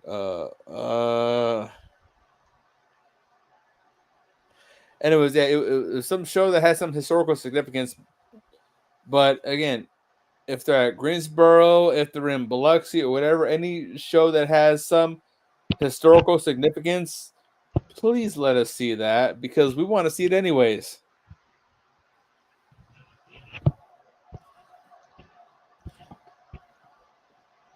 You could have a show on Walla Walla, Washington. I'm gonna watch it. Have that bitch live on the Red Rocks in Las Vegas. I'll watch it. Shit, anything. So when they say like these annual specials, I'm wondering if they mean like bring something back like the Slammy Awards and make that a show. Before we get into this, show, but, before we get into this PLE, I want to bring this up to you. So, your thoughts on them bringing back, potentially bringing back Bad Blood? I'm cool with that. How would you do it since you can't do it for just any match, just any card, whatever? It's got to be its own thing. I even think, to be honest, in my own mind, I flirted with the idea of like, what if Judgment Day pay-per-view came back and like it was surrounded mainly around what Judgment Day, No Mercy, Bad Blood, Taboo Tuesday, you name it. Did they bring No Way Out back? I want to say they did for a minute. I want to say so because because of the songs that they've had in the past for their shit. I've wanted the show back. I think that was the pay-per-view that they had when they had that song "The End Is Near." I think I could be wrong, but again, a lot of these pay-per-views that we haven't seen in a while were some of these shows that they had the best OST. Yep. I'm gonna be honest too. I think In Your House, I miss that concept. Like I enjoy when NXT does it. Like with Takeover. Yeah. Any house was special. Takeover was special. Cyber Sunday, Taboo Tuesday was special. Oh, nah, if they see, this is when in 2024, this is when WWE would really drive engagement. So if they really did a Cyber Sunday, Taboo Tuesday, whatever, like, you know what I'm saying? And they actually let the fans vote on a match. Air both of them 6 months apart. I guarantee you both of them will sell out and do well financially. Promise you. Because those shows were well ahead of their time. And Taboo Tuesday could even be for NXT. As to where the other one, Cyber Sunday, since they're about to move the PLEs back to Sunday, or vice versa. A lot of NXT shows are on Sundays, anyways. Yep, that's true. Again, either way, you make it work. When they bring in the PLEs to Sundays, is that when the new deal starts with Netflix? You know, when from what I've read, it's whenever the deal with Peacock ends. Is when we should anticipate a change. That's all I've read. That's all I've heard. This is whenever Peacock ends, then that's when you start thinking about when they're gonna big shit up. Okay. But yeah, we've gone on long enough. So, what was the second match of the we covered in no order specific. We covered the women's one, Jade losing. Well, no. So what I want to touch on that was yeah, we touched on the Jade botches. I want to further exemplify the significance of the hometown heroes winning that match, because we have two women that one have stood the test time of European wrestling, Scottish wrestling, getting their comeuppance for this match. And again, if you haven't watched any of their match, or at least Kaylee Ray's matches, respectively, in the UK, you are missing out. Talk about it. No, that was it. Because again, like with her craft, respectively, it doesn't get nowhere near enough love that it does, because again, it was at a time where no one was watching her. The UK scene had already been butchered, but she was still the one standing tall. Yeah, she ultimately went to NXT UK, but even then, it's like she was that chick. She was that top star.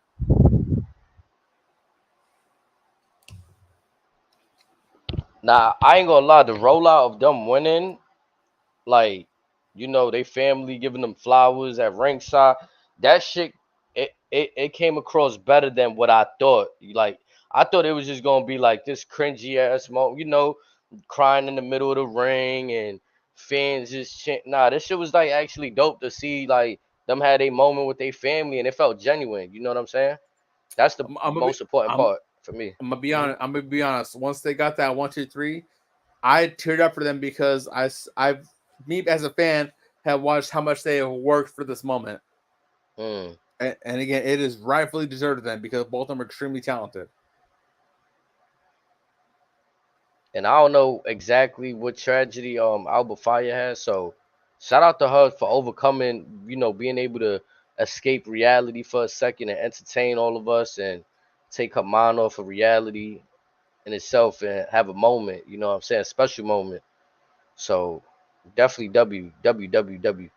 You know, again, the match felt weird in itself, but in terms of a moment, I'm always like, you know what I say, like all truth. I was happy for him, he got his moment, but this one was more of a hometown, like you said, what they've been through in their career, getting from that side of the pond and coming over here. You know what I'm saying, putting the name out over here as well.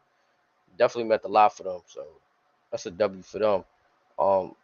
We talked about the AJ Styles, and I got y'all thoughts on what y'all felt at the end of that shit.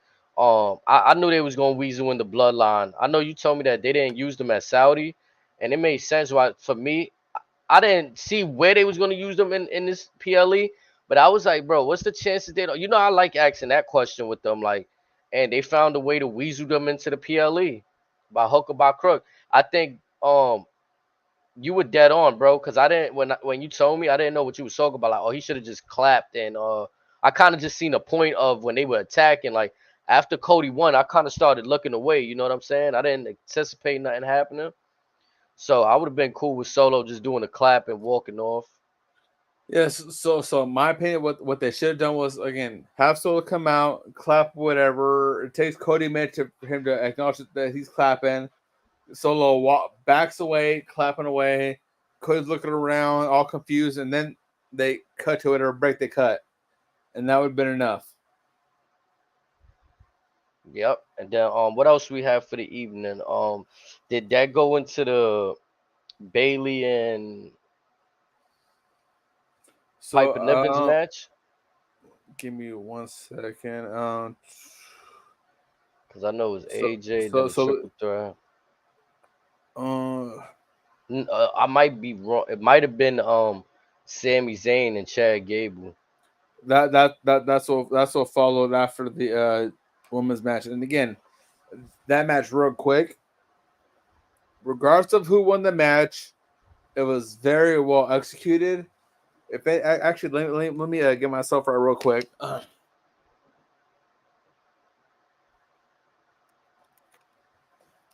We all know what the story, who the purpose of the story is derived around. It's around my boy Otis.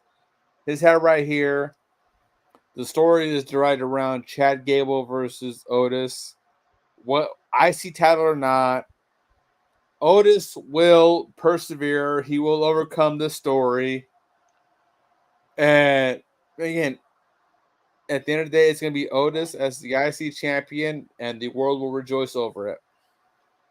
Let me ask you something. Is Sami Zayn elevating the IC title? Is it stagnant?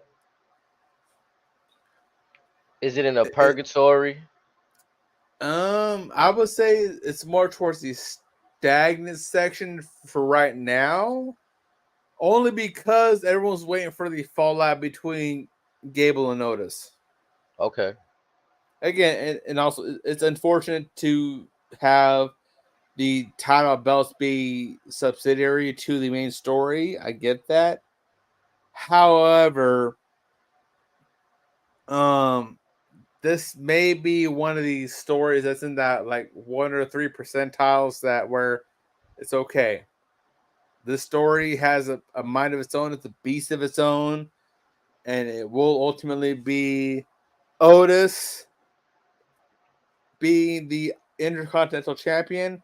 He will beat his mentor Chad Gable. He will be the guy that avenges his Tucky, with or without Mandy Rose, with or without Maxine Dupree. Mm. Well, that'll be the payoff from there. For me, the overall match, it was Chad Gable is amazing. He took a spot where he landed right on top of his head, like. What that German suplex? And like anybody that hasn't been in a wrestling ring or a boxing ring, like that plywood, that shit is hard, man. It's like covered by like a half an inch of matting, like you know what I'm saying? Like it's Think about it. Land on some 2x4s on the crown of your head. yeah, that's tough. Like yeah, That shit gonna hurt. The way that his body and the motion of like he was able to just flip his body over rather than Did you see the clip of CVV taking the impaler from? Man, bro, I thought it was over for CVV. My boy Chris Van Vliet, he got stuck in mid motion, but couldn't get over. My boy Gangrel had to put his hand on his chest. Like, you good, bro? You good? Sometimes you gotta do the little. You still with us? Just move them around a little bit. Bro, like you here, bro? Like, nah, cause yeah, man, that shit look sweet, but you all landing on your head. So shout out to Chad Gable. I personally feel like I don't know what was the point of him going back to like this. Like I feel like he went back to his old gear. Like gear don't really matter as much, but I would have liked to see him more in that darker colorway that he was donning. You know what I'm saying? He kind of went to like this babyface gear he was wearing a couple weeks ago, and it just felt like a wash kind of match where like, all right, boom, if y'all not gonna give him the title, like you said, now we in this program with Otis, and if Otis don't go over, and I don't understand. You know what I'm saying? It's kind of one of those situations. Old habits die hard. You feel me? Like, So that's to be seen right there. Yeah, I see Bell. I want to see where that go from there. As far as that, I don't got no more to say about that match. I'm gonna be honest. I found the Bailey and Piper Niven's match more entertaining. With no Oh, shade to them, but this match was more entertaining. very much so, because again, Piper being the hometown hero, that part of the world, like I said earlier, is very familiar with her resume as far as the indie scene or the UK scene, or that matter. They want her to be crowned the champ as a Freedom for Laborers, but Bailey took the pinfall off of a crucifix driver or something like that. Yeah, I just thought it was well put together, the whole match. Like even down to Chelsea Green on the outside getting thrown out, attempting to come back with the luchador mask on, getting spanked out by Bailey. Like you know what I mean?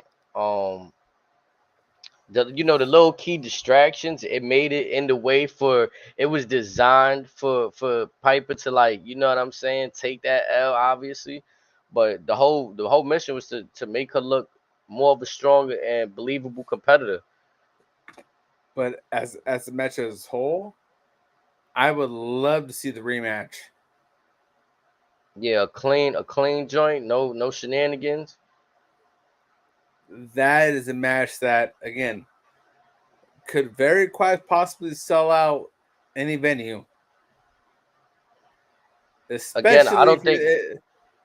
Hmm. you're in Europe, maybe Mexico, Japan, because with uh, Piper's resume as a whole, you know what she's about, you know she's gonna bring it, and just let her do her thing.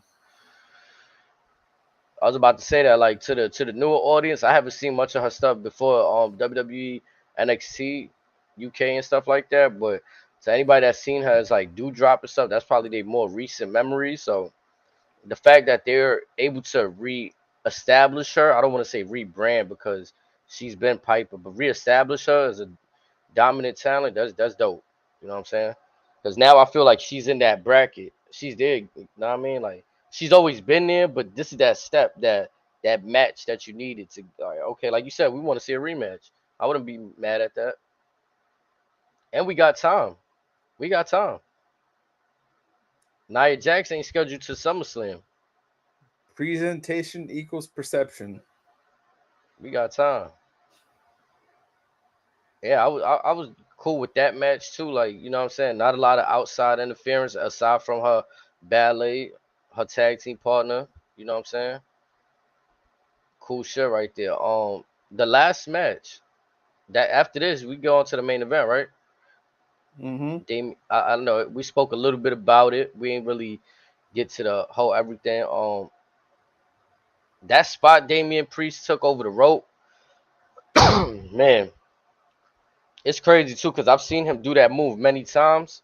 And just yeah, that night just didn't go right. The ropes was funny, everything. I feel like he misfired a little bit, like, Yeah, that was definitely ugly. you know what I'm saying? Cause I went back and watched it in slow motion a few times. Like he lands that foot, and then it just slides right off that second rope, and he's still going in motion, like he's still keeping the motion to go over. So the fact that he was able to still complete that match, though, to me was amazing, phenomenal, like professional. He knew there was a big spot at the end of the match that needed to be fulfilled, and he completed the job. He didn't call it off. It looked like there was a spot where the referee was really concerned and was like about to, like, you know what I'm saying? Like, hold on. My boy Damian Priest just mushed him in the face. Like, get out of here, bro. I got this. Proceeded to climb to the top and do a Hurricane Rana. Like, So let me ask you this: so, uh, just off of your honest opinion, should they have played "Broken Dreams" by Shaman's Harvest instead? how much damage you want to do? Like, if you know you're gonna have Drew lose that evening already, do you make, like, it's like a bittersweet moment? Yeah, we giving y'all half what y'all So, want. so I'm just saying, in both video vignettes, during both his Clash matches, we've seen Broken Dreams in the vignettes, never in the song. Now, that crowd did show once again very loud at certain points, but if they had committed to Drew, if they had committed to Broken Dreams as a song, could that have rivaled France? It could have, but I'm gonna say this too. There's some troll ass Scotland fans. Y'all know CM Punk is out there fucking with y'all boy, and y'all out there rocking CM Punk shirts, front row and center. Like that's troll shit. That was troll. That's why I was like, when I told you this too, I was like, yo, at the kickoff, they was dead ass people out there chanting CM Punk and having his shirt on. I was like, oh yeah, they not even gonna be mad when this happened. I mean, like, I seen the boos and the videos after, but there was people that was happy. People in Scotland, there was some folks in Scotland that were happy with what they saw. I didn't see anybody happy. I'm gonna be honest right now. They found the best picture they could find of CM Punk finding the two jerk offs in the front with the CM Punk merch on. Like, so that was actually a WWE camp just panning to the side, just happy to see them. That's all it was. perfect. That was just right place at the right time. Perfect. But I feel like I definitely seen some CM Punk shirts now. They might not have been happy, but y'all know what y'all doing out there. Y'all playing both sides of the fence, man. You got to root for your boy. Yeah, but it's working. Oh yeah, I'm not gonna lie. This story that what they did, yo, CM Punk when he did like how can I was marveled at his body language throughout everything he did. Because again, down to the camera work, would you have to give WWE that credit? He did standard run to the ring shit. Like if WWE fucks that up and they show us it's actually him running like panning down, it spoils the surprise. I thought now.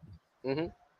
Now, once I noticed his slicked hair as he was kind of the 1-2, I knew it was him. So Same. Yeah, same.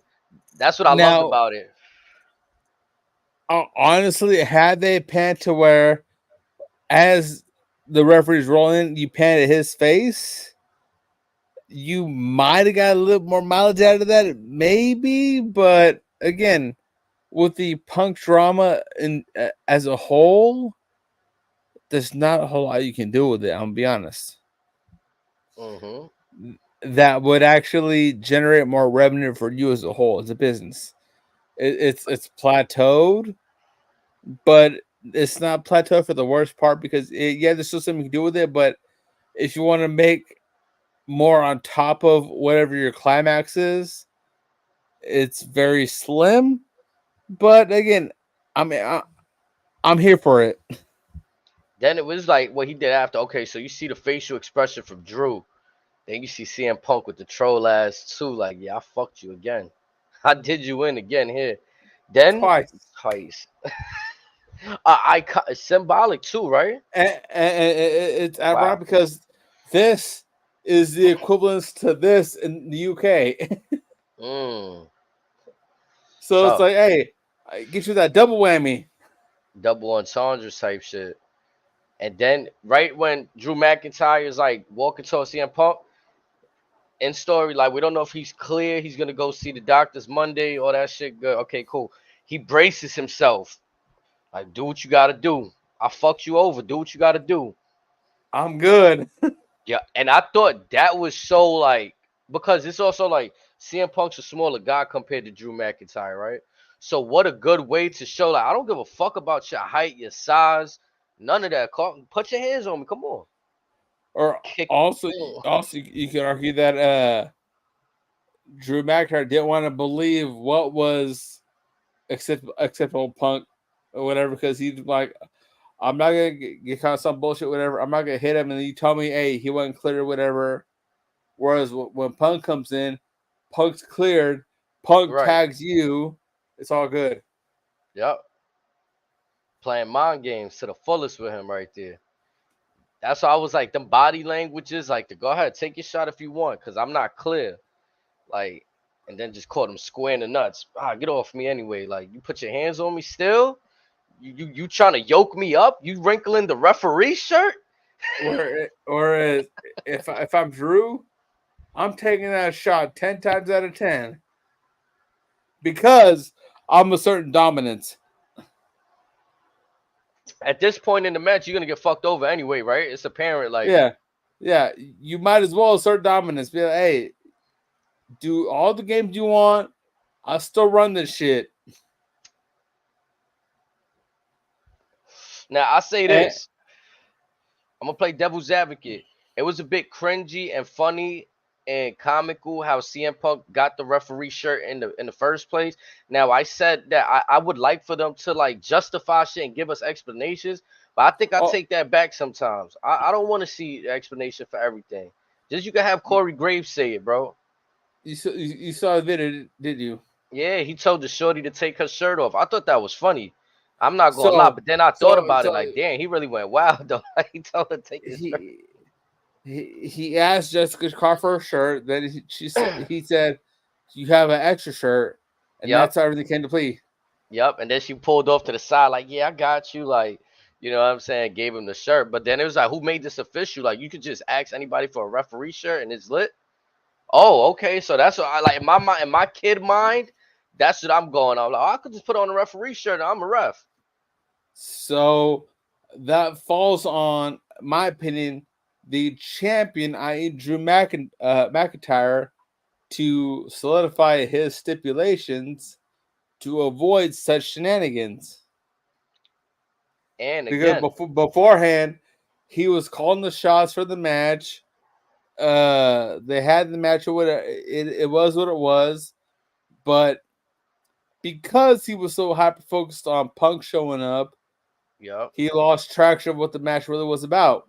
And then he got hyped with Damian Priest digging his own grave. He kind of lost sight of things, like oh yeah, shit. Like he thought his shit didn't stink. Like hey, CM Punk not getting involved. If he do, I got something for him.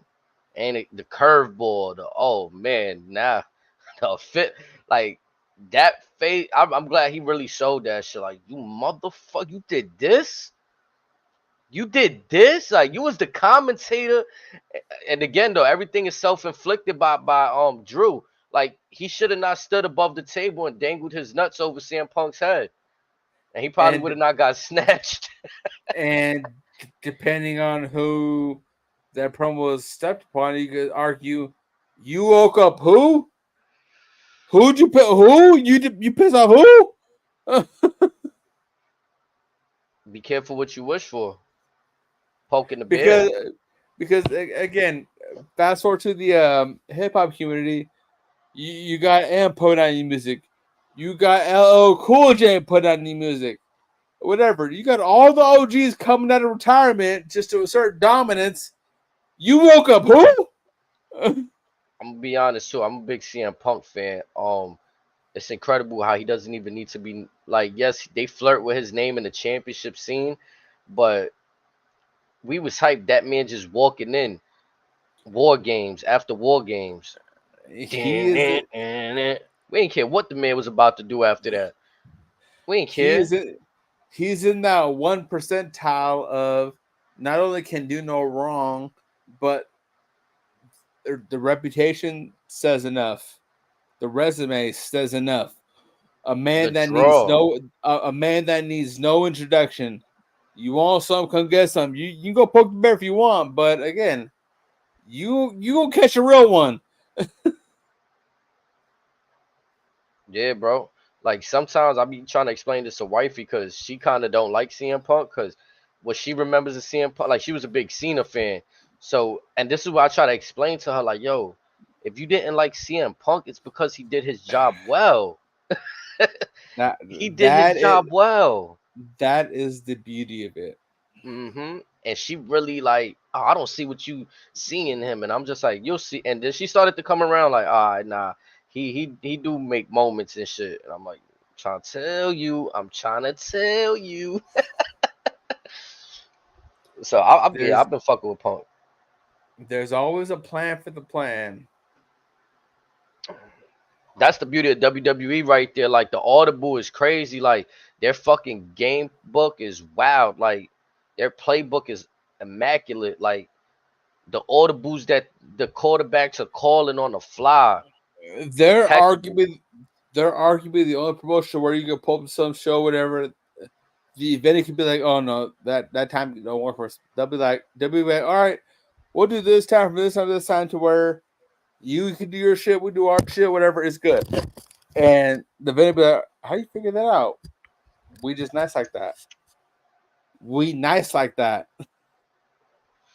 And it's You just you something that you have everything figured out. We got a plan for the plan for the plan. there's just some things, in my opinion, I could be wrong because I'm not like where that level of business of a Vince McMahon of a Dana White, but I can imagine that there's some things that money can't buy in business relationships, and that's some years that y'all put it. You know what I'm saying? Like years of doing business with each other rather than it's like you don't sign the first deal you see, the first big money deal you see. These dudes done put in they done declined deals. They done walked and betted on themselves. Like Cook, brother, So take the argument for example. WWE 50, 60 years of a resume, right? in the world's famous arena. AEW 5 years of resume. Between those two companies alone, say you're trying to book a big spot in Texas, Oklahoma, whatever. Who you gonna rock with? The company that's 50 years deep with a resume, or the company that's 5 years deep with a resume? Especially when people taking shots at each other. And then it's kind of like, oh, you want to do business with people that's taking shots at us when we could just go to this arena down the block? All But right. even then, again, WWE takes shots too. But it's like with WWE, it's like with their respective repertoire, they have persevered through all these obstacles, thus earning them the honors they have. The And you ammo, could, they got the ammo, yeah. Like they could let off a few, like yo, back off. Like y'all coming up the territory. It's like territory. You walking on the land, bro. We could let off a few warning shots. Like it, chill, it, back up. it, it's not even that. It's just them them proving themselves that in this certain terrain they can weather the storm. That's what it comes down to. They have earned all their shit. They've earned the right to talk their shit. Say, hey, you give us this, and this. That ain't And nothing. and we've seen years with WWE. Honestly, they don't go back to cities for a while. Like it was a time period when LA and all of that shit was cooking for them. They didn't come to New York for a minute, bro. Because they knew they had to earn that audience back, Yeah, they and didn't come here for a while, bro. they knew they had to earn that shit. They had to earn y'all love to come back, and then once they do that, all right, it's good. Whereas AEW, they'll go to the same spot 10 times in less than 3 months, and they'll be like, "How come the numbers are low as they are?" I don't know. So And it's it's it's the just good old supply and demand. like, and we can argue that they're so far past that. It's just they could assume it's supply and demand when you break down the numbers, you can see that AEW goes to this city, say 10 times in 20 weeks. That's 50% of the time you're in this city. All right, what money are you bringing in? Well, nothing. Why are you going to the city if you ain't bringing no money? WWE's even gotten smart. Like obviously they got two brands, but even when they was doing that shit where everybody was on both rosters, they were. Do you remember this when they were hosting like two live events at once? They'll have one show in New York and then one in Chicago, like around the Christmas time, and then they'll Mm-hmm. send half. Like they'll probably send us Roman Reigns to New York and then Dean Ambrose and Seth to Chicago or some shit. Like they were splitting And up the and and rosters. and then the main card will go to Trooper to the Troops. Yeah, they was doing shit like that for real. Like we wasn't even. Now was where I could say like I go to any show Raw Smack, they load in the card like oh shit, y'all bringing dudes from both shows over here. Like wow, like I remember before we had to really pick and choose. Like damn, We didn't even have that many Raw shows. It was like a live event. If you ain't go to a live event, you wouldn't see a WWE. You'll have to fucking go to like Connecticut YouTube, or some shit. Yeah, whatever. YouTube, or like you'll have to go out of state for real. And that is a testament to WWE because they, with their work ethic, has got his fan base to where they have earned the right to where they can stretch it out on the house shows, and the whole fan base is going, all right, well, who's going to win? We don't know. It's the beauty of it. WWE, it looked like the way they schedule their shows is obviously very strategic, but they sweep the coast, right? Like you don't just see them bounce from like they don't do a drastic, oh, we're in New York one day and then tomorrow we're in fucking Toronto. Like they gradually work their way up. Like they hit the East Coast. Okay, we're in New York, we in Boston, Philly, Maryland. Then we get into Toronto. Like they're gonna do it right now. We get SmackDown down here June 28th. And then Canada's not too far from New York. Like you know what I'm saying? Whereas they go from Detroit to St. Louis to Houston to Baltimore. Right. And then it's crazy. Like even the Wembley to Chicago that one year, right? What was it, last year? That was a drastic, like, even though you split up the roster a little bit there too. But I could imagine if you got the same production team traveling, like that must be wear on them. Like it's just a bunch. It's a bunch. And when AEW did that, to be honest, they really didn't split the roster that much because most of the folks were still in that same card, and it's like, what are you doing? You have X amount of crew ready to go. You're going to the same folks, whatever, risking injury, risking jet lag. A week later. And Tony's going, this is where the best wrestle.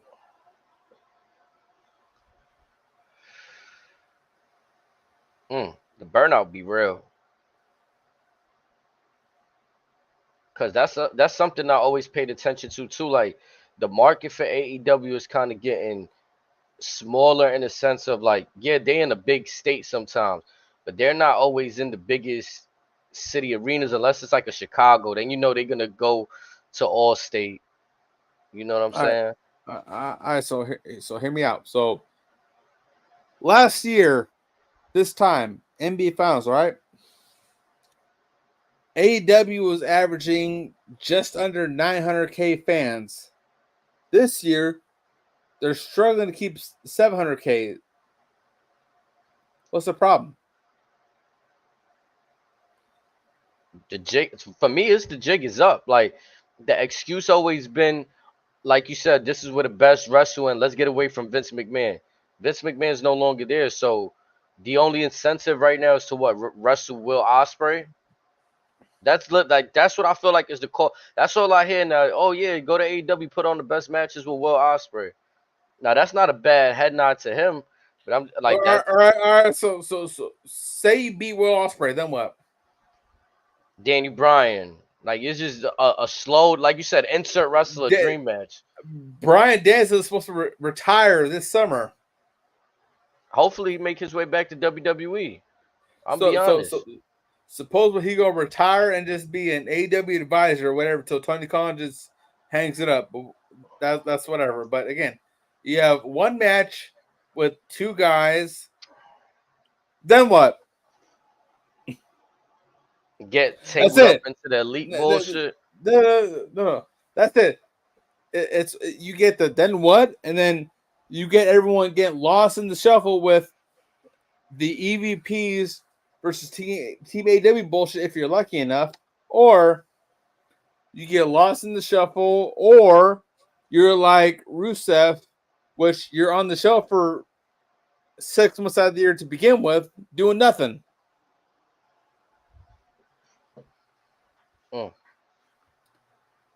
And that ain't fair to the talent because you have a talented roster. It's just invest in them. Give them a chance.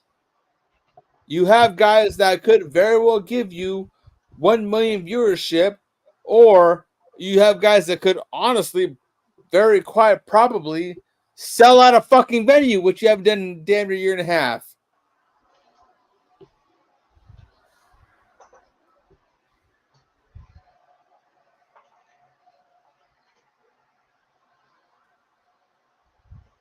They need to get right.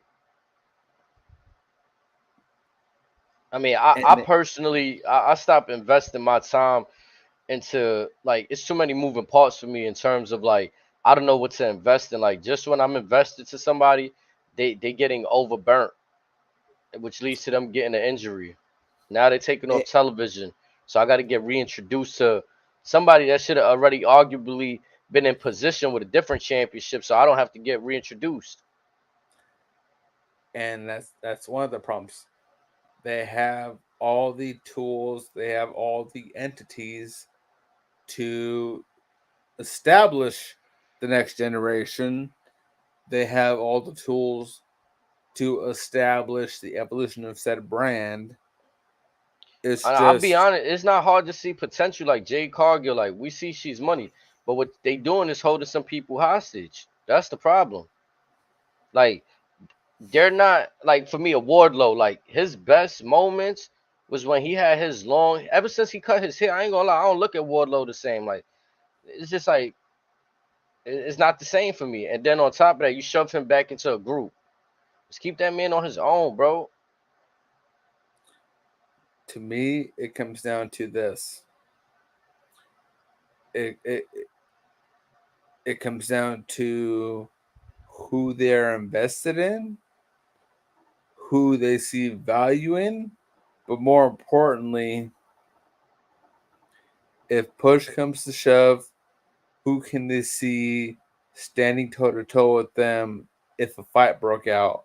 Now, given what we've seen recently, yes, you can argue that a lot of the folks that we do deem talented may not hold that throne, but that shouldn't disqualify them because we haven't seen them in such role. You can argue that. You can also argue that Adam Page just feels forced. He's nice in the ring. He's nice, but feel forced. Like, that whole cowboy music shit. Like, it's like, what, he's supposed to be a fucking cowboy hero, just save the day and shit. Like, that shit don't cut it for me no more, bro. you gonna make me do it on HD. You do it. You gonna make me do it on. Mm-hmm. Hangman Adam Page ain't been shit and since he linked up with the Bullet Club. Hangman Adam Page ain't been shit ever. Without the Bullet Club rub, he's just a school teacher that tried to be a pro wrestler. That happened to be athletic. Nothing more, nothing less. I could dig that. I went back and watched some old stuff. I'm like, yeah, you can go back to the cowboy shit here and there, blah, blah, blah, blah, blah, blah. As Bully Ray would say, yeah, blah, blah, blah, your sister's ass. Ain't shit there. He ain't the dude that folks perceive him to be. He ain't been shit and since or until the Bullet Club rub. He ain't nothing. He's just a dude that happens to be athletic. Much like an abundance of AEW guys that are currently contracted to Tony Khan. That's it. yeah, I'm not digging. Like, I'm not digging every time he been away from TV for so long. We just throw him into the heavyweight. Like, why, bro? Why? Adam Page has lost a Swerve clean, what, 2-3 times in a row? How could he be eligible for the championship when he's already lost as a champion X amount of times consecutively clean? He has no shot the belt. And on top of that, before Swerve won the belt, Swerve beat Page clean. Drank his blood and all that. Like, come on. So, I mean, I know a lot of folks see Adam Page as a top guy, but look at what he's done recently. Look at what he's done even maybe 7-8 years ago pre-AEW. There's nothing special there aside from the Bullet Club rub.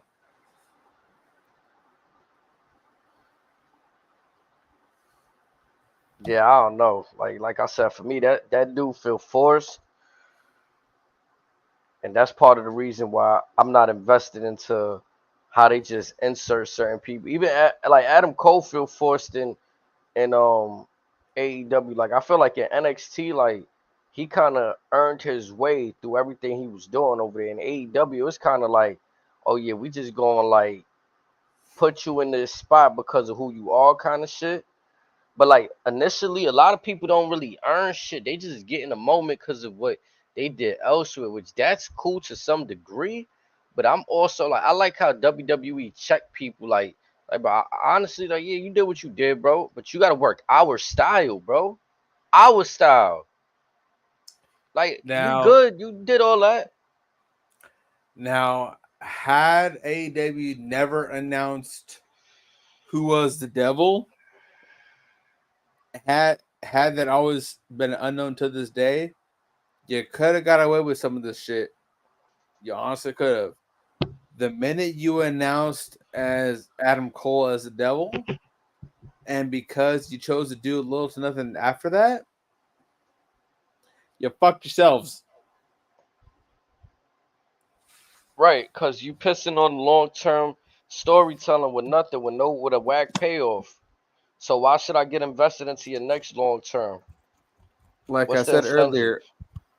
earlier, the last thing you want to do is insult our intelligence. The second you do that, so I had a football coach back in the day that would always have this saying: I'll give you this much trust. It's easy to burn, but you have all this to gain.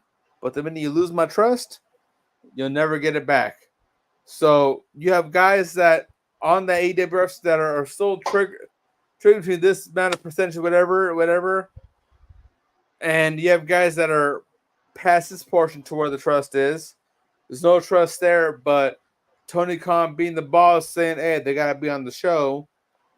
Put them on the show. You get crickets for a match. But Dave Meltzer will say it was one of the greatest things he's ever fucking saw in his life.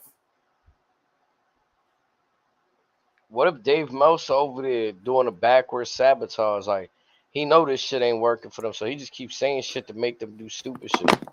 No, because he's been anti WWE to the cores for almost 10 years now. And it's been apparent that recently Tony Khan was outed as being one of Dave Meltzer's junior correspondents for the dirt sheets many years ago. That connect ain't never going to go away until either Dave or Tony says so. So that's the unfortunate part. Now, with AEW as a whole, we all know they have all the outlets to better their product. They choose to not look at those avenues because in their minds, they're where the best wrestle.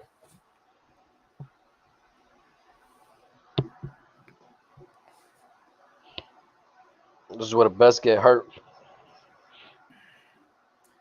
And again, as far as the injury percentage, yeah, you can say it ain't ballet. Yeah, you can say shit happens. But here's the thing. WWE, they're going 2, sometimes 300 days out of the year. AEW, most of them are going once a month and getting hurt. So with the injury bug, is it more of a detriment to AEW or WWE? Because WWE guys that are going maybe 250 days straight, then they get hurt. Whereas AEW guys, folks getting hurt once a month because they choose to work once a month.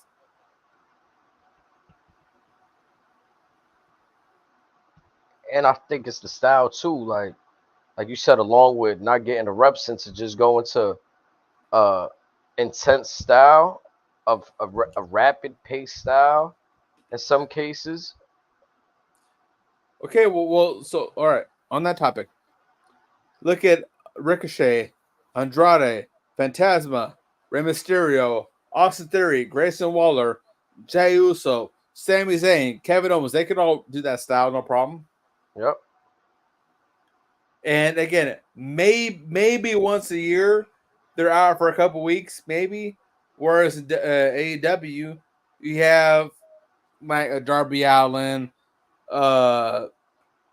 Juice Robinson. I don't know where the fuck he's been, but Kip Sabian and anybody. If they don't work for a month, they're probably going to get hurt.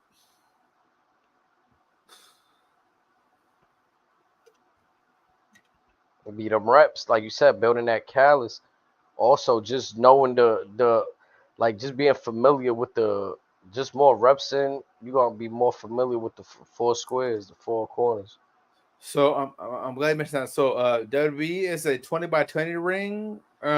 I believe AEW is 16x16, much like AEW, whatever, or like New Japan or TNA. But even New Japan, they'll have their young lions. They'll have them train in a ring to build a callus, build some type of repertoire, whatever. Try to game them up. Only AEW, they'll send any Joe Schmo that's been viral on the internet, put him in the main event, and then they'll say, "Hey, why was our number so bad?" Oh. Which is, again, I'm gonna be honest. To me, that comes off as a spit in the face to the rest of the roster because whether you want to believe it or not, you have a roster that's more than capable of competing with WWE. Should you develop a standard? Should you develop a core group of individuals who can maintain that standard? Because anybody can say they're going to go head up with WWE, but again, if you ain't got the cast that can stand toe to toe with them when push comes to shove in the money bouts, what do you got? Like again, I watch major sports, so I feel like to me, everybody don't want a monopoly. That's cool, bro. It's not about a monopoly, but you don't have to be the direct competitor. Like, ain't nobody out there saying, "Yo, we gonna compete with the NBA, with the NHL, MLB." Everything else that's dead ass lit, anything lit underneath that, that's in America, is college, the development. Mm-hmm. So there's nothing wrong with like how we always say TNA been like they in their own lane. There's nothing wrong, but when you trying to like, oh nah, I'm gonna compete with the NBA, that's when shit go wrong. Especially if you are ill prepared for it. Yeah, bro. When you try to compete with Monday Night Football, that shit. See, all these football, even the XFL, bro, they know not to put that shit on when NFL's in season. Anybody can say it. It's just, do you have an actual plan to execute such statement? That's a That's huge, what cause that's a tall task, bro. And people don't like. There's nothing wrong with dreaming big, bro. But like you said, they got to be a well thought out plan. Like you can't just go in with the, oh, I got the money and I'm dreaming big, so fuck it. But like some people can. It's that one rare, but it's again a very tall task, bro. Even when you see it with the UFC, UFC just got big, and there be people trying to compete with the UFC, and to some degree, like there was a year where I feel like Strikeforce and Bellator had steam and couldn't capitalize on that shit. We'll go more recently. UFC 303, the main event was supposed to be Conor McGregor versus Michael Chandler. Conor dropped out due to injury, so a lot of folks that were invested in that whole pay-per-view because of that one match has to drop out because there's no point in that whole card. So if you're a card that where the whole pay-per-view was derived around one particular match, how do you bounce back from that and keep motherfuckers invested?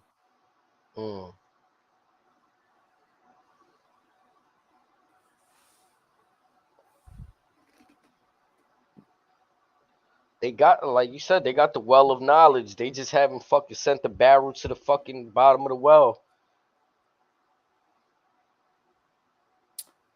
Yep. Or we can also argue more recently the bout between Anderson Silva and Shell Sonnen. How that bout turned out, we don't know yet. Right. Actually, hold on. Do we know about that yet?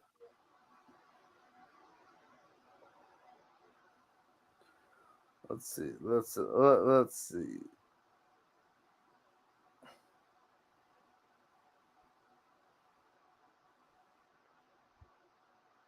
And then I'm not gonna lie, like I feel like Americans, like our homeland USA, we train to like if somebody lead an NBA and go to another sport or like another league or some shit, you might have some people that go watch and shit, but it's gonna be a very tough. Like even like LeBron James, Michael Jordan, like Michael Jordan.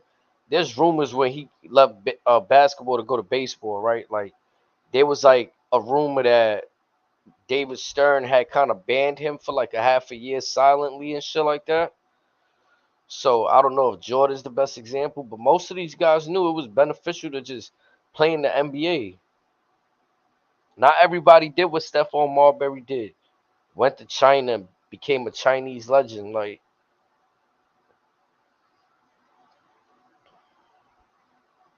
that's just a So factor right there. a lot of folks saying that Shell Sonnen beat Anderson Silva by points, but not a whole lot on the fight right now. Mm.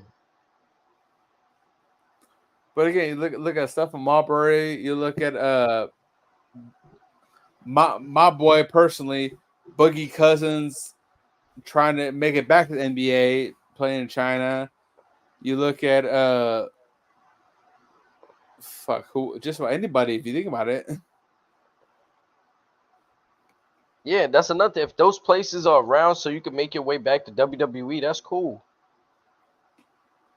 Like people got to work on their craft somewhere, right? Like you might not be getting or WWE feel like it's not beneficial to have you on contract while just having you in catering for 3 years. Like But these other brands and promotions will show you how to adapt to that set lifestyle to where when you are in that position, you already know what the game is. You know what the game yep. entails.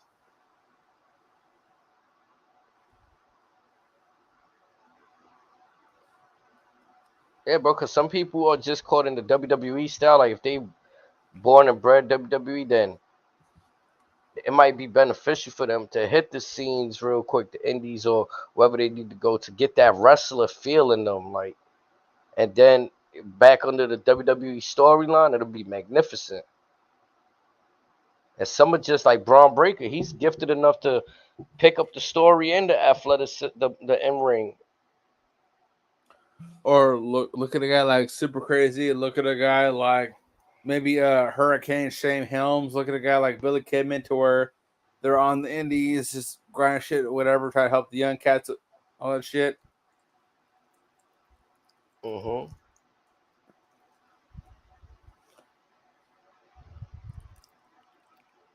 But there's other guys you can incorporate on top of that too.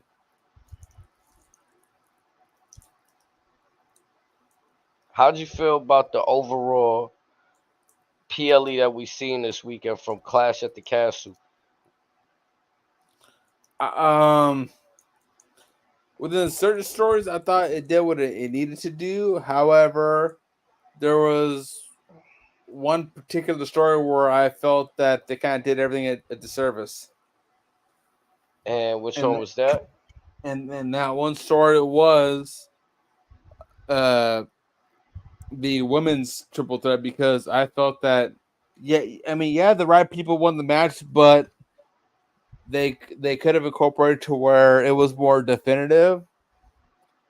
because of the fact that they touched on Kylie Ray's history, they touched on Alba Fire's history, just all that in a whole. So it could have added a more significance to it.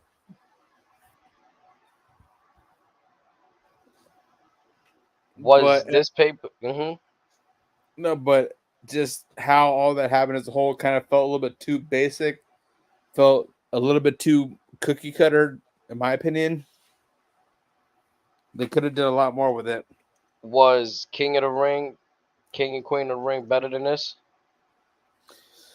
They're not comparable in my opinion because both of them were trying to achieve separate goals. Okay, and what about Backlash? Again, same thing. All three of these PLEs, they're trying to obtain separate goals. So They can't definitely compare all them. had different feels for sure. Yeah, so you kind of really can't compare them all because they all had different intentions, whatever. Obviously, France was trying to encapsulate the liveliness of a PLE crowd to the fullest. I'm not so much trying to Saudi, compare them. I'm so much like if we had to build a graph, right, from PLEs that we seen after WrestleMania in terms of our excitement level for it, I guess that's where I would like to make a graph for it. Like, you know what I'm saying? Like, yeah, but you might have to make a graph because all of them kind of excelled in different categories. so it'd have to be like a fucking a complicated different graph going on. Yeah. So for example, so France, for example, encapsulated the crowd and their ambiance. Saudi encapsulated a lot of the diehard fans for the technical prowess. Glasgow kind of encapsulated more of the diehard fans that have been around for the indies and just for the diehards for that. And more than anything, that one gave me like a hometown feel more than like any of these shows. That was real hometown like feel. So each city had their own shit going on. Cause the last two PLEs was kind of safe to say it was like an away game for everybody. South, except for Sami Zayn, arguably he got like a home pop reaction in Saudi, I guess. But France was kind of an away game for everybody. Mm-hmm. So I could agree with that. They all had different feels. Maybe have to make like one of those complicated, like in 2K, they got a graph where it shows the team's success, but they got different indicators, like you said, for different categories of the goals that were achieved. So I could definitely see that. I think they all hit the same. If in terms of storytelling, continuity, building, moving forward, I think they all match the same and getting shit done and having us look forward to the next one. So yeah, for me, it's equal on them terms.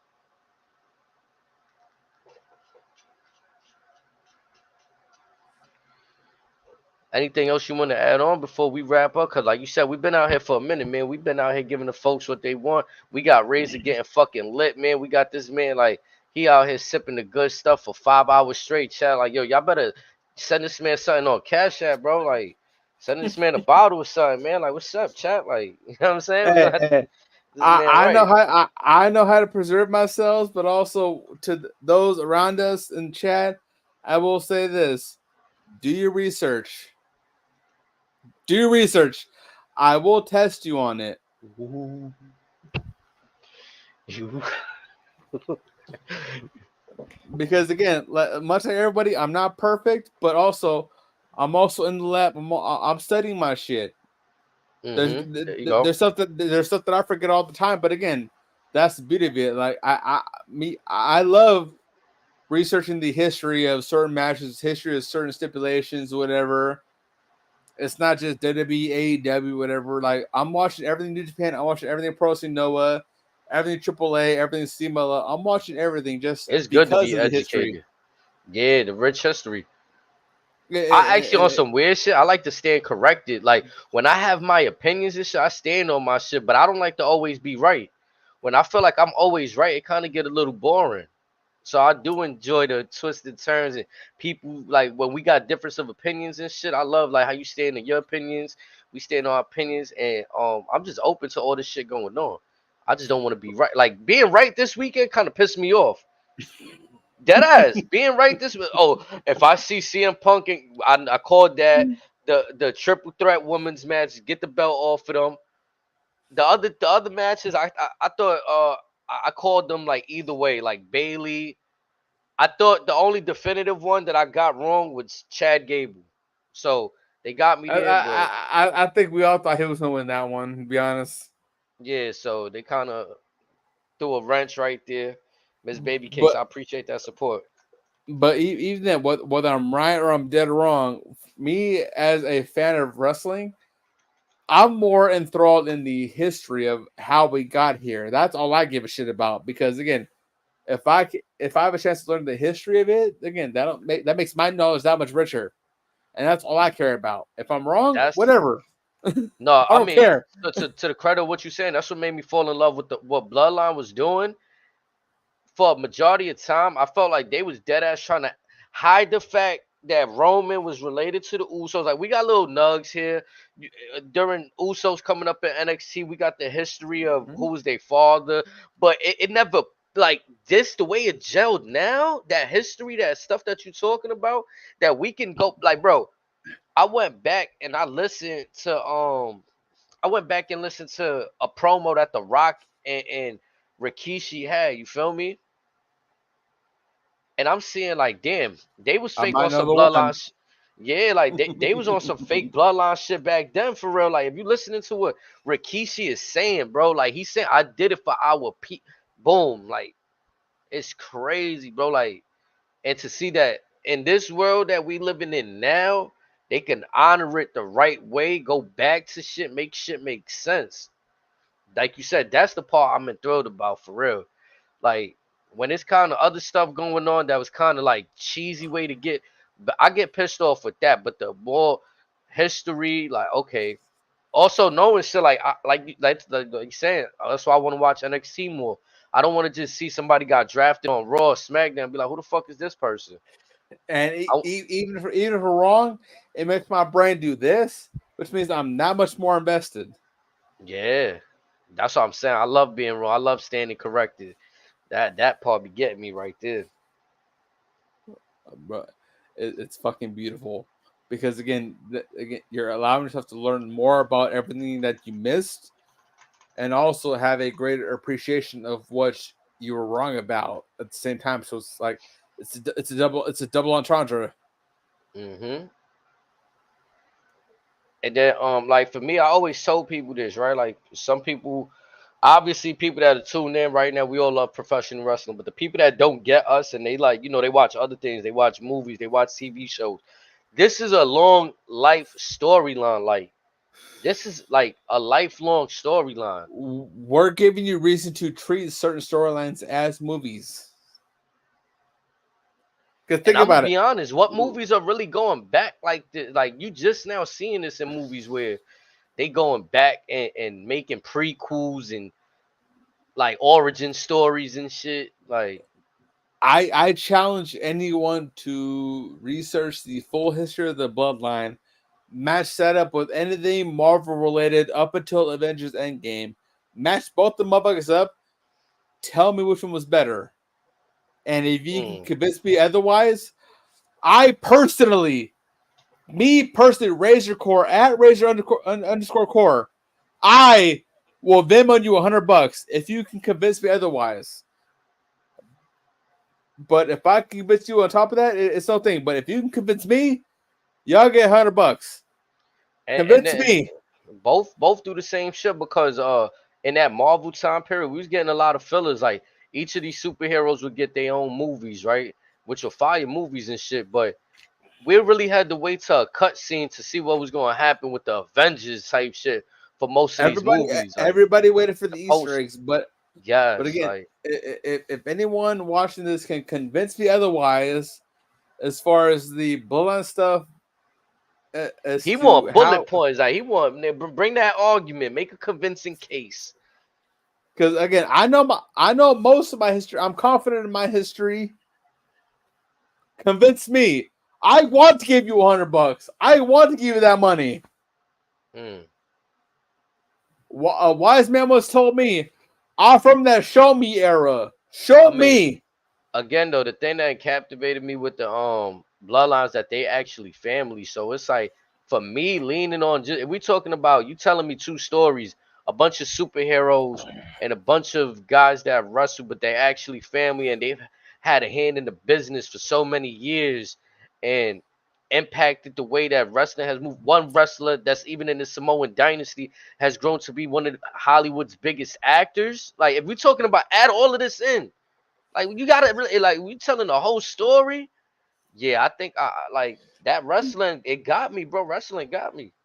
So AZ, I'm sure you watched the Disney animation of Tarzan, correct? By Disney.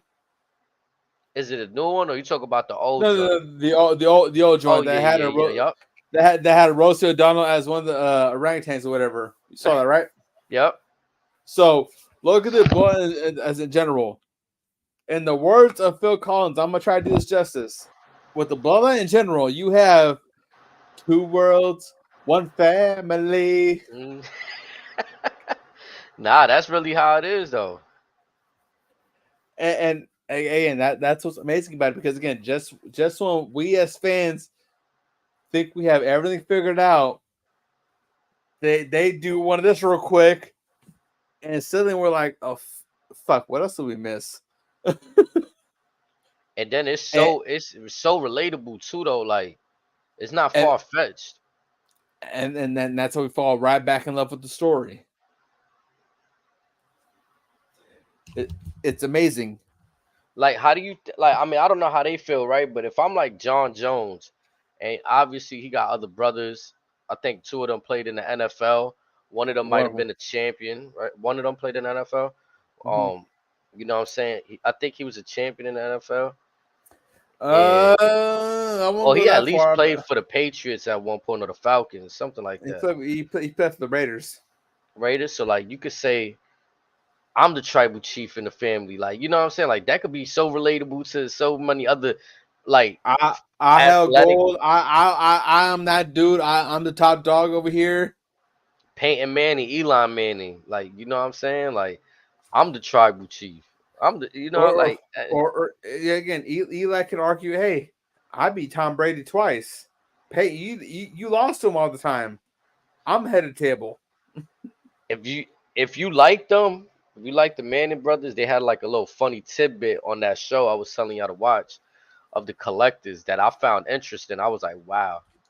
I don't want to spoil you too much, but if you go check it out, you'll be like, you'll probably suspect, but I'm like, all right, cool. Like, I like mean, it just shows that that what I'm saying, the rivalry in the family of supremacy, it's a real thing. I mean, they've always had their funk and shit for the most part, but I mean,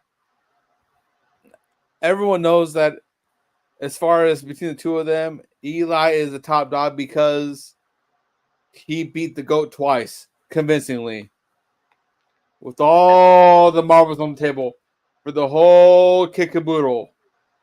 And Everything. I'll be honest, we've never. This is kind of unprecedented, bro.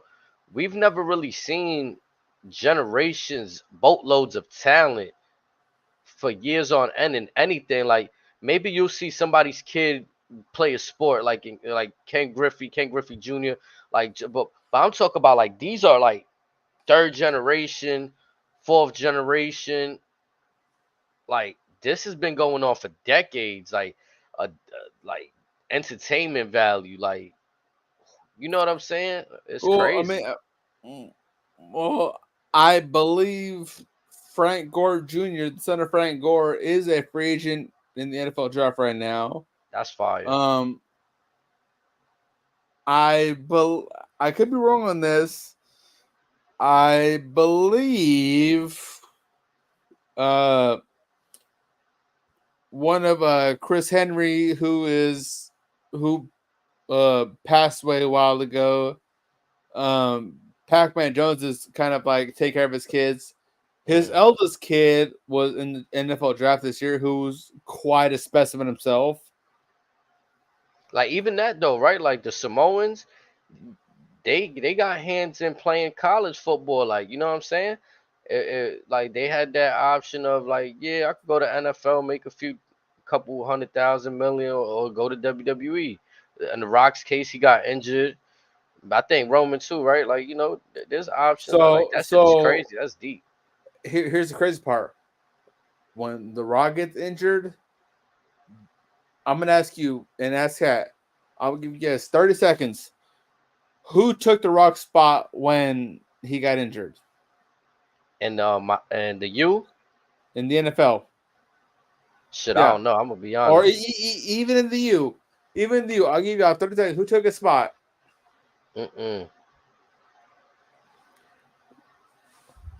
Warren Sapp.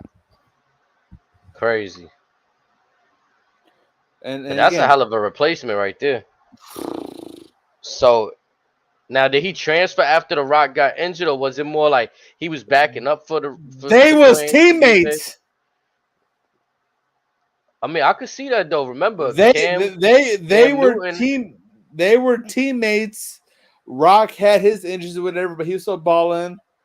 He then went to WWE. Warren Sapp said, "All right, I'm gonna hop in." The U kind of saw what Warren Sapp was able to do, and with Warren Sapp's credentials and his trajectory, the rest speaks for itself. Well, it was like Cam Newton, right? Like he was behind Tim Tebow, and then he transferred somewhere else. So it was something. No, Cam Newton was no, behind somebody, or he left. this would be honestly. I mean, it's kind of put in the context, but this will kind of be if Johnny Manziel was kind of seeing Baker Mayfield, and they were all at the same school, and Baker went on to WWE or whatever the fuck he went on to do. It's one of them kind of deals. But again, Warren Sapp went on to be a Warren Sapp, Hall of Fame caliber nose guard. Again, resume speaks for itself. Rock did his shit, but you'd be surprised how often that a lot of folks that were destined to be NFL bound, whether it be their own decisions or injury bug, whatever, the cars were where they were. Yeah. You had Baron Corbin, former offensive lineman. Roman Reigns, former nose guard for Georgia Tech. You had AJ Francis, Top Dollar, former New England Patriot.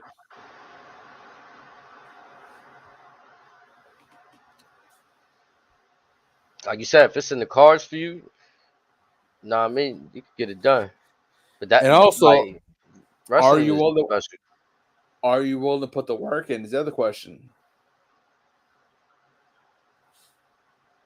That's always the main thing right there. You can't just cross over to something and think like it's just gonna be handed to you either. Like they obviously put in the work. That's what I'm saying. Like wrestling is so like, I mean, people think it's just like they go out there, put on a show, and there's like that's it. Like there's nothing. Like there was no work beforehand. There's no leading up to. There's no paying the dues. You know what I'm saying? Like there's a lot of that goes on that people don't see. And to me, that makes part of the story. Like it makes their story more believable when they say shit like, "Yo, I scratched, clawed, I had to fight shit that you ain't even know, like shit that they're not gonna expose the business and peel back the curtain." But you read between the lines, you like, oh nah, like they really held dude back, like they was gatekeeping, like he really had to be out here busting tail while you watching other people that's call it what it is. They undeserving at that moment in time. You're not trained. You get in a fucking look. You get in a spot because of probably who you are, the popularity you coming in with, or you just know who you know. And then in a video package, you hear someone say, "Hey, I've been in the game 15, 20 years. This is my first shot." Suddenly, it's a whole different vibe. Yeah. This Suddenly, is a seasoned vet. Yeah, he been on the grind. He been wanting this. He know what he wants. This ain't a fan like one of us that he just decided to take this serious today. He been out here. Yeah, he one of us, but like I said, yeah, he been out here. He been putting that work in.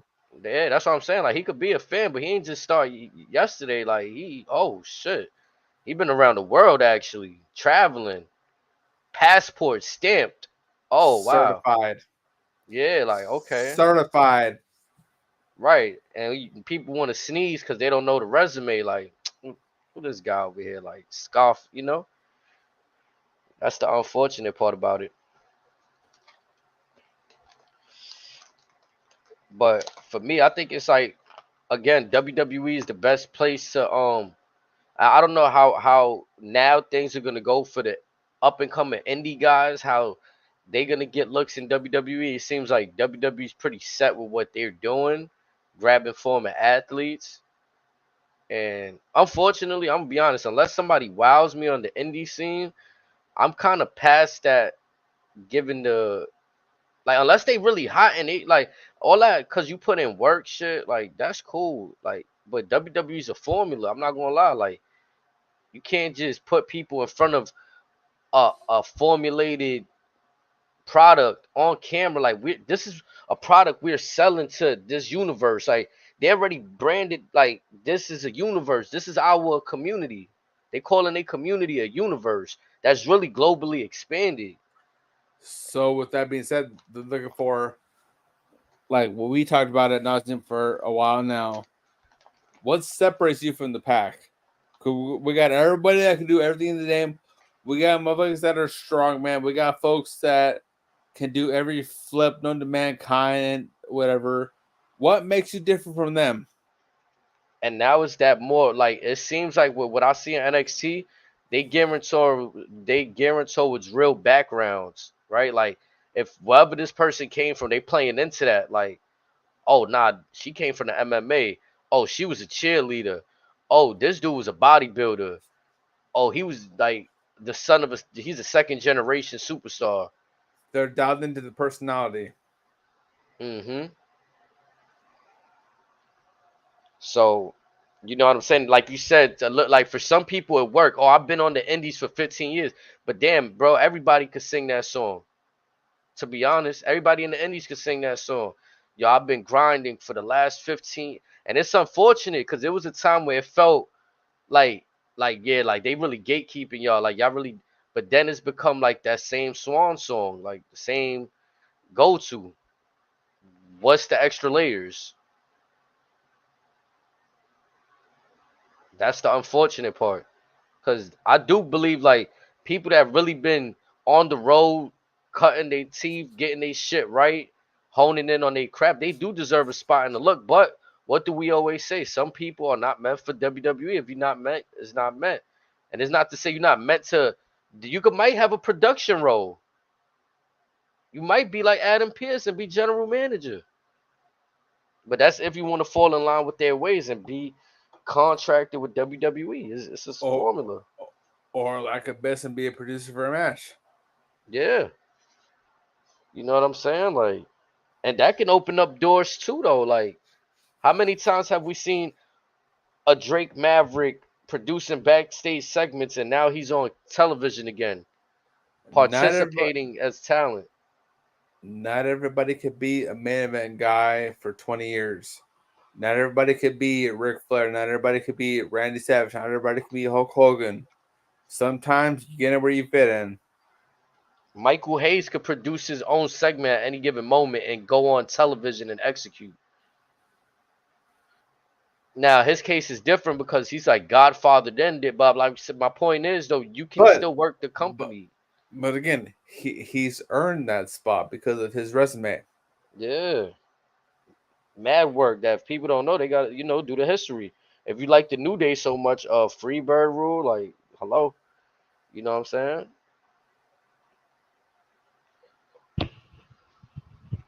To me, that's the only thing that separates. And again, it's unfortunate for the indie guys that's made. I don't know if they care about going to WWE, but I think everybody does at some point. But right now, it's like a weird moment for entry level wrestlers, in my opinion. And I think that comes down to a lot of the underground guys. They're not sure how to make whatever gimmick their own because they're so accustomed to what we've seen in NXT, AEW, whatever. There's a certain parameter to where everyone's comfortable with. But aside from that, everyone's going, all right, where do we go from here? Got to figure that out on your own. Make the shit your own. After that, shit becomes cake. But you got to get to that point, and you got to earn the audience around you. Like Montez Ford, for example. I don't want to shit on you, Montez, because I fuck with you, but everybody wants you to do a singles thing. Like WWE is like they giving y'all the reign, right? You want the singles thing, right? Now, so if he leaves WWE and goes to like an AEW, do we care? Like, let's say if like he has a singles run, like he would have to go on a massive singles run. Like it'd have to be really impressive. Even then, Cause we know he's athletic, bro. We know that. We know he could go in the ring. But here's the problem with him. Even if he has an athletic resume ahead of him,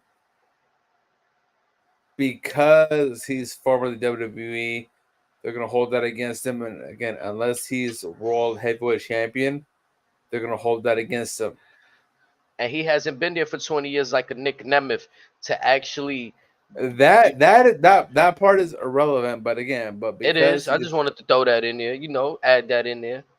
But because he's from WWE, that's what the hold against him. Because, like you said, I feel like Dolph is more at that point. Like we've seen everything Dolph could do, and he's made chicken salad out of chicken shit. We haven't seen that from Tez yet. We seen a stretch where the crowd got behind him, kind of like Kofi Kingston, and that's it. It's just a stretch where the crowd gets behind you. I don't think that's enough. Yep. Like we see talent that don't need the crowd to get behind. They just go out there and their work makes the crowd get behind them.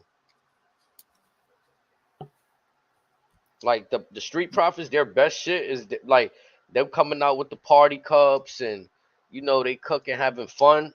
But again, like you said, outside of being athletic, being nice, where's the layers to this? Like it'd mean something to me more if like I don't know if you were saying it about AOP or something, but one of y'all was saying like somebody should be the new APA. Like, what if the Street Profits had their own like fake backstage business? Like you know what I'm saying? Like y'all gotta come to them for some kind of like something. You know what I'm saying? That'll make me be like, oh nah, they in position. Like, hold on. They got a backstage business. Like what the Street Profits do? Like where y'all profits at? Like, you know what I'm saying? Where's the profits and Street Profits? Like y'all just collecting a check, happy to be here. Give them a reason to care about you. That's what we all want to care about. Give us a reason to care. Thank you for making my point, because I'm over here being long-winded with my complaints, and that's the point I'm trying to get to. Facts. Give us a reason to care, bro. Give us a fucking reason to care. Because I think that best wrestler shit is growing a little bit tired. Maybe not for everyone, but numbers don't lie. The best wrestler, whatever, that don't work for just anybody. Especially for what we've been delivered so far. It don't work for just anybody. It got to be a complete package. You can't just literally be the best in-ring worker and, yes, I'm the best wrestler. Like, best. I mean, look at even Max Chris Caster. Even Chris Benoit, when he was on some, like, he came out on some Rabid Wolverine, not talking shit. Like, did he ever say he was the best? Nah, people just dawned it on him. The best technical wrestler, the best technician. The commentators always said it. Who dubbed Bret Hart the excellence of execution? Well, Vince, a commentator, the fans. But he did say he was the best there was, the best there is. That was his shit. But the excellence of execution, so as far as who the ring, the general work, whatever, who dubbed him the best? It was the fans. It was the fans, his ring working. Some of the best mantras like that are like bestowed upon you. It's not really like, in my opinion, like, you know what I'm saying? Like, some things can be like, but other shit might not be received well like that. Sometimes you gotta put that work in. Like Jim Ross, he used to say that son of a bitch. Like, he arguably made son of a bitch like that line to say in wrestling. What was when the Undertaker debuted? Who was it? Bobby Heenan. Look at the size of that ham hock. Like, everybody had like they little ways to like dawn a name. Everybody had their own twist and flavor on stuff, which again, everybody, whether they're signed talent or not, whether they're valets or not, for that, and I don't use valets rudely, but you gotta trust your own vocabulary. Use what works for the situation. Use what works for you. Don't just go off of stuff that everyone's telling you to go off of, because that may not be useful for that situation in time.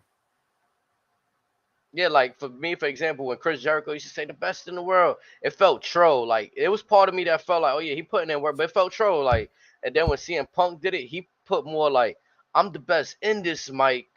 I mean, in this ring, on the microphone, even on commentary. Like, okay, you really solidifying the whole like best of like you're really a whole all around best. You're not just in the ring. Like you're not just saying, yeah, I got the best in ring work. Now you're saying as a complete wrestler, I'm the best. So I could get behind that. A lot of people to me just be like trying to claim the best wrestler, but actually speaking about in ring work. Like your promo game, it still needs work. There's not much to the character to make me care. Outside of yeah, like a dream match, there's no real moments that like sometimes the biggest moments in wrestling don't even really be a match, bro. Stone Cold Booker T, Shawn Michaels super kicking people backstage. Stone Cold, that episode of Raw, he was tight, came out stunning everybody. JBL throw motherfuckers over the Gulf of Mexico. Like you said, even that cabinet shit, I had to think about it. Like, wow, I forgot about Danny Basham, Orlando Jordan. I think even Jillian was in there, right? Like Yes, they, sir. like, wow, like you don't like you see a little trying to do, but it don't make sense. Also a very young Alicia Fox. Mm. Like you see some shit, but like okay, JBL had this like he was on his Wall Street shit. He was playing politics. It fit. You just see certain people making groups that don't even like why he got a group. Because it worked. You feel me? Like some people they just stick them together. Like fuck it, let's just throw shit on the wall, see if it stick. Hey, that's fine, but when you put the that plan in place as far as what you're gonna stick on the wall, can you be confident that that will work? Because the talent could put to say until the cows come home, but again, if you don't have faith in what they're trying to present, then you ain't no use to anybody. Mm-hmm. It's like the like right now, like the other shit you sent me with what's the dude named Christian, and he at first I used to think like that father shit was OD, like oh shit he creeping down, but now that like where's this angle with him and Nick? When I think that shit is running its course a little too long too, and kill switch like it's just like what are we doing there, bro? Like if the end game ain't to have Nick Wayne turn on him immediately and really, but it's just like he's been accepting this too much, and there's no signs of fight back. Well, I think in this instance, because again, Nick Wayne unfortunately lost his father on Father's Day. This kind of further dwells that story. However, to your argument, yes, you gotta pull the trigger sooner than later, because again, it if you wait too long, it's gonna go stale. So you're better to just do it now.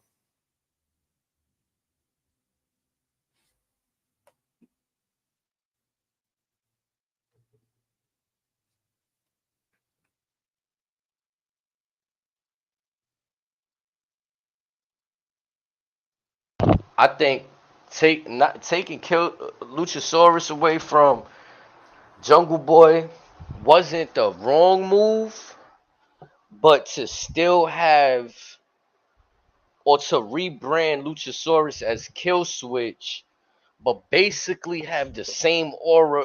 You just like an evil, like you fucking niggas activated the Black Lantern shit on you from DC, bro.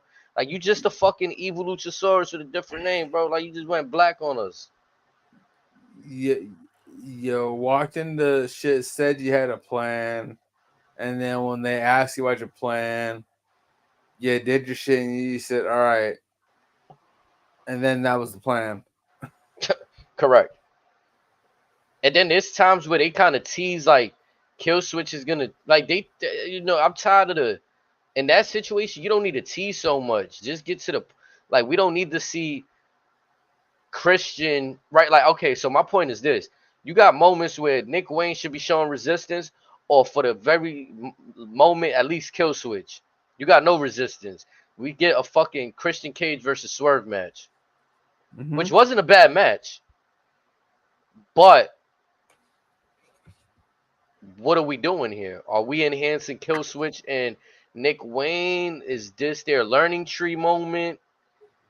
And Like all Tony Khan will say, well, they had a banger of a match. yeah, you wasn't happy with that? Yeah, but that's besides the point. It was a banger. That's all you need to know.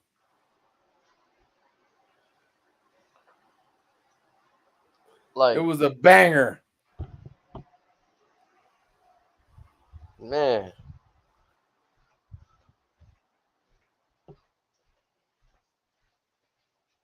But again, that's the unfortunate truth. It's like with them specifically, they're so content with mediocrity that they don't know what a success feels like. Even Swerve, right? Because I think if you recall, I said this before. What's the need to prove, right? Correct me if I'm wrong. Like I just think like once you reach championship stardom level, you shouldn't have to prove yourself. Like why?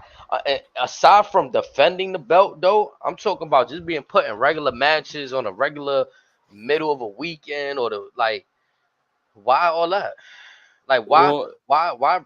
I get that Roman Reigns put a bad stigma on the like the champion that doesn't show up to work and all that bull. But I think that there should be some champions that's like, bro, or like in character wise, yo, you gotta earn this title shot, bro. Like fuck am I just out here wrestling y'all dudes for? Like what was touched on earlier as far as the everything else, but when who the fuck was it? The dude that just with Kai that battle royal or whatever. The whole key point behind that was what makes them eligible for any contention for the belt. So with AW specifically, they kind of just said, "Hey, anyone can call for the belt. Anyone can make any claim to the belt, and we will run an eliminator into a title match accordingly." But even though, again, just my opinion, as far as AW is concerned, anybody that wins a belt, yes, they're the champion technically. However, if anyone else calls claim to that title, they are they on that automatically boxing shit. they are automatically in contention, and anything you said prior to that, it's kind of null and void. So there's kind of no point into a ranking system if you're going to just call it the top dog. Again, piss poor excuse to insert Adam Page. Insert Adam Page, insert whoever you want. You can Did only that MJF and Roosh match happen? That is this Wednesday. I'll be honest, everything that's happening in wrestling in terms of WWE side, bro, kind of like AEW be having a key moment. Like they'll have like MJF just came back, bro. We should like if like I'm pretty sure this AEW their panties is wet right now. You heard? Like any AEW fan, their panties is wet right now. Oh my god, MJF is back. But me just like being like keeping an eye on WWE still, shit kind of make me forget about all that shit that's going on in like. There's a lot of times like what WWE got going on. It really you want to be happy for Swerve's title run. You want to be happy for MJF coming back, but They be like MJF coming back with the Triple H jacket. To me, I saw more like niggas laughing at him than more like, oh, that was cool. Like I seen it was cools and like, oh, that's dope. But I felt like that was just people just like I thought it was cool too when he came out. But then I was like, nah, like what happened to the other MJF with the suits and shit? Like what he on right now? Like what's this presentation of MJF we getting? Like it's like I get you trying to character develop, but you ain't even get done with that other spiel yet. Like you just getting started with that other joint. There is Maybe no we get reason. back to that. Uh-huh. There is no reason why MJF shouldn't have been the. Let's see how do I put this. His rollout should have been way more like nigga, like he that's hit the former champion coming back off injury. Nigga, he just put his body on the line for y'all. MJF and Swerve should have been Thank the you. That's all most. I'm asking for. They should have been the most important parts of AEW from the moment of their return, whether they're going to work together or not. Like those two should have been the major players off the gates. Like if MJF returns, okay, make a big deal. Swerve wants to proclaim this, make that a big deal. Just make them seem like us fans should give a damn about them. It was so rushed too. I'm gonna be honest. You talk about pay attention to detail. This dude MJF had that big ring on, right? That's the TNT ring or whatever ring. The Dynamite ring. Dynamite ring, right? He hit Roosh with that shit on. We've done seen him end matches with that shit, bro. Like this whole shit is rushed, bro. In my opinion, like unless I'm looking too far into this shit, bro. Like he over here snuffing to do with a ring that you done ended matches with, bro. I don't know. And that's probably because they want to get MJF Roosh out of the way, and that there's no real plan following that. Which again, with the talent you have on that roster, there is no fucking reason you're in the predicament that you are in. I mean, every match you should have should feel like a big deal. If you need to stretch certain storylines ahead of time more than others, that's okay. WWE does that now. For example, this past pay-per-view, we didn't see a lick of Dominic and Liv just doing their shenanigans. Why? Because that'll probably happen at this Raw or the following Money to the Bank. Make shit important. Give shit certain perspective. Bro. That was a whack rollout for MJF, bro. Like it was like it's always cool to see the nigga back on TV. Like we hype, oh yeah, but when I'm looking at the replay value, the moment it happening, like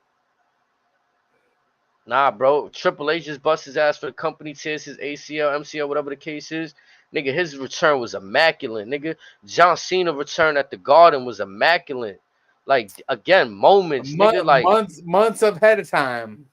You feel me? Like moments. Like everybody remember Johnson. And then he just standing there at the walkway. Like, come on, bro. Everybody remembers Triple H turn that shoulder. He hears the music. He's going, ain't no fucking way. Ain't no way it's happening. And then he sees Cena just hit the pose or whatever. And it's like, hey, it's on. Yeah, bro. Instead, you want to have him have this drawn out segment with, okay, now, yeah, you go back to that. I respect that. But it took too long. They faking the hug. He kicks him in the nuts. Then he cuts this promo. We done with that. Moving on. if you want to sell that moment, that's fine. However, it's on you to commit to that moment. Facts. Don't just put it out there, put it on eyes like he did Swerve and Keith Lee, then bring it back a year and some change later saying, hey, and that's exactly what's gonna happen. They're gonna hash out their feud or whatever. We get a so-so match, but folks are going, what about this? The loyalists, they're gonna chime in saying, hey, that don't matter. We already had the match. All right, then what? The big question, then what? For real. And AEW is at a point to where, again, you're 5 years deep. We should not be at the and then what portion with your shit. we should be like, all right, they're doing X, Y, and Z. We're gonna watch all this. We're gonna assess it. They're gonna drop out the next quarter stuff. We're gonna assess that, and just again, we should be just. I could be wrong. The acquisition of Ring of Honor did more harm than good. It presented even more championships, more talent that you have nothing for, that you just scrambling to just plug and play shit. Like it could be a great scenario. We spoke about this. It could be a great scenario. But a year or two later, like I don't know how long they had ROH, but it feels like a year later, like it felt like Cesaro been gone for a year now, bro. Like I don't know, I could be wrong on that, but it felt damn near that way. Like Now, it, okay, it felt so like Athena been gone for more than a year now. Like they've had Ring of Honor for a minute. Me personally, I've had it for. I'll argue they've had it for too long, because if Tony Khan actually gave a damn and wanted Ring of Honor to seem some sort of important, they would have been doing their own thing. Yet here we are. This is a yeah, because I promotion don't know that what people telling me to wait for with them. What are we waiting for? this is a promotion that is again 20 years old. At the time when Kerry Soken sold it to Tony Khan, I still stand by the fact that Tony Khan should have just never bought it from them, because they were making certain progressions as far as reestablishing who they were as a culture. But then again, they still got bought by AEW. AEW has done everything in their power to make them seem less than a sneeze in the wind. From my knowledge, this is just me watching as a fan. Josh Grisham, that's his name. Am I saying his name wrong? Josh Grisham, was it Josh? Is it Josh Grisham or What, Jonathan? Jonathan Jonathan Gresham? Grisham? Yeah. Hmm. Pardon me. My bad, John. He was holding down ROH. Like obviously, and the other brother, Shane Taylor. You know what I'm saying? I was enjoying what them brothers was doing. Obviously, you got Dalton Castle. He was working over there with the boys and shit. My point is, these mainstays that when I started really trying to keep up with ROH, AEW cops them, and you have a falling out with Gresham. You fire the boys from Dalton Castle. I rarely see him. Like he was one You of the big players of ROH. He should be featured as AEW. Fuck having him on just ROH. Like bump him up. Let him get that TV time. At one point you had Mark Briscoe, Jonathan Gresham, Dalton Castle, Jay Lethal, Homicide, Mark Briscoe, Josh Gresham, Dalton Castle. I can go on and on. Whether Tony Khan admits it or not, you had a fucking squad at your disposal. And if them And dudes is having differences or you're having differences with them, what does that tell you, bro? You just said it. This is a 20-year company, and they was yes, it was. I feel like they was at a financial down, but that's probably other backs behind the so so scenario shit. so at the stage when Kerry Silkin sold all the rights to Tony Khan, in his mind, he thought that Tony was going to do right by them. Because again, this is a promotion, like I said, 20 years deep, much like TNA, certified, cult favorites. One would say they had squad. To see what Tony Khan has done with them, I can make the argument till the cows come home that it was in Kerry's best interest that he never sold to Tony Khan at all, because this town was going to do right with or without him. But I'm not even gonna lie, with the way he operate, if I wanted to start a wrestling business today, I'm not letting Tony Khan nowhere near it. I'll fail. Fuck it, because what that's gonna tell me is he's gonna have his fingerprints all over this. Once he becomes the big Exactly. bank, yeah. Once he becomes the big bank investor, it becomes his. It's not like what's the split? What's the split? You got to be good gods to him to be get to even feel like you know what I'm saying, like. And that's just the reality of doing business. We all thought that it was Cody's We all thought that the company was split. We see what it is now. Just think, had Ring of Honor still been around, you'd have, like I said, Jonathan Gresham, Dalton Castle, Shane Taylor, Mark Yeah, Shane Briscoe, Taylor promotions, man. Jay That was a good Lethal. faction. You could have had Homicide. You could have had CM Punk, Samoa Joe, folks that were Ring of Honor mainstays, Bryan Danielson, Eddie Edwards from TNA. Now Again, I don't remember my timeline correctly. I don't know if Keith Lee was part of AEW at this time, but when Keith Lee left WWE and he went and did that stuff with Shane Taylor, like a homage to they working prior. so Keith Lee did have some history with Ring of Honor wrestling, just not as extent. But again, that's another name you could have had incorporated in that. Fast forward to more recently, you could have had the Kingdom, Adam Cole, Mike Bennett, Matt Taven as a faction. You could have had Red Dragon, as in fucking fuck's his name? God damn it. Nah, instead you give the fucking Guns and Jay White the fucking ROH trios belt or 6-man, whatever the fuck that shit is called. Not even mad at them. It's not their fault. They couldn't. I mean, unless they booked themselves to win that shit, right? Like, I mean, I can't blame them. I like the Guns. Jay White, I always wanted to see what his singles run was gonna look like. I didn't matter if he got a group with him, but I felt like, all right, he's a part of a trios now. Like that's what it is. Like,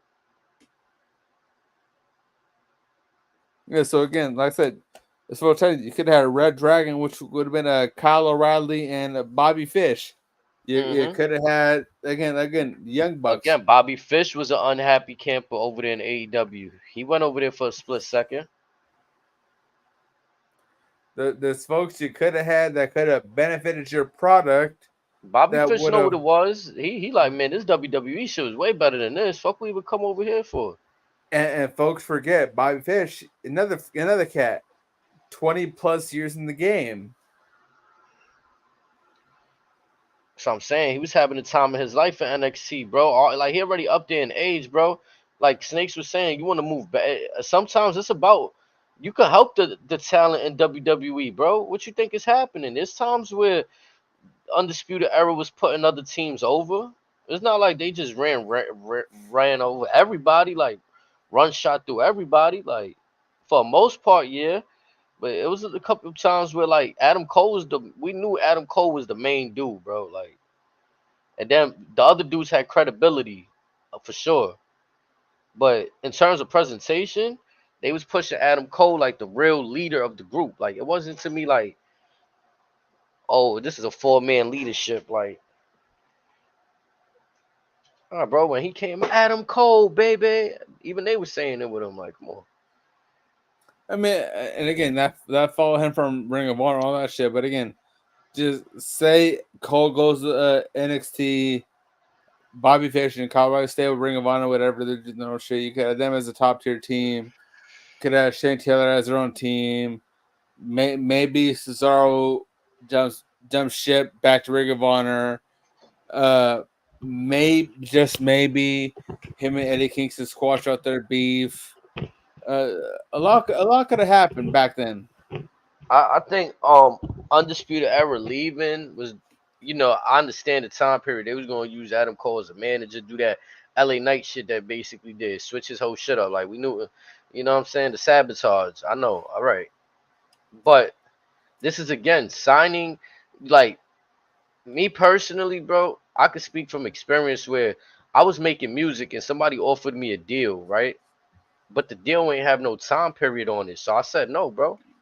Like, how you gonna have me sign something? And this basically on your turn. So like when you decide to turn, like when you know what I'm trying to say, like I read the contract through and through, and there's no expiration date on shit. So if you signing a 5-year contract, banking like that's too far in the future. I'm sorry, and You I get gotta the read the fine financial. print, and you gotta read the Yeah, fine print.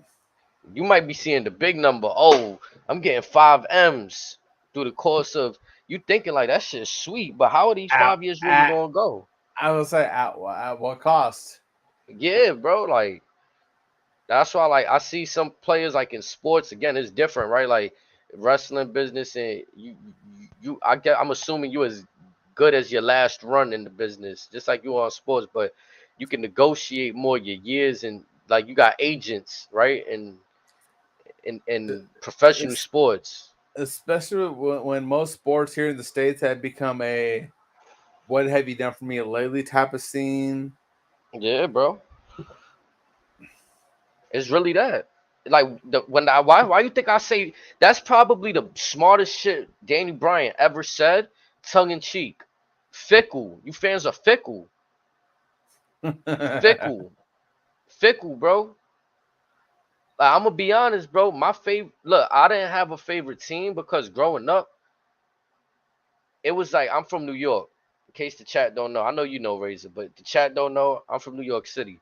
So I didn't know any better in baseball. I used to like the Mets. They were fucking losers, bro.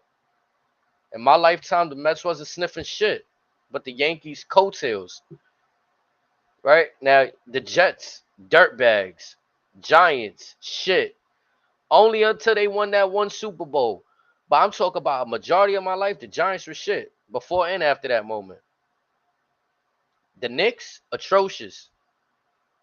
So I started leaning into favorite players. You know what I'm saying?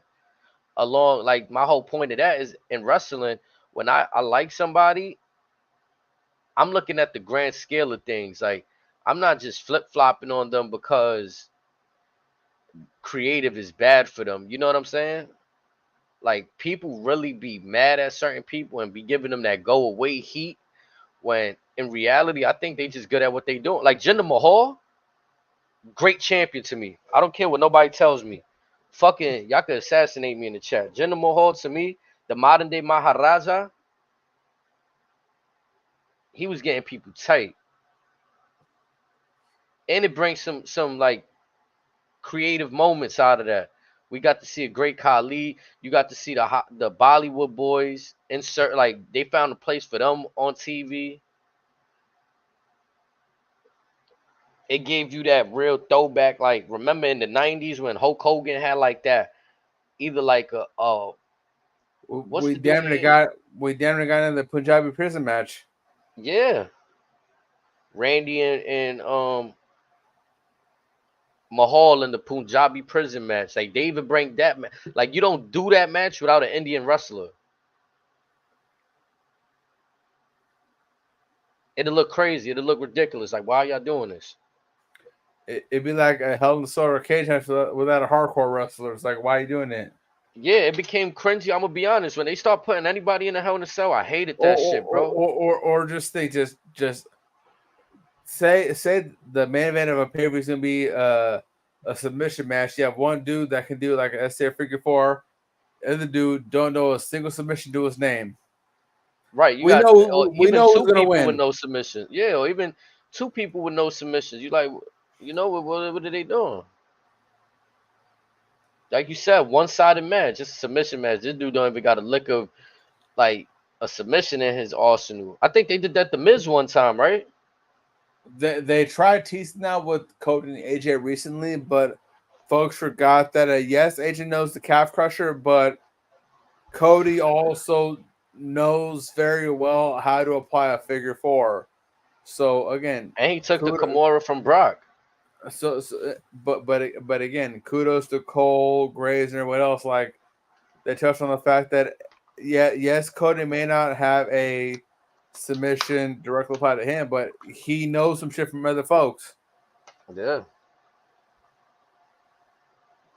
I mean, and again, too, like Cody doesn't have that. Like when the Undertaker made the Hell's Gate shit, they kind of eased in how like, oh, he loves the MMA. He be at these UFC fights. We see this nigga at Yeah. fight. Like, you know what I'm saying? Like, oh, okay, it makes sense. This nigga's using a fucking like MMA submission. Like Brock Lesnar too. Like, oh, this nigga came back. We knew all his career. This nigga did a F5, bro.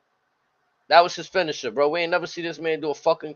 He might have. He might. I might be wrong. Somebody will send me a clip of fucking Brock doing a Kimura somehow back in his early days. But it wasn't the main thing. Brock didn't start hitting the Kimura until Triple H, right?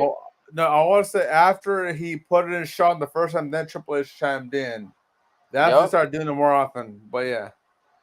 Yeah, because he fake broke Sean's arm or some shit like that, right? And then that's when, like, nah, man, it makes sense. Oh, he just came back from the UFC spanking. This is a world champion. Like, he learned shit in the MMA world. Like, and that's secret. Like they were billionaires. Like, hey, he was in the UFC. He learned some shit. This ain't the same man anymore. Like, he knows some shit now. Even Roman Reigns, guillotine choke. When he came back on this, wreck everyone, and the guillotine came out of nowhere. I was like, hey, where you learn this shit from? Right, like, but because of his mean streak, it's like, oh, nah, he in a different bag. Like, we really don't know what he doing on the side. Like, he just like almost in kayfabe mode where you don't see him having fun in public like that. He don't really tweet like that. Like, was it against Brock or Corbin where he has some doing the guillotine and Roman's like, I got it locked in. My arms is extra big. This grip is extra tight. Type shit.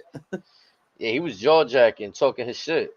And I'm not even gonna lie, when he applies that shit, like even when he did it to Seth, I was like, yo, I ain't gonna lie, Seth neck gotta be hurting, bro. He might not have been choking him out because obviously the pressure is being applied to the back of the head. He still feels some shit. Yeah, bro. Like there's some strain on that neck right now for sure, bro. Like, come on. And that fist got to be tightening up on the under neck. You know what I'm saying? Where your throat is at, where your esophagus is at. Yeah. It may not hurt traditionally, but again, he most definitely is feeling some shit on that grip. He feeling some shit. Yeah, bro. Like I used to fake tussle with the fellas, right? Like we used to be in the hallway doing body shots or just like seeing who could get out of the headlock and shit like that. And I was kind of in that position one time where like my boy had me in a headlock like that, and I'm trying to like get out that shit, but that shit was putting strain on my neck. So I had to kind of get into like a full, like I had to, instead of trying to get out, I had to position myself in a full mount where now I got the positions where he got to release. You know what I'm saying? So I like that's what made me think like, yeah, nah, that shit, like you said, it's not gonna put him to sleep. Like that's Seth selling right there, but that strain is real. That fucking strain is real, bro. Yes, sir. Again, I ain't gonna lie, we had a masterful episode right here. Like I didn't even think chat, we doing this for y'all though, for real. Like it's fun for us, but we know that y'all need this just like we need this, bro. Like I'll be honest, I sent Razor a screenshot the other day of like if y'all really like used to watch recap shows. I don't know if y'all just started this or whatever. I used to watch After Buzz, Raw After Show, run by what's that girl name that had a WrestleMania match? I think Maria something. Maria Menounos. Yeah. So she used to run that studio and it had Kathy Kelly on there.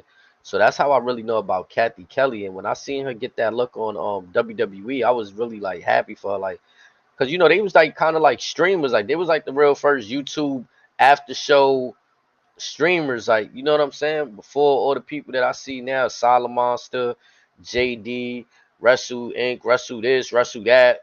You know what I'm saying? So shout out to them. Shout out to Kathy Kelly. Johnny LaQuasto. I know he used to be like doing work in NXT as a commentator. But sometimes us fans, we gotta just get shit off our chest just for the one time, so yeah, y'all know how we feel. Hell yeah, we are just as passionate as y'all. Sometimes we gotta just let it out. Hell yeah, and as you guys see, we got the disclaimer at the bottom. Like we just giving our opinion. This isn't meant to attack anybody. Like and no. We're not attacking no beliefs, no religions, no none of that. We just giving our in character. This is entertainment. We're giving our opinion on the entertainment and having fun with it, chat. So fuck what y'all think, respectfully. We want to know what y'all think. But if it's pertaining to you got to give us concrete arguments. You can't just say, "Oh, I disagree," and don't give me an empty statement. I mean, bring some fucking backup. Bring some shit to the table so we can have a conversation. If you feel some type of way, my DMs are open. I will address it on this podcast if push comes to shove. Our DMs are open, but at least put some substance. Put some fucking seasoning on this shit. Don't be all salt and pepper with it. Don't give me the fucking food all. Yeah, I You know what I promise mean? you. I promise you, you are not going to hurt my feelings. If anything, you are going to entertain me if you're good enough. Word, like I said, I like this shit because even though I might not sound as combative, it's because I play devil's advocate. So I'm looking at both sides of the coin, but I do stand on what I say. Like it's okay to agree to disagree. You know what I'm saying? It's all right. Y'all can have y'all shit. I just want to hear what y'all got to say. Just like that's why I got That my brother Razor up here. I love his opinions. There's times we don't agree, and I don't give a fuck. That's what makes the show even better. I'll That's say what that keeps us on. it makes this format that much more entertaining for you guys, but for me personally, it just makes it that much more. It makes it easier because again, like I said, a lot of folks can agree on everything. A lot of folks can disagree on everything, but again, at the stage where you can agree on something, knowing damn well someone else is like, nah, I ain't fucking with that. That's where the meat and potatoes are. That's where you like, all right, how do you disagree? I hear your opinion. You hear my opinion on how I go the opposite route, and then again, that's how we learn from each other. Yeah, bro, because those empty statements sometimes it come across chat like y'all might not intend for it to be that way, but if you combat in somebody's statement and when we converse in the art of conversation, like bring some facts or have a concrete argument, you know what I'm saying? Don't just say empty statements. It makes you seem like you don't have that knowledge. You just being a hater. You want to be a negative Nancy. You know what I'm saying? Make this shit. I mean, make it spicy, make it fun, y'all. You know what I mean? Like. I give my Not take, and then I love when people tell me like, "Oh, nah, that's," and they give me a more creative take that I ain't even think of that bag. Like, okay, I see where you cooking. I welcome those takes. Hell yeah! It's like some of your takes be like when I forgot you said something like you said fucking William Regal's son on one Raw chin, and I was like, nah, bro, I don't see it. Like, you know what I'm I'm saying? telling It's you, all right. I'm gonna quote myself appropriately. I can see Charlie Dempsey as a future world heavyweight champion for WWE, whether it be for SmackDown or Raw. He gonna be that top dude because of what he's been doing so far. Nah, I'll nah, stand by that's that. cool. I'm If you a saying double that, down on that. listen. That one statement is fine. You said both of them at the same time, No, simultaneously. no. I'm saying either or, like whichever brand Okay, he wants to rock with. I'm saying I I I can see promise him you. I at. thought you were saying simultaneously at the same time, I'm Raw and saying SmackDown. Oh, like I'm nah, saying whether it's Raw, whether it's SmackDown, I can see him as the top dog. that'd be special for him. Being like William Regal never had that spot. Like what I remember him as, he had a prominence, but he kissed Vince McMahon's ass, y'all. Let's be honest. He got down on them He knees and he was kissed his Eugene's cheek. handler. You feel me? Chris Jericho done pissed in his tea, bro, when he wasn't looking. The OG member of the Kiss My Ass Club. Yeah, so it definitely be fire to see Charlie get that like that just do. You know what I'm saying? Like, man, what? And Charlie nice. That's what always don't know. He Nah. nice. Who the other one that you said you wanted to see with him though? Oh fuck, there's a couple of them. It was fucking somebody specific though that we said. It was Charlie Dempsey. Yeah. Charlie Dempsey be nice. Obafemi be nice. If we're just talking NXT, for example, I can see Eddie Thorpe kind of grinding for that shit.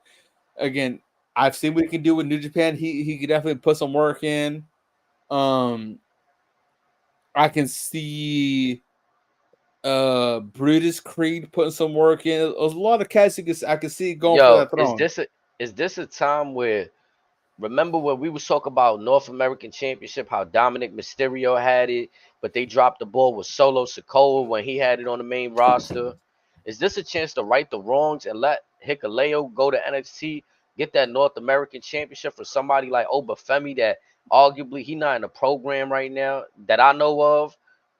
You and then introduce him into the bloodline like, yo, bro, we got somebody cooking over here, like, or whenever it's time he If comes they up to them as a champion. if they go that route, honestly, I would not be mad at it because Okay, we getting Hikuleo. so all right. Again, I do feel Hikuleo is rather green in for that craft, so he would benefit more in NXT. But again, if they go that route, I wouldn't be mad at it. I feel like that could be a way to rewrite the wrong, and Solo could also give that head nod to him, like, good shit, bro. 'Cause I had that belt before. You know what I'm saying? Like, it'll make sense to me. It's a belt that Well, Solo already had. well, also, like I said, Solo could give his nod of approval, and also he could look to Tama and be like, "Hey, your little brother put on for us." Right. That Like that's your more that layers. yeah, that little big brother put on for the tribal chief, put on for the family, put on for the bloodline.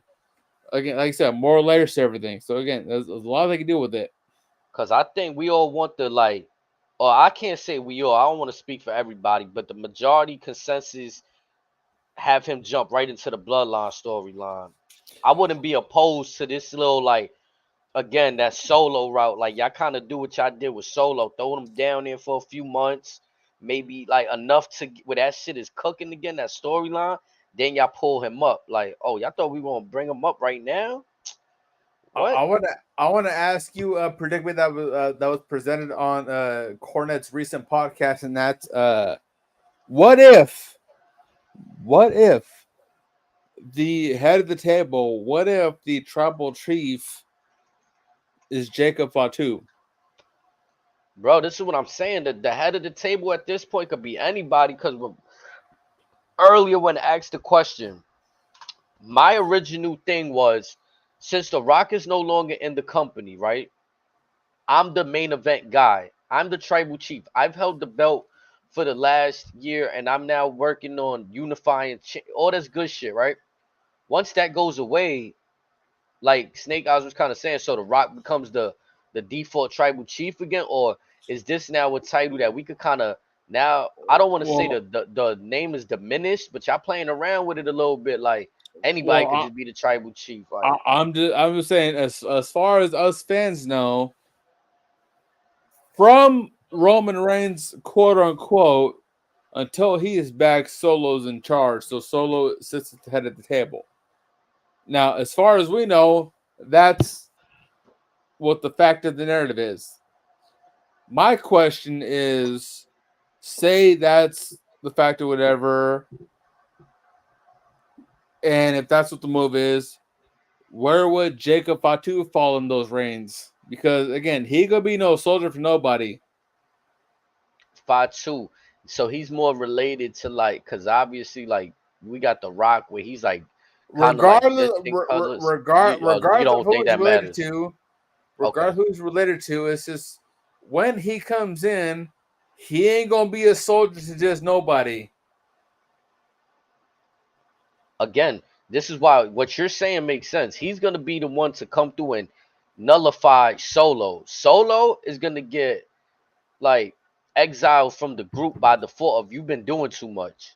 Which But low all key, that's when we see the like you said, the moment where it becomes Rock versus Roman. I think everybody else gets casted out little by little, leading up you into that. you still missing my point. My point is, so again,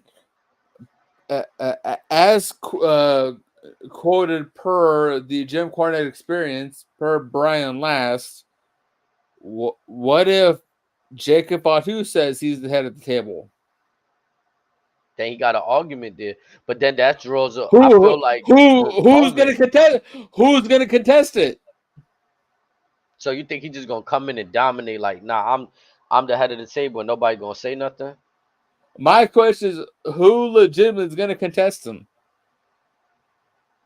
Who gonna step to him?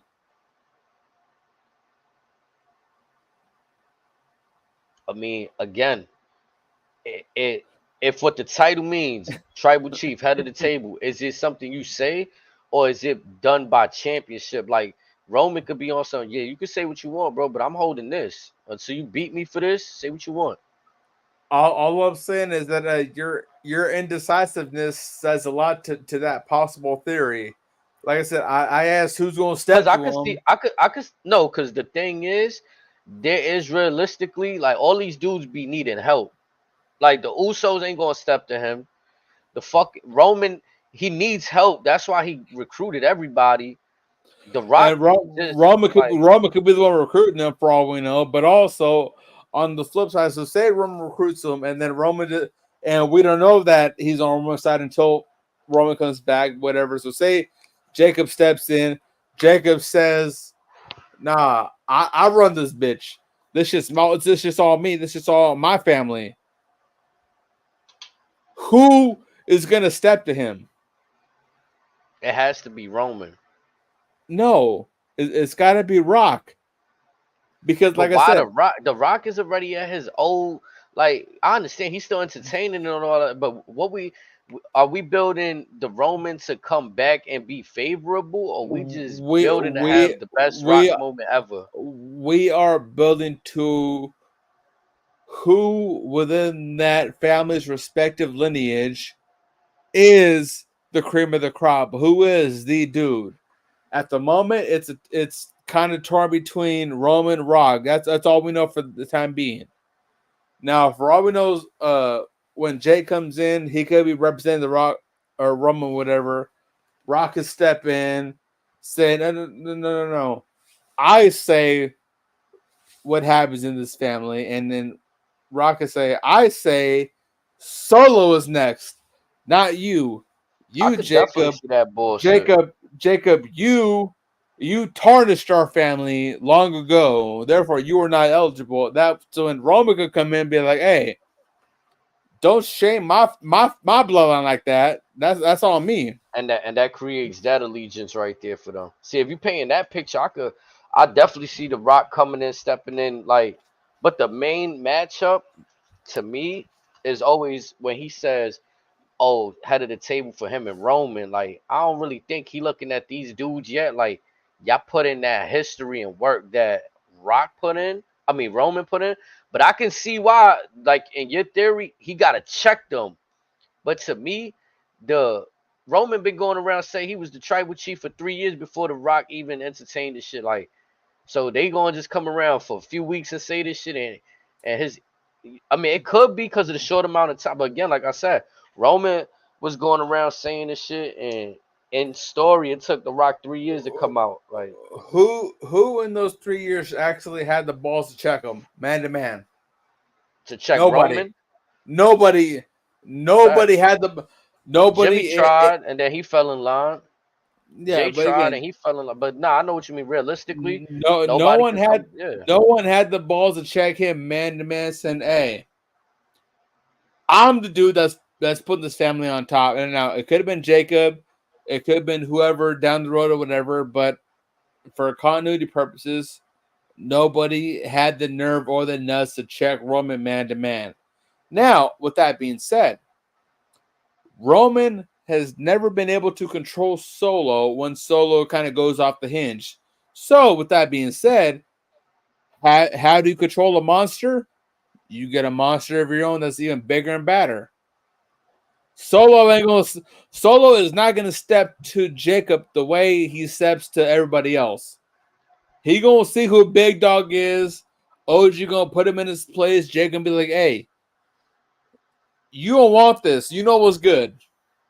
I'm not gonna lie too. What if they pull a swerve on us? Like, again, I'm looking at the rollout. Like, some people, I don't know how everybody else timeline. I read reports of Hikuleu contract report. Like, he was gonna be a free agent before Tama Tonga and Tonga Loa. Okay, yeah, that part is true. But so say again, WWE gets Hikuleo. So you have the three sons of Haku. The three sons of Haku versus the black sheep of the fucking Fatu family.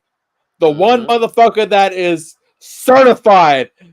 Check the dentals. This is one motherfucker you do not want to cross.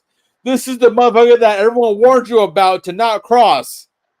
And that's what I'm saying. He been signed since WrestleMania weekend, right after WrestleMania. So We we don't might know. see him. Yeah, we don't We know. don't That's been know. the fake. That been the rumors. The I, rumor I, mill I'm, been swirling. I'm just saying that because of said rumor mill, you pair up the three quote unquote sons of Haku. Take that for what you may. Line that up with the arguably the number one free agent in professional wrestling in Jacob Fatu, who is related to and has affiliates to said bloodline. The sons of the baddest motherfucker in pro wrestling versus the black sheep of the dynasty that runs pro wrestling. That writes itself.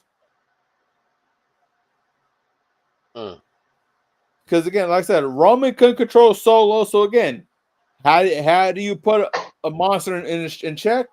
You get a badder monster that will put him in check. Nah, I've been on board with that concept the whole time. It's just the rollouts of when they bringing people out that's a bit like, all right, boom, like now everybody thinking they might bring Hikuleo. What if they bring Jacob before Hikuleo? Like throw a So curveball in there. that's my next question. So you look at Hikuleo, look at Jacob, look at Roman respectively as different returns.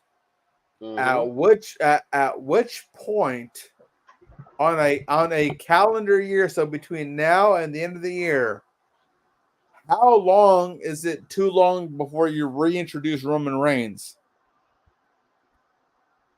I think the Royal Rumble is just perfect. So you're saying for Roman, anything longer than 6 months is just right. Yep, because right now, 6 months from now will be December.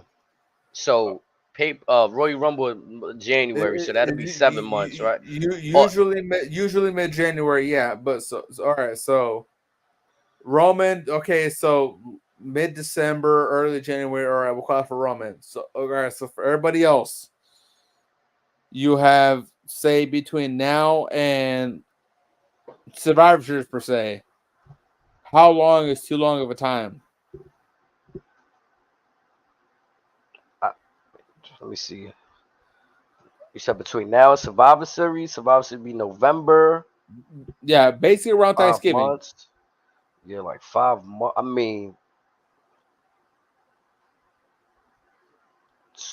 I want to say every other month you could start like incorporating the returning members or new debuting members and build the store. I feel like they've already been on that kind of path where like after WrestleMania that Thursday we got Tama Tonga. A month later we get Tangaloa. Now they letting us digest like probably in a few weeks we might like I don't know what's the time period how long Tangaloa's been around, but You can also argue that hypothetically, say CM Punk goes to SmackDown. Hypothetically, say the Liv Morgan Judgment Day storyline goes to SmackDown. Okay, what else can you do at that point? What storyline takes precedence?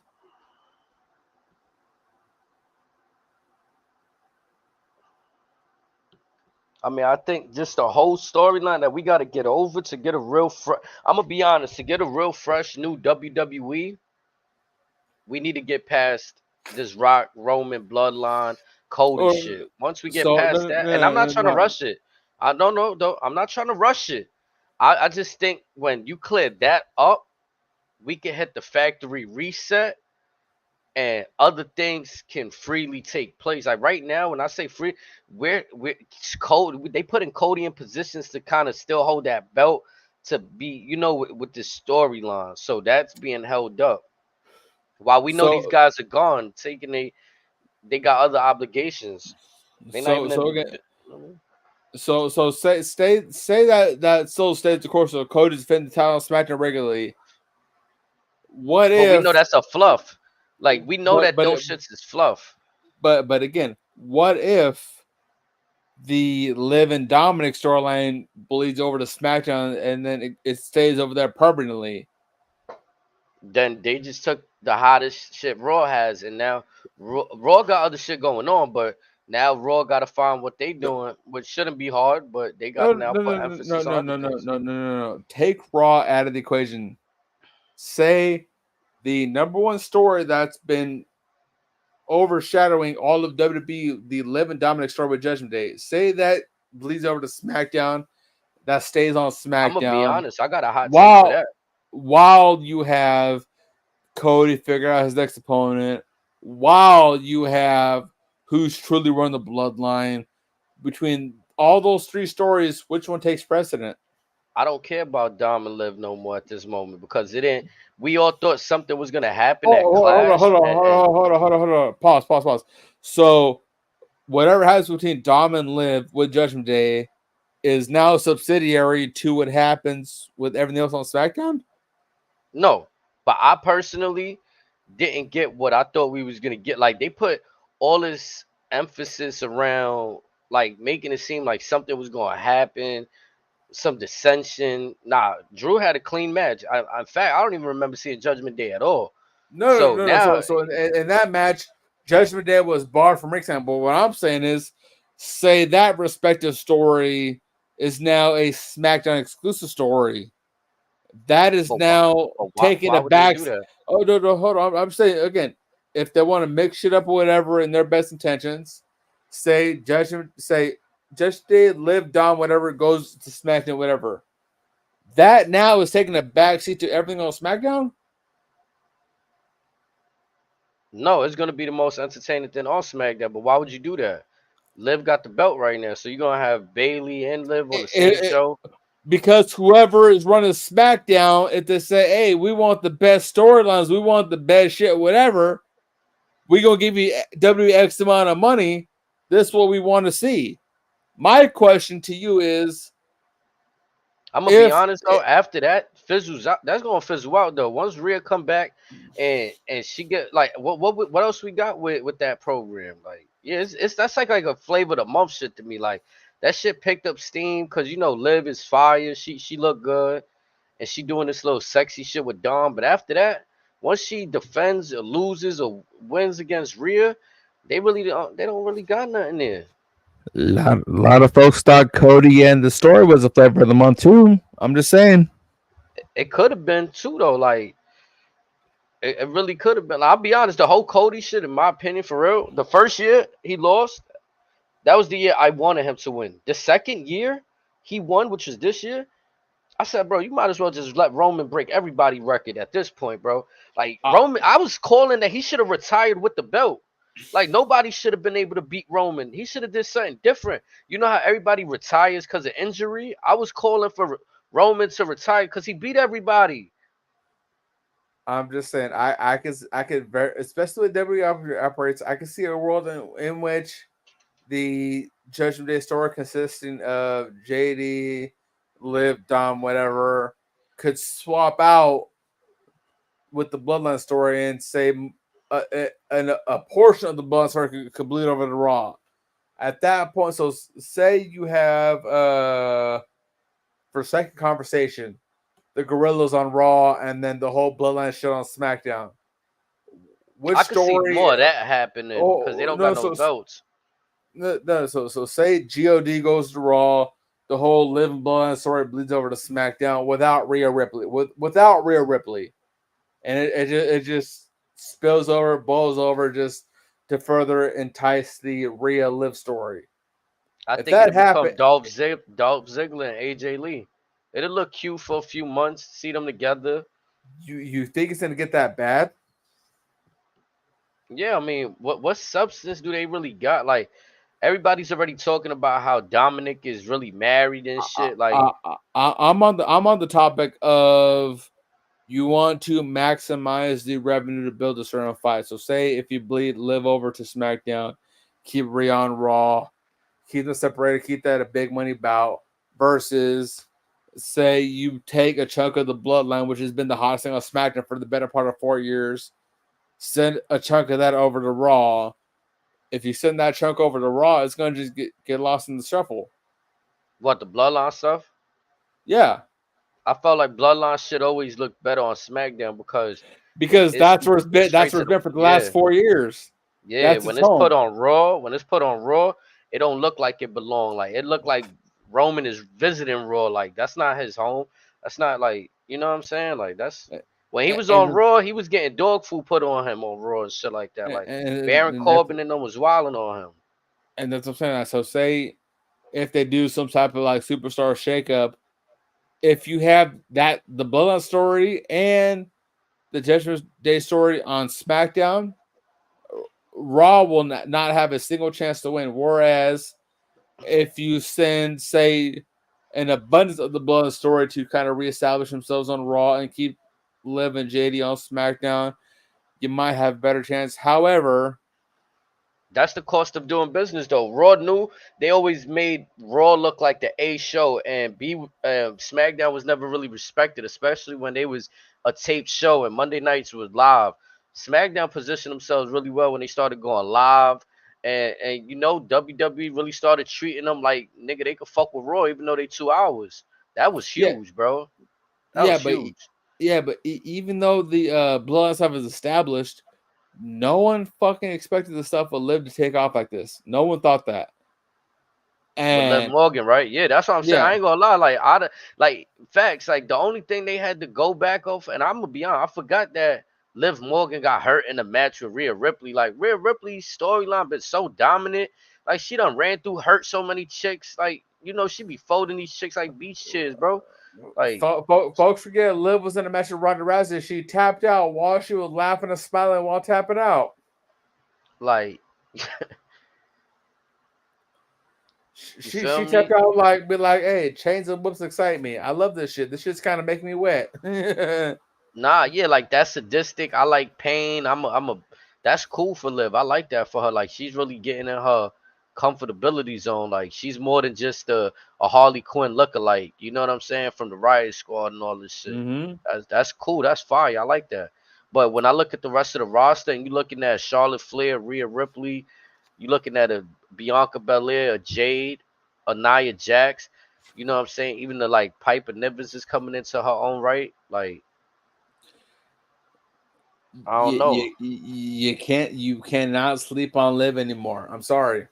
Nah, she definitely be, but like that whole little like when she eliminated, I think it was Jade in the Royal Rumble. I was like, though, that's a huge spot for her to be honest. Like she was already popular. Like Liv was already like she had the championship belt at this point, and we Even seen even when she mhm. tapped out while smiling in a submission round, like motherfuckers knew that you had a star right there. Whether Bayfish or Hill, you had something right there. That was Mick Foley-esque right there, smiling through the pain. Mm-hmm. So, and again, with the current story with her and Rhea that's brewing right now, whether it's a Money in the So Bank, hold on, whether let's be honest. Before Rhea gets hurt, did people have Liv Morgan taking that belt off Rhea Ripley? so we're talking post Mania right before that elbow injury, correct? Yup. And the question is, does Liv beat Rhea 1-on-1? Yeah, like I feel like me, I think people still wanted to see the dominance of Rhea Ripley and see where she was ready to go post Mania. I don't think people were clamoring for her to drop the belt. Like, oh, we want to see something. Honestly, if there's no injury right then and there, if the match is Liv versus Rhea, I could see Liv winning that match off of shenanigans. Whether her just trying to hurt Rhea or whatever, I could see Liv winning that first match. I think they would have still had money though. Like I think Dom would have still been involved.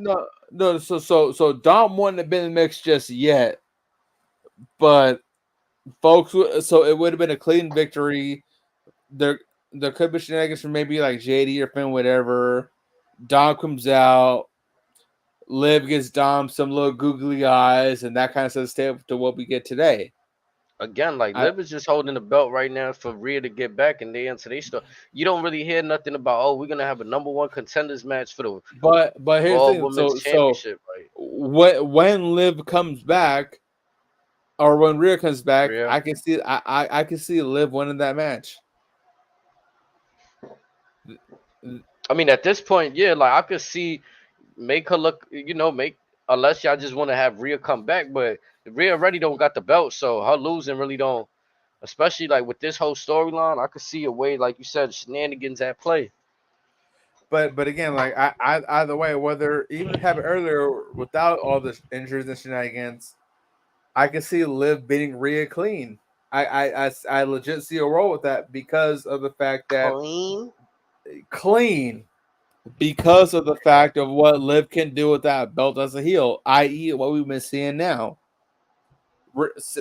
Picture this: I haven't Liv. seen nothing. She been in a match. Hold on.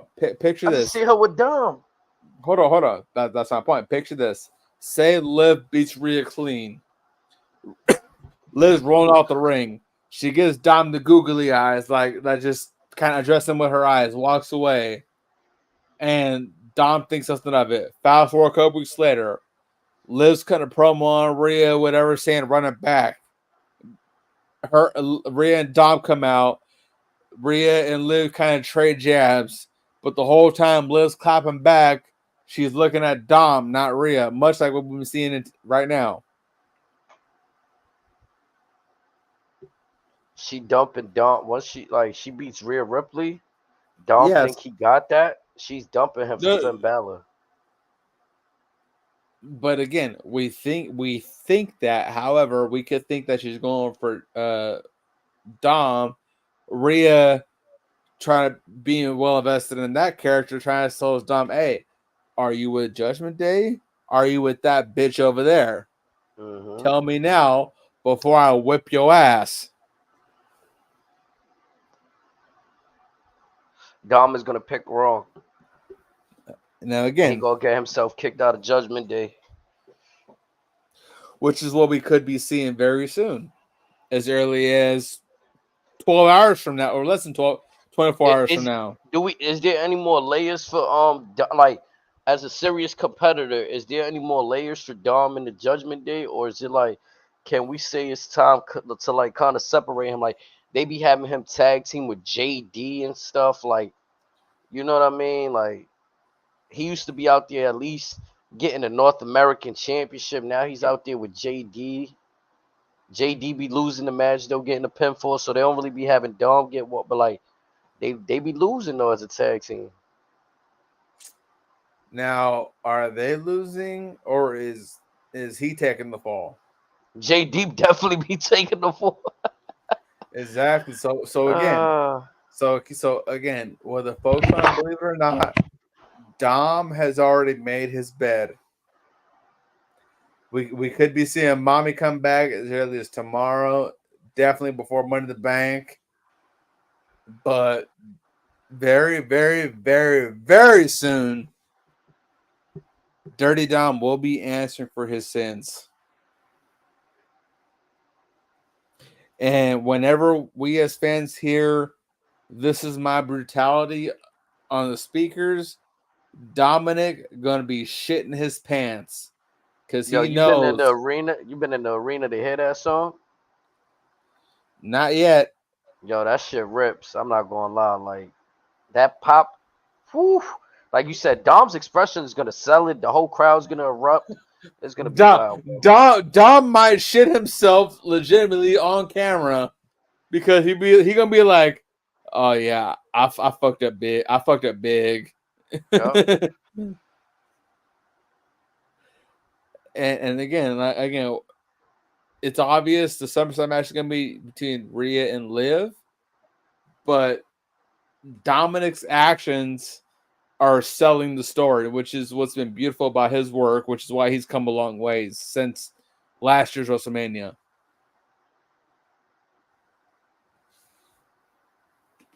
Nah, he's definitely like, you know what I'm saying? He But took a big step. but again, Dom, again, carnal, I gotta let you know, Playboy. When Mommy comes back, she gonna fuck your ass up. But yeah, it's on site. You gonna need an act of God to save your ass. Shit, yeah, that episode tomorrow should be lit for sure. And just Or like today. just think about it. You have the living Dom stuff. You have Money in the Bank qualifiers. It just got announced that we're gonna get Xavier Woods versus Karrion Kross, amongst other things. A lot's gonna go down tomorrow night or later tonight. Facts. So check. We gotta stay tuned. You know what I'm saying? We see how it go. We bring y'all something after Raw. I know we did last week, right? So we might see what happens. Whew. Facts, I yo. want to see what we gonna get out of the Bo Dallas Uncle Howdy stuff. Yeah, I can't wait for that either. It's a lot, like you said, it's a lot going on Raw tomorrow. They put an emphasis on the 3 hour show. I think it's gonna be must see television throughout the whole 3 hours tomorrow. To be honest, like, And every bit of them 3 hours is gonna be entertainment. They're gonna be locked in tomorrow. Tomorrow gonna be a fucking statement. yup. Chat, y'all already know what it is. Like I said, stay tuned. We're gonna put the notifications out there for y'all when we go out. So I'm ready to sign out. HD Razor, you got anything to let them know before we get out of here? Just be tuned in for tomorrow. I may be off hinge tomorrow. Just roll Ooh around. You'll be wee, all right. yes. Ooh wee, everybody be alright. I love it. Yeah, everybody be safe, man. Hit that like, hit that subscribe, comment. Let us know what y'all think. We want to start talking about certain topics in wrestling, period, not just reviewing the show. Let us know, man. Talk about it. Do Let's get not it. be afraid to let me know. I will respond to it respectfully. Facts, y'all. Tap in. We out of here.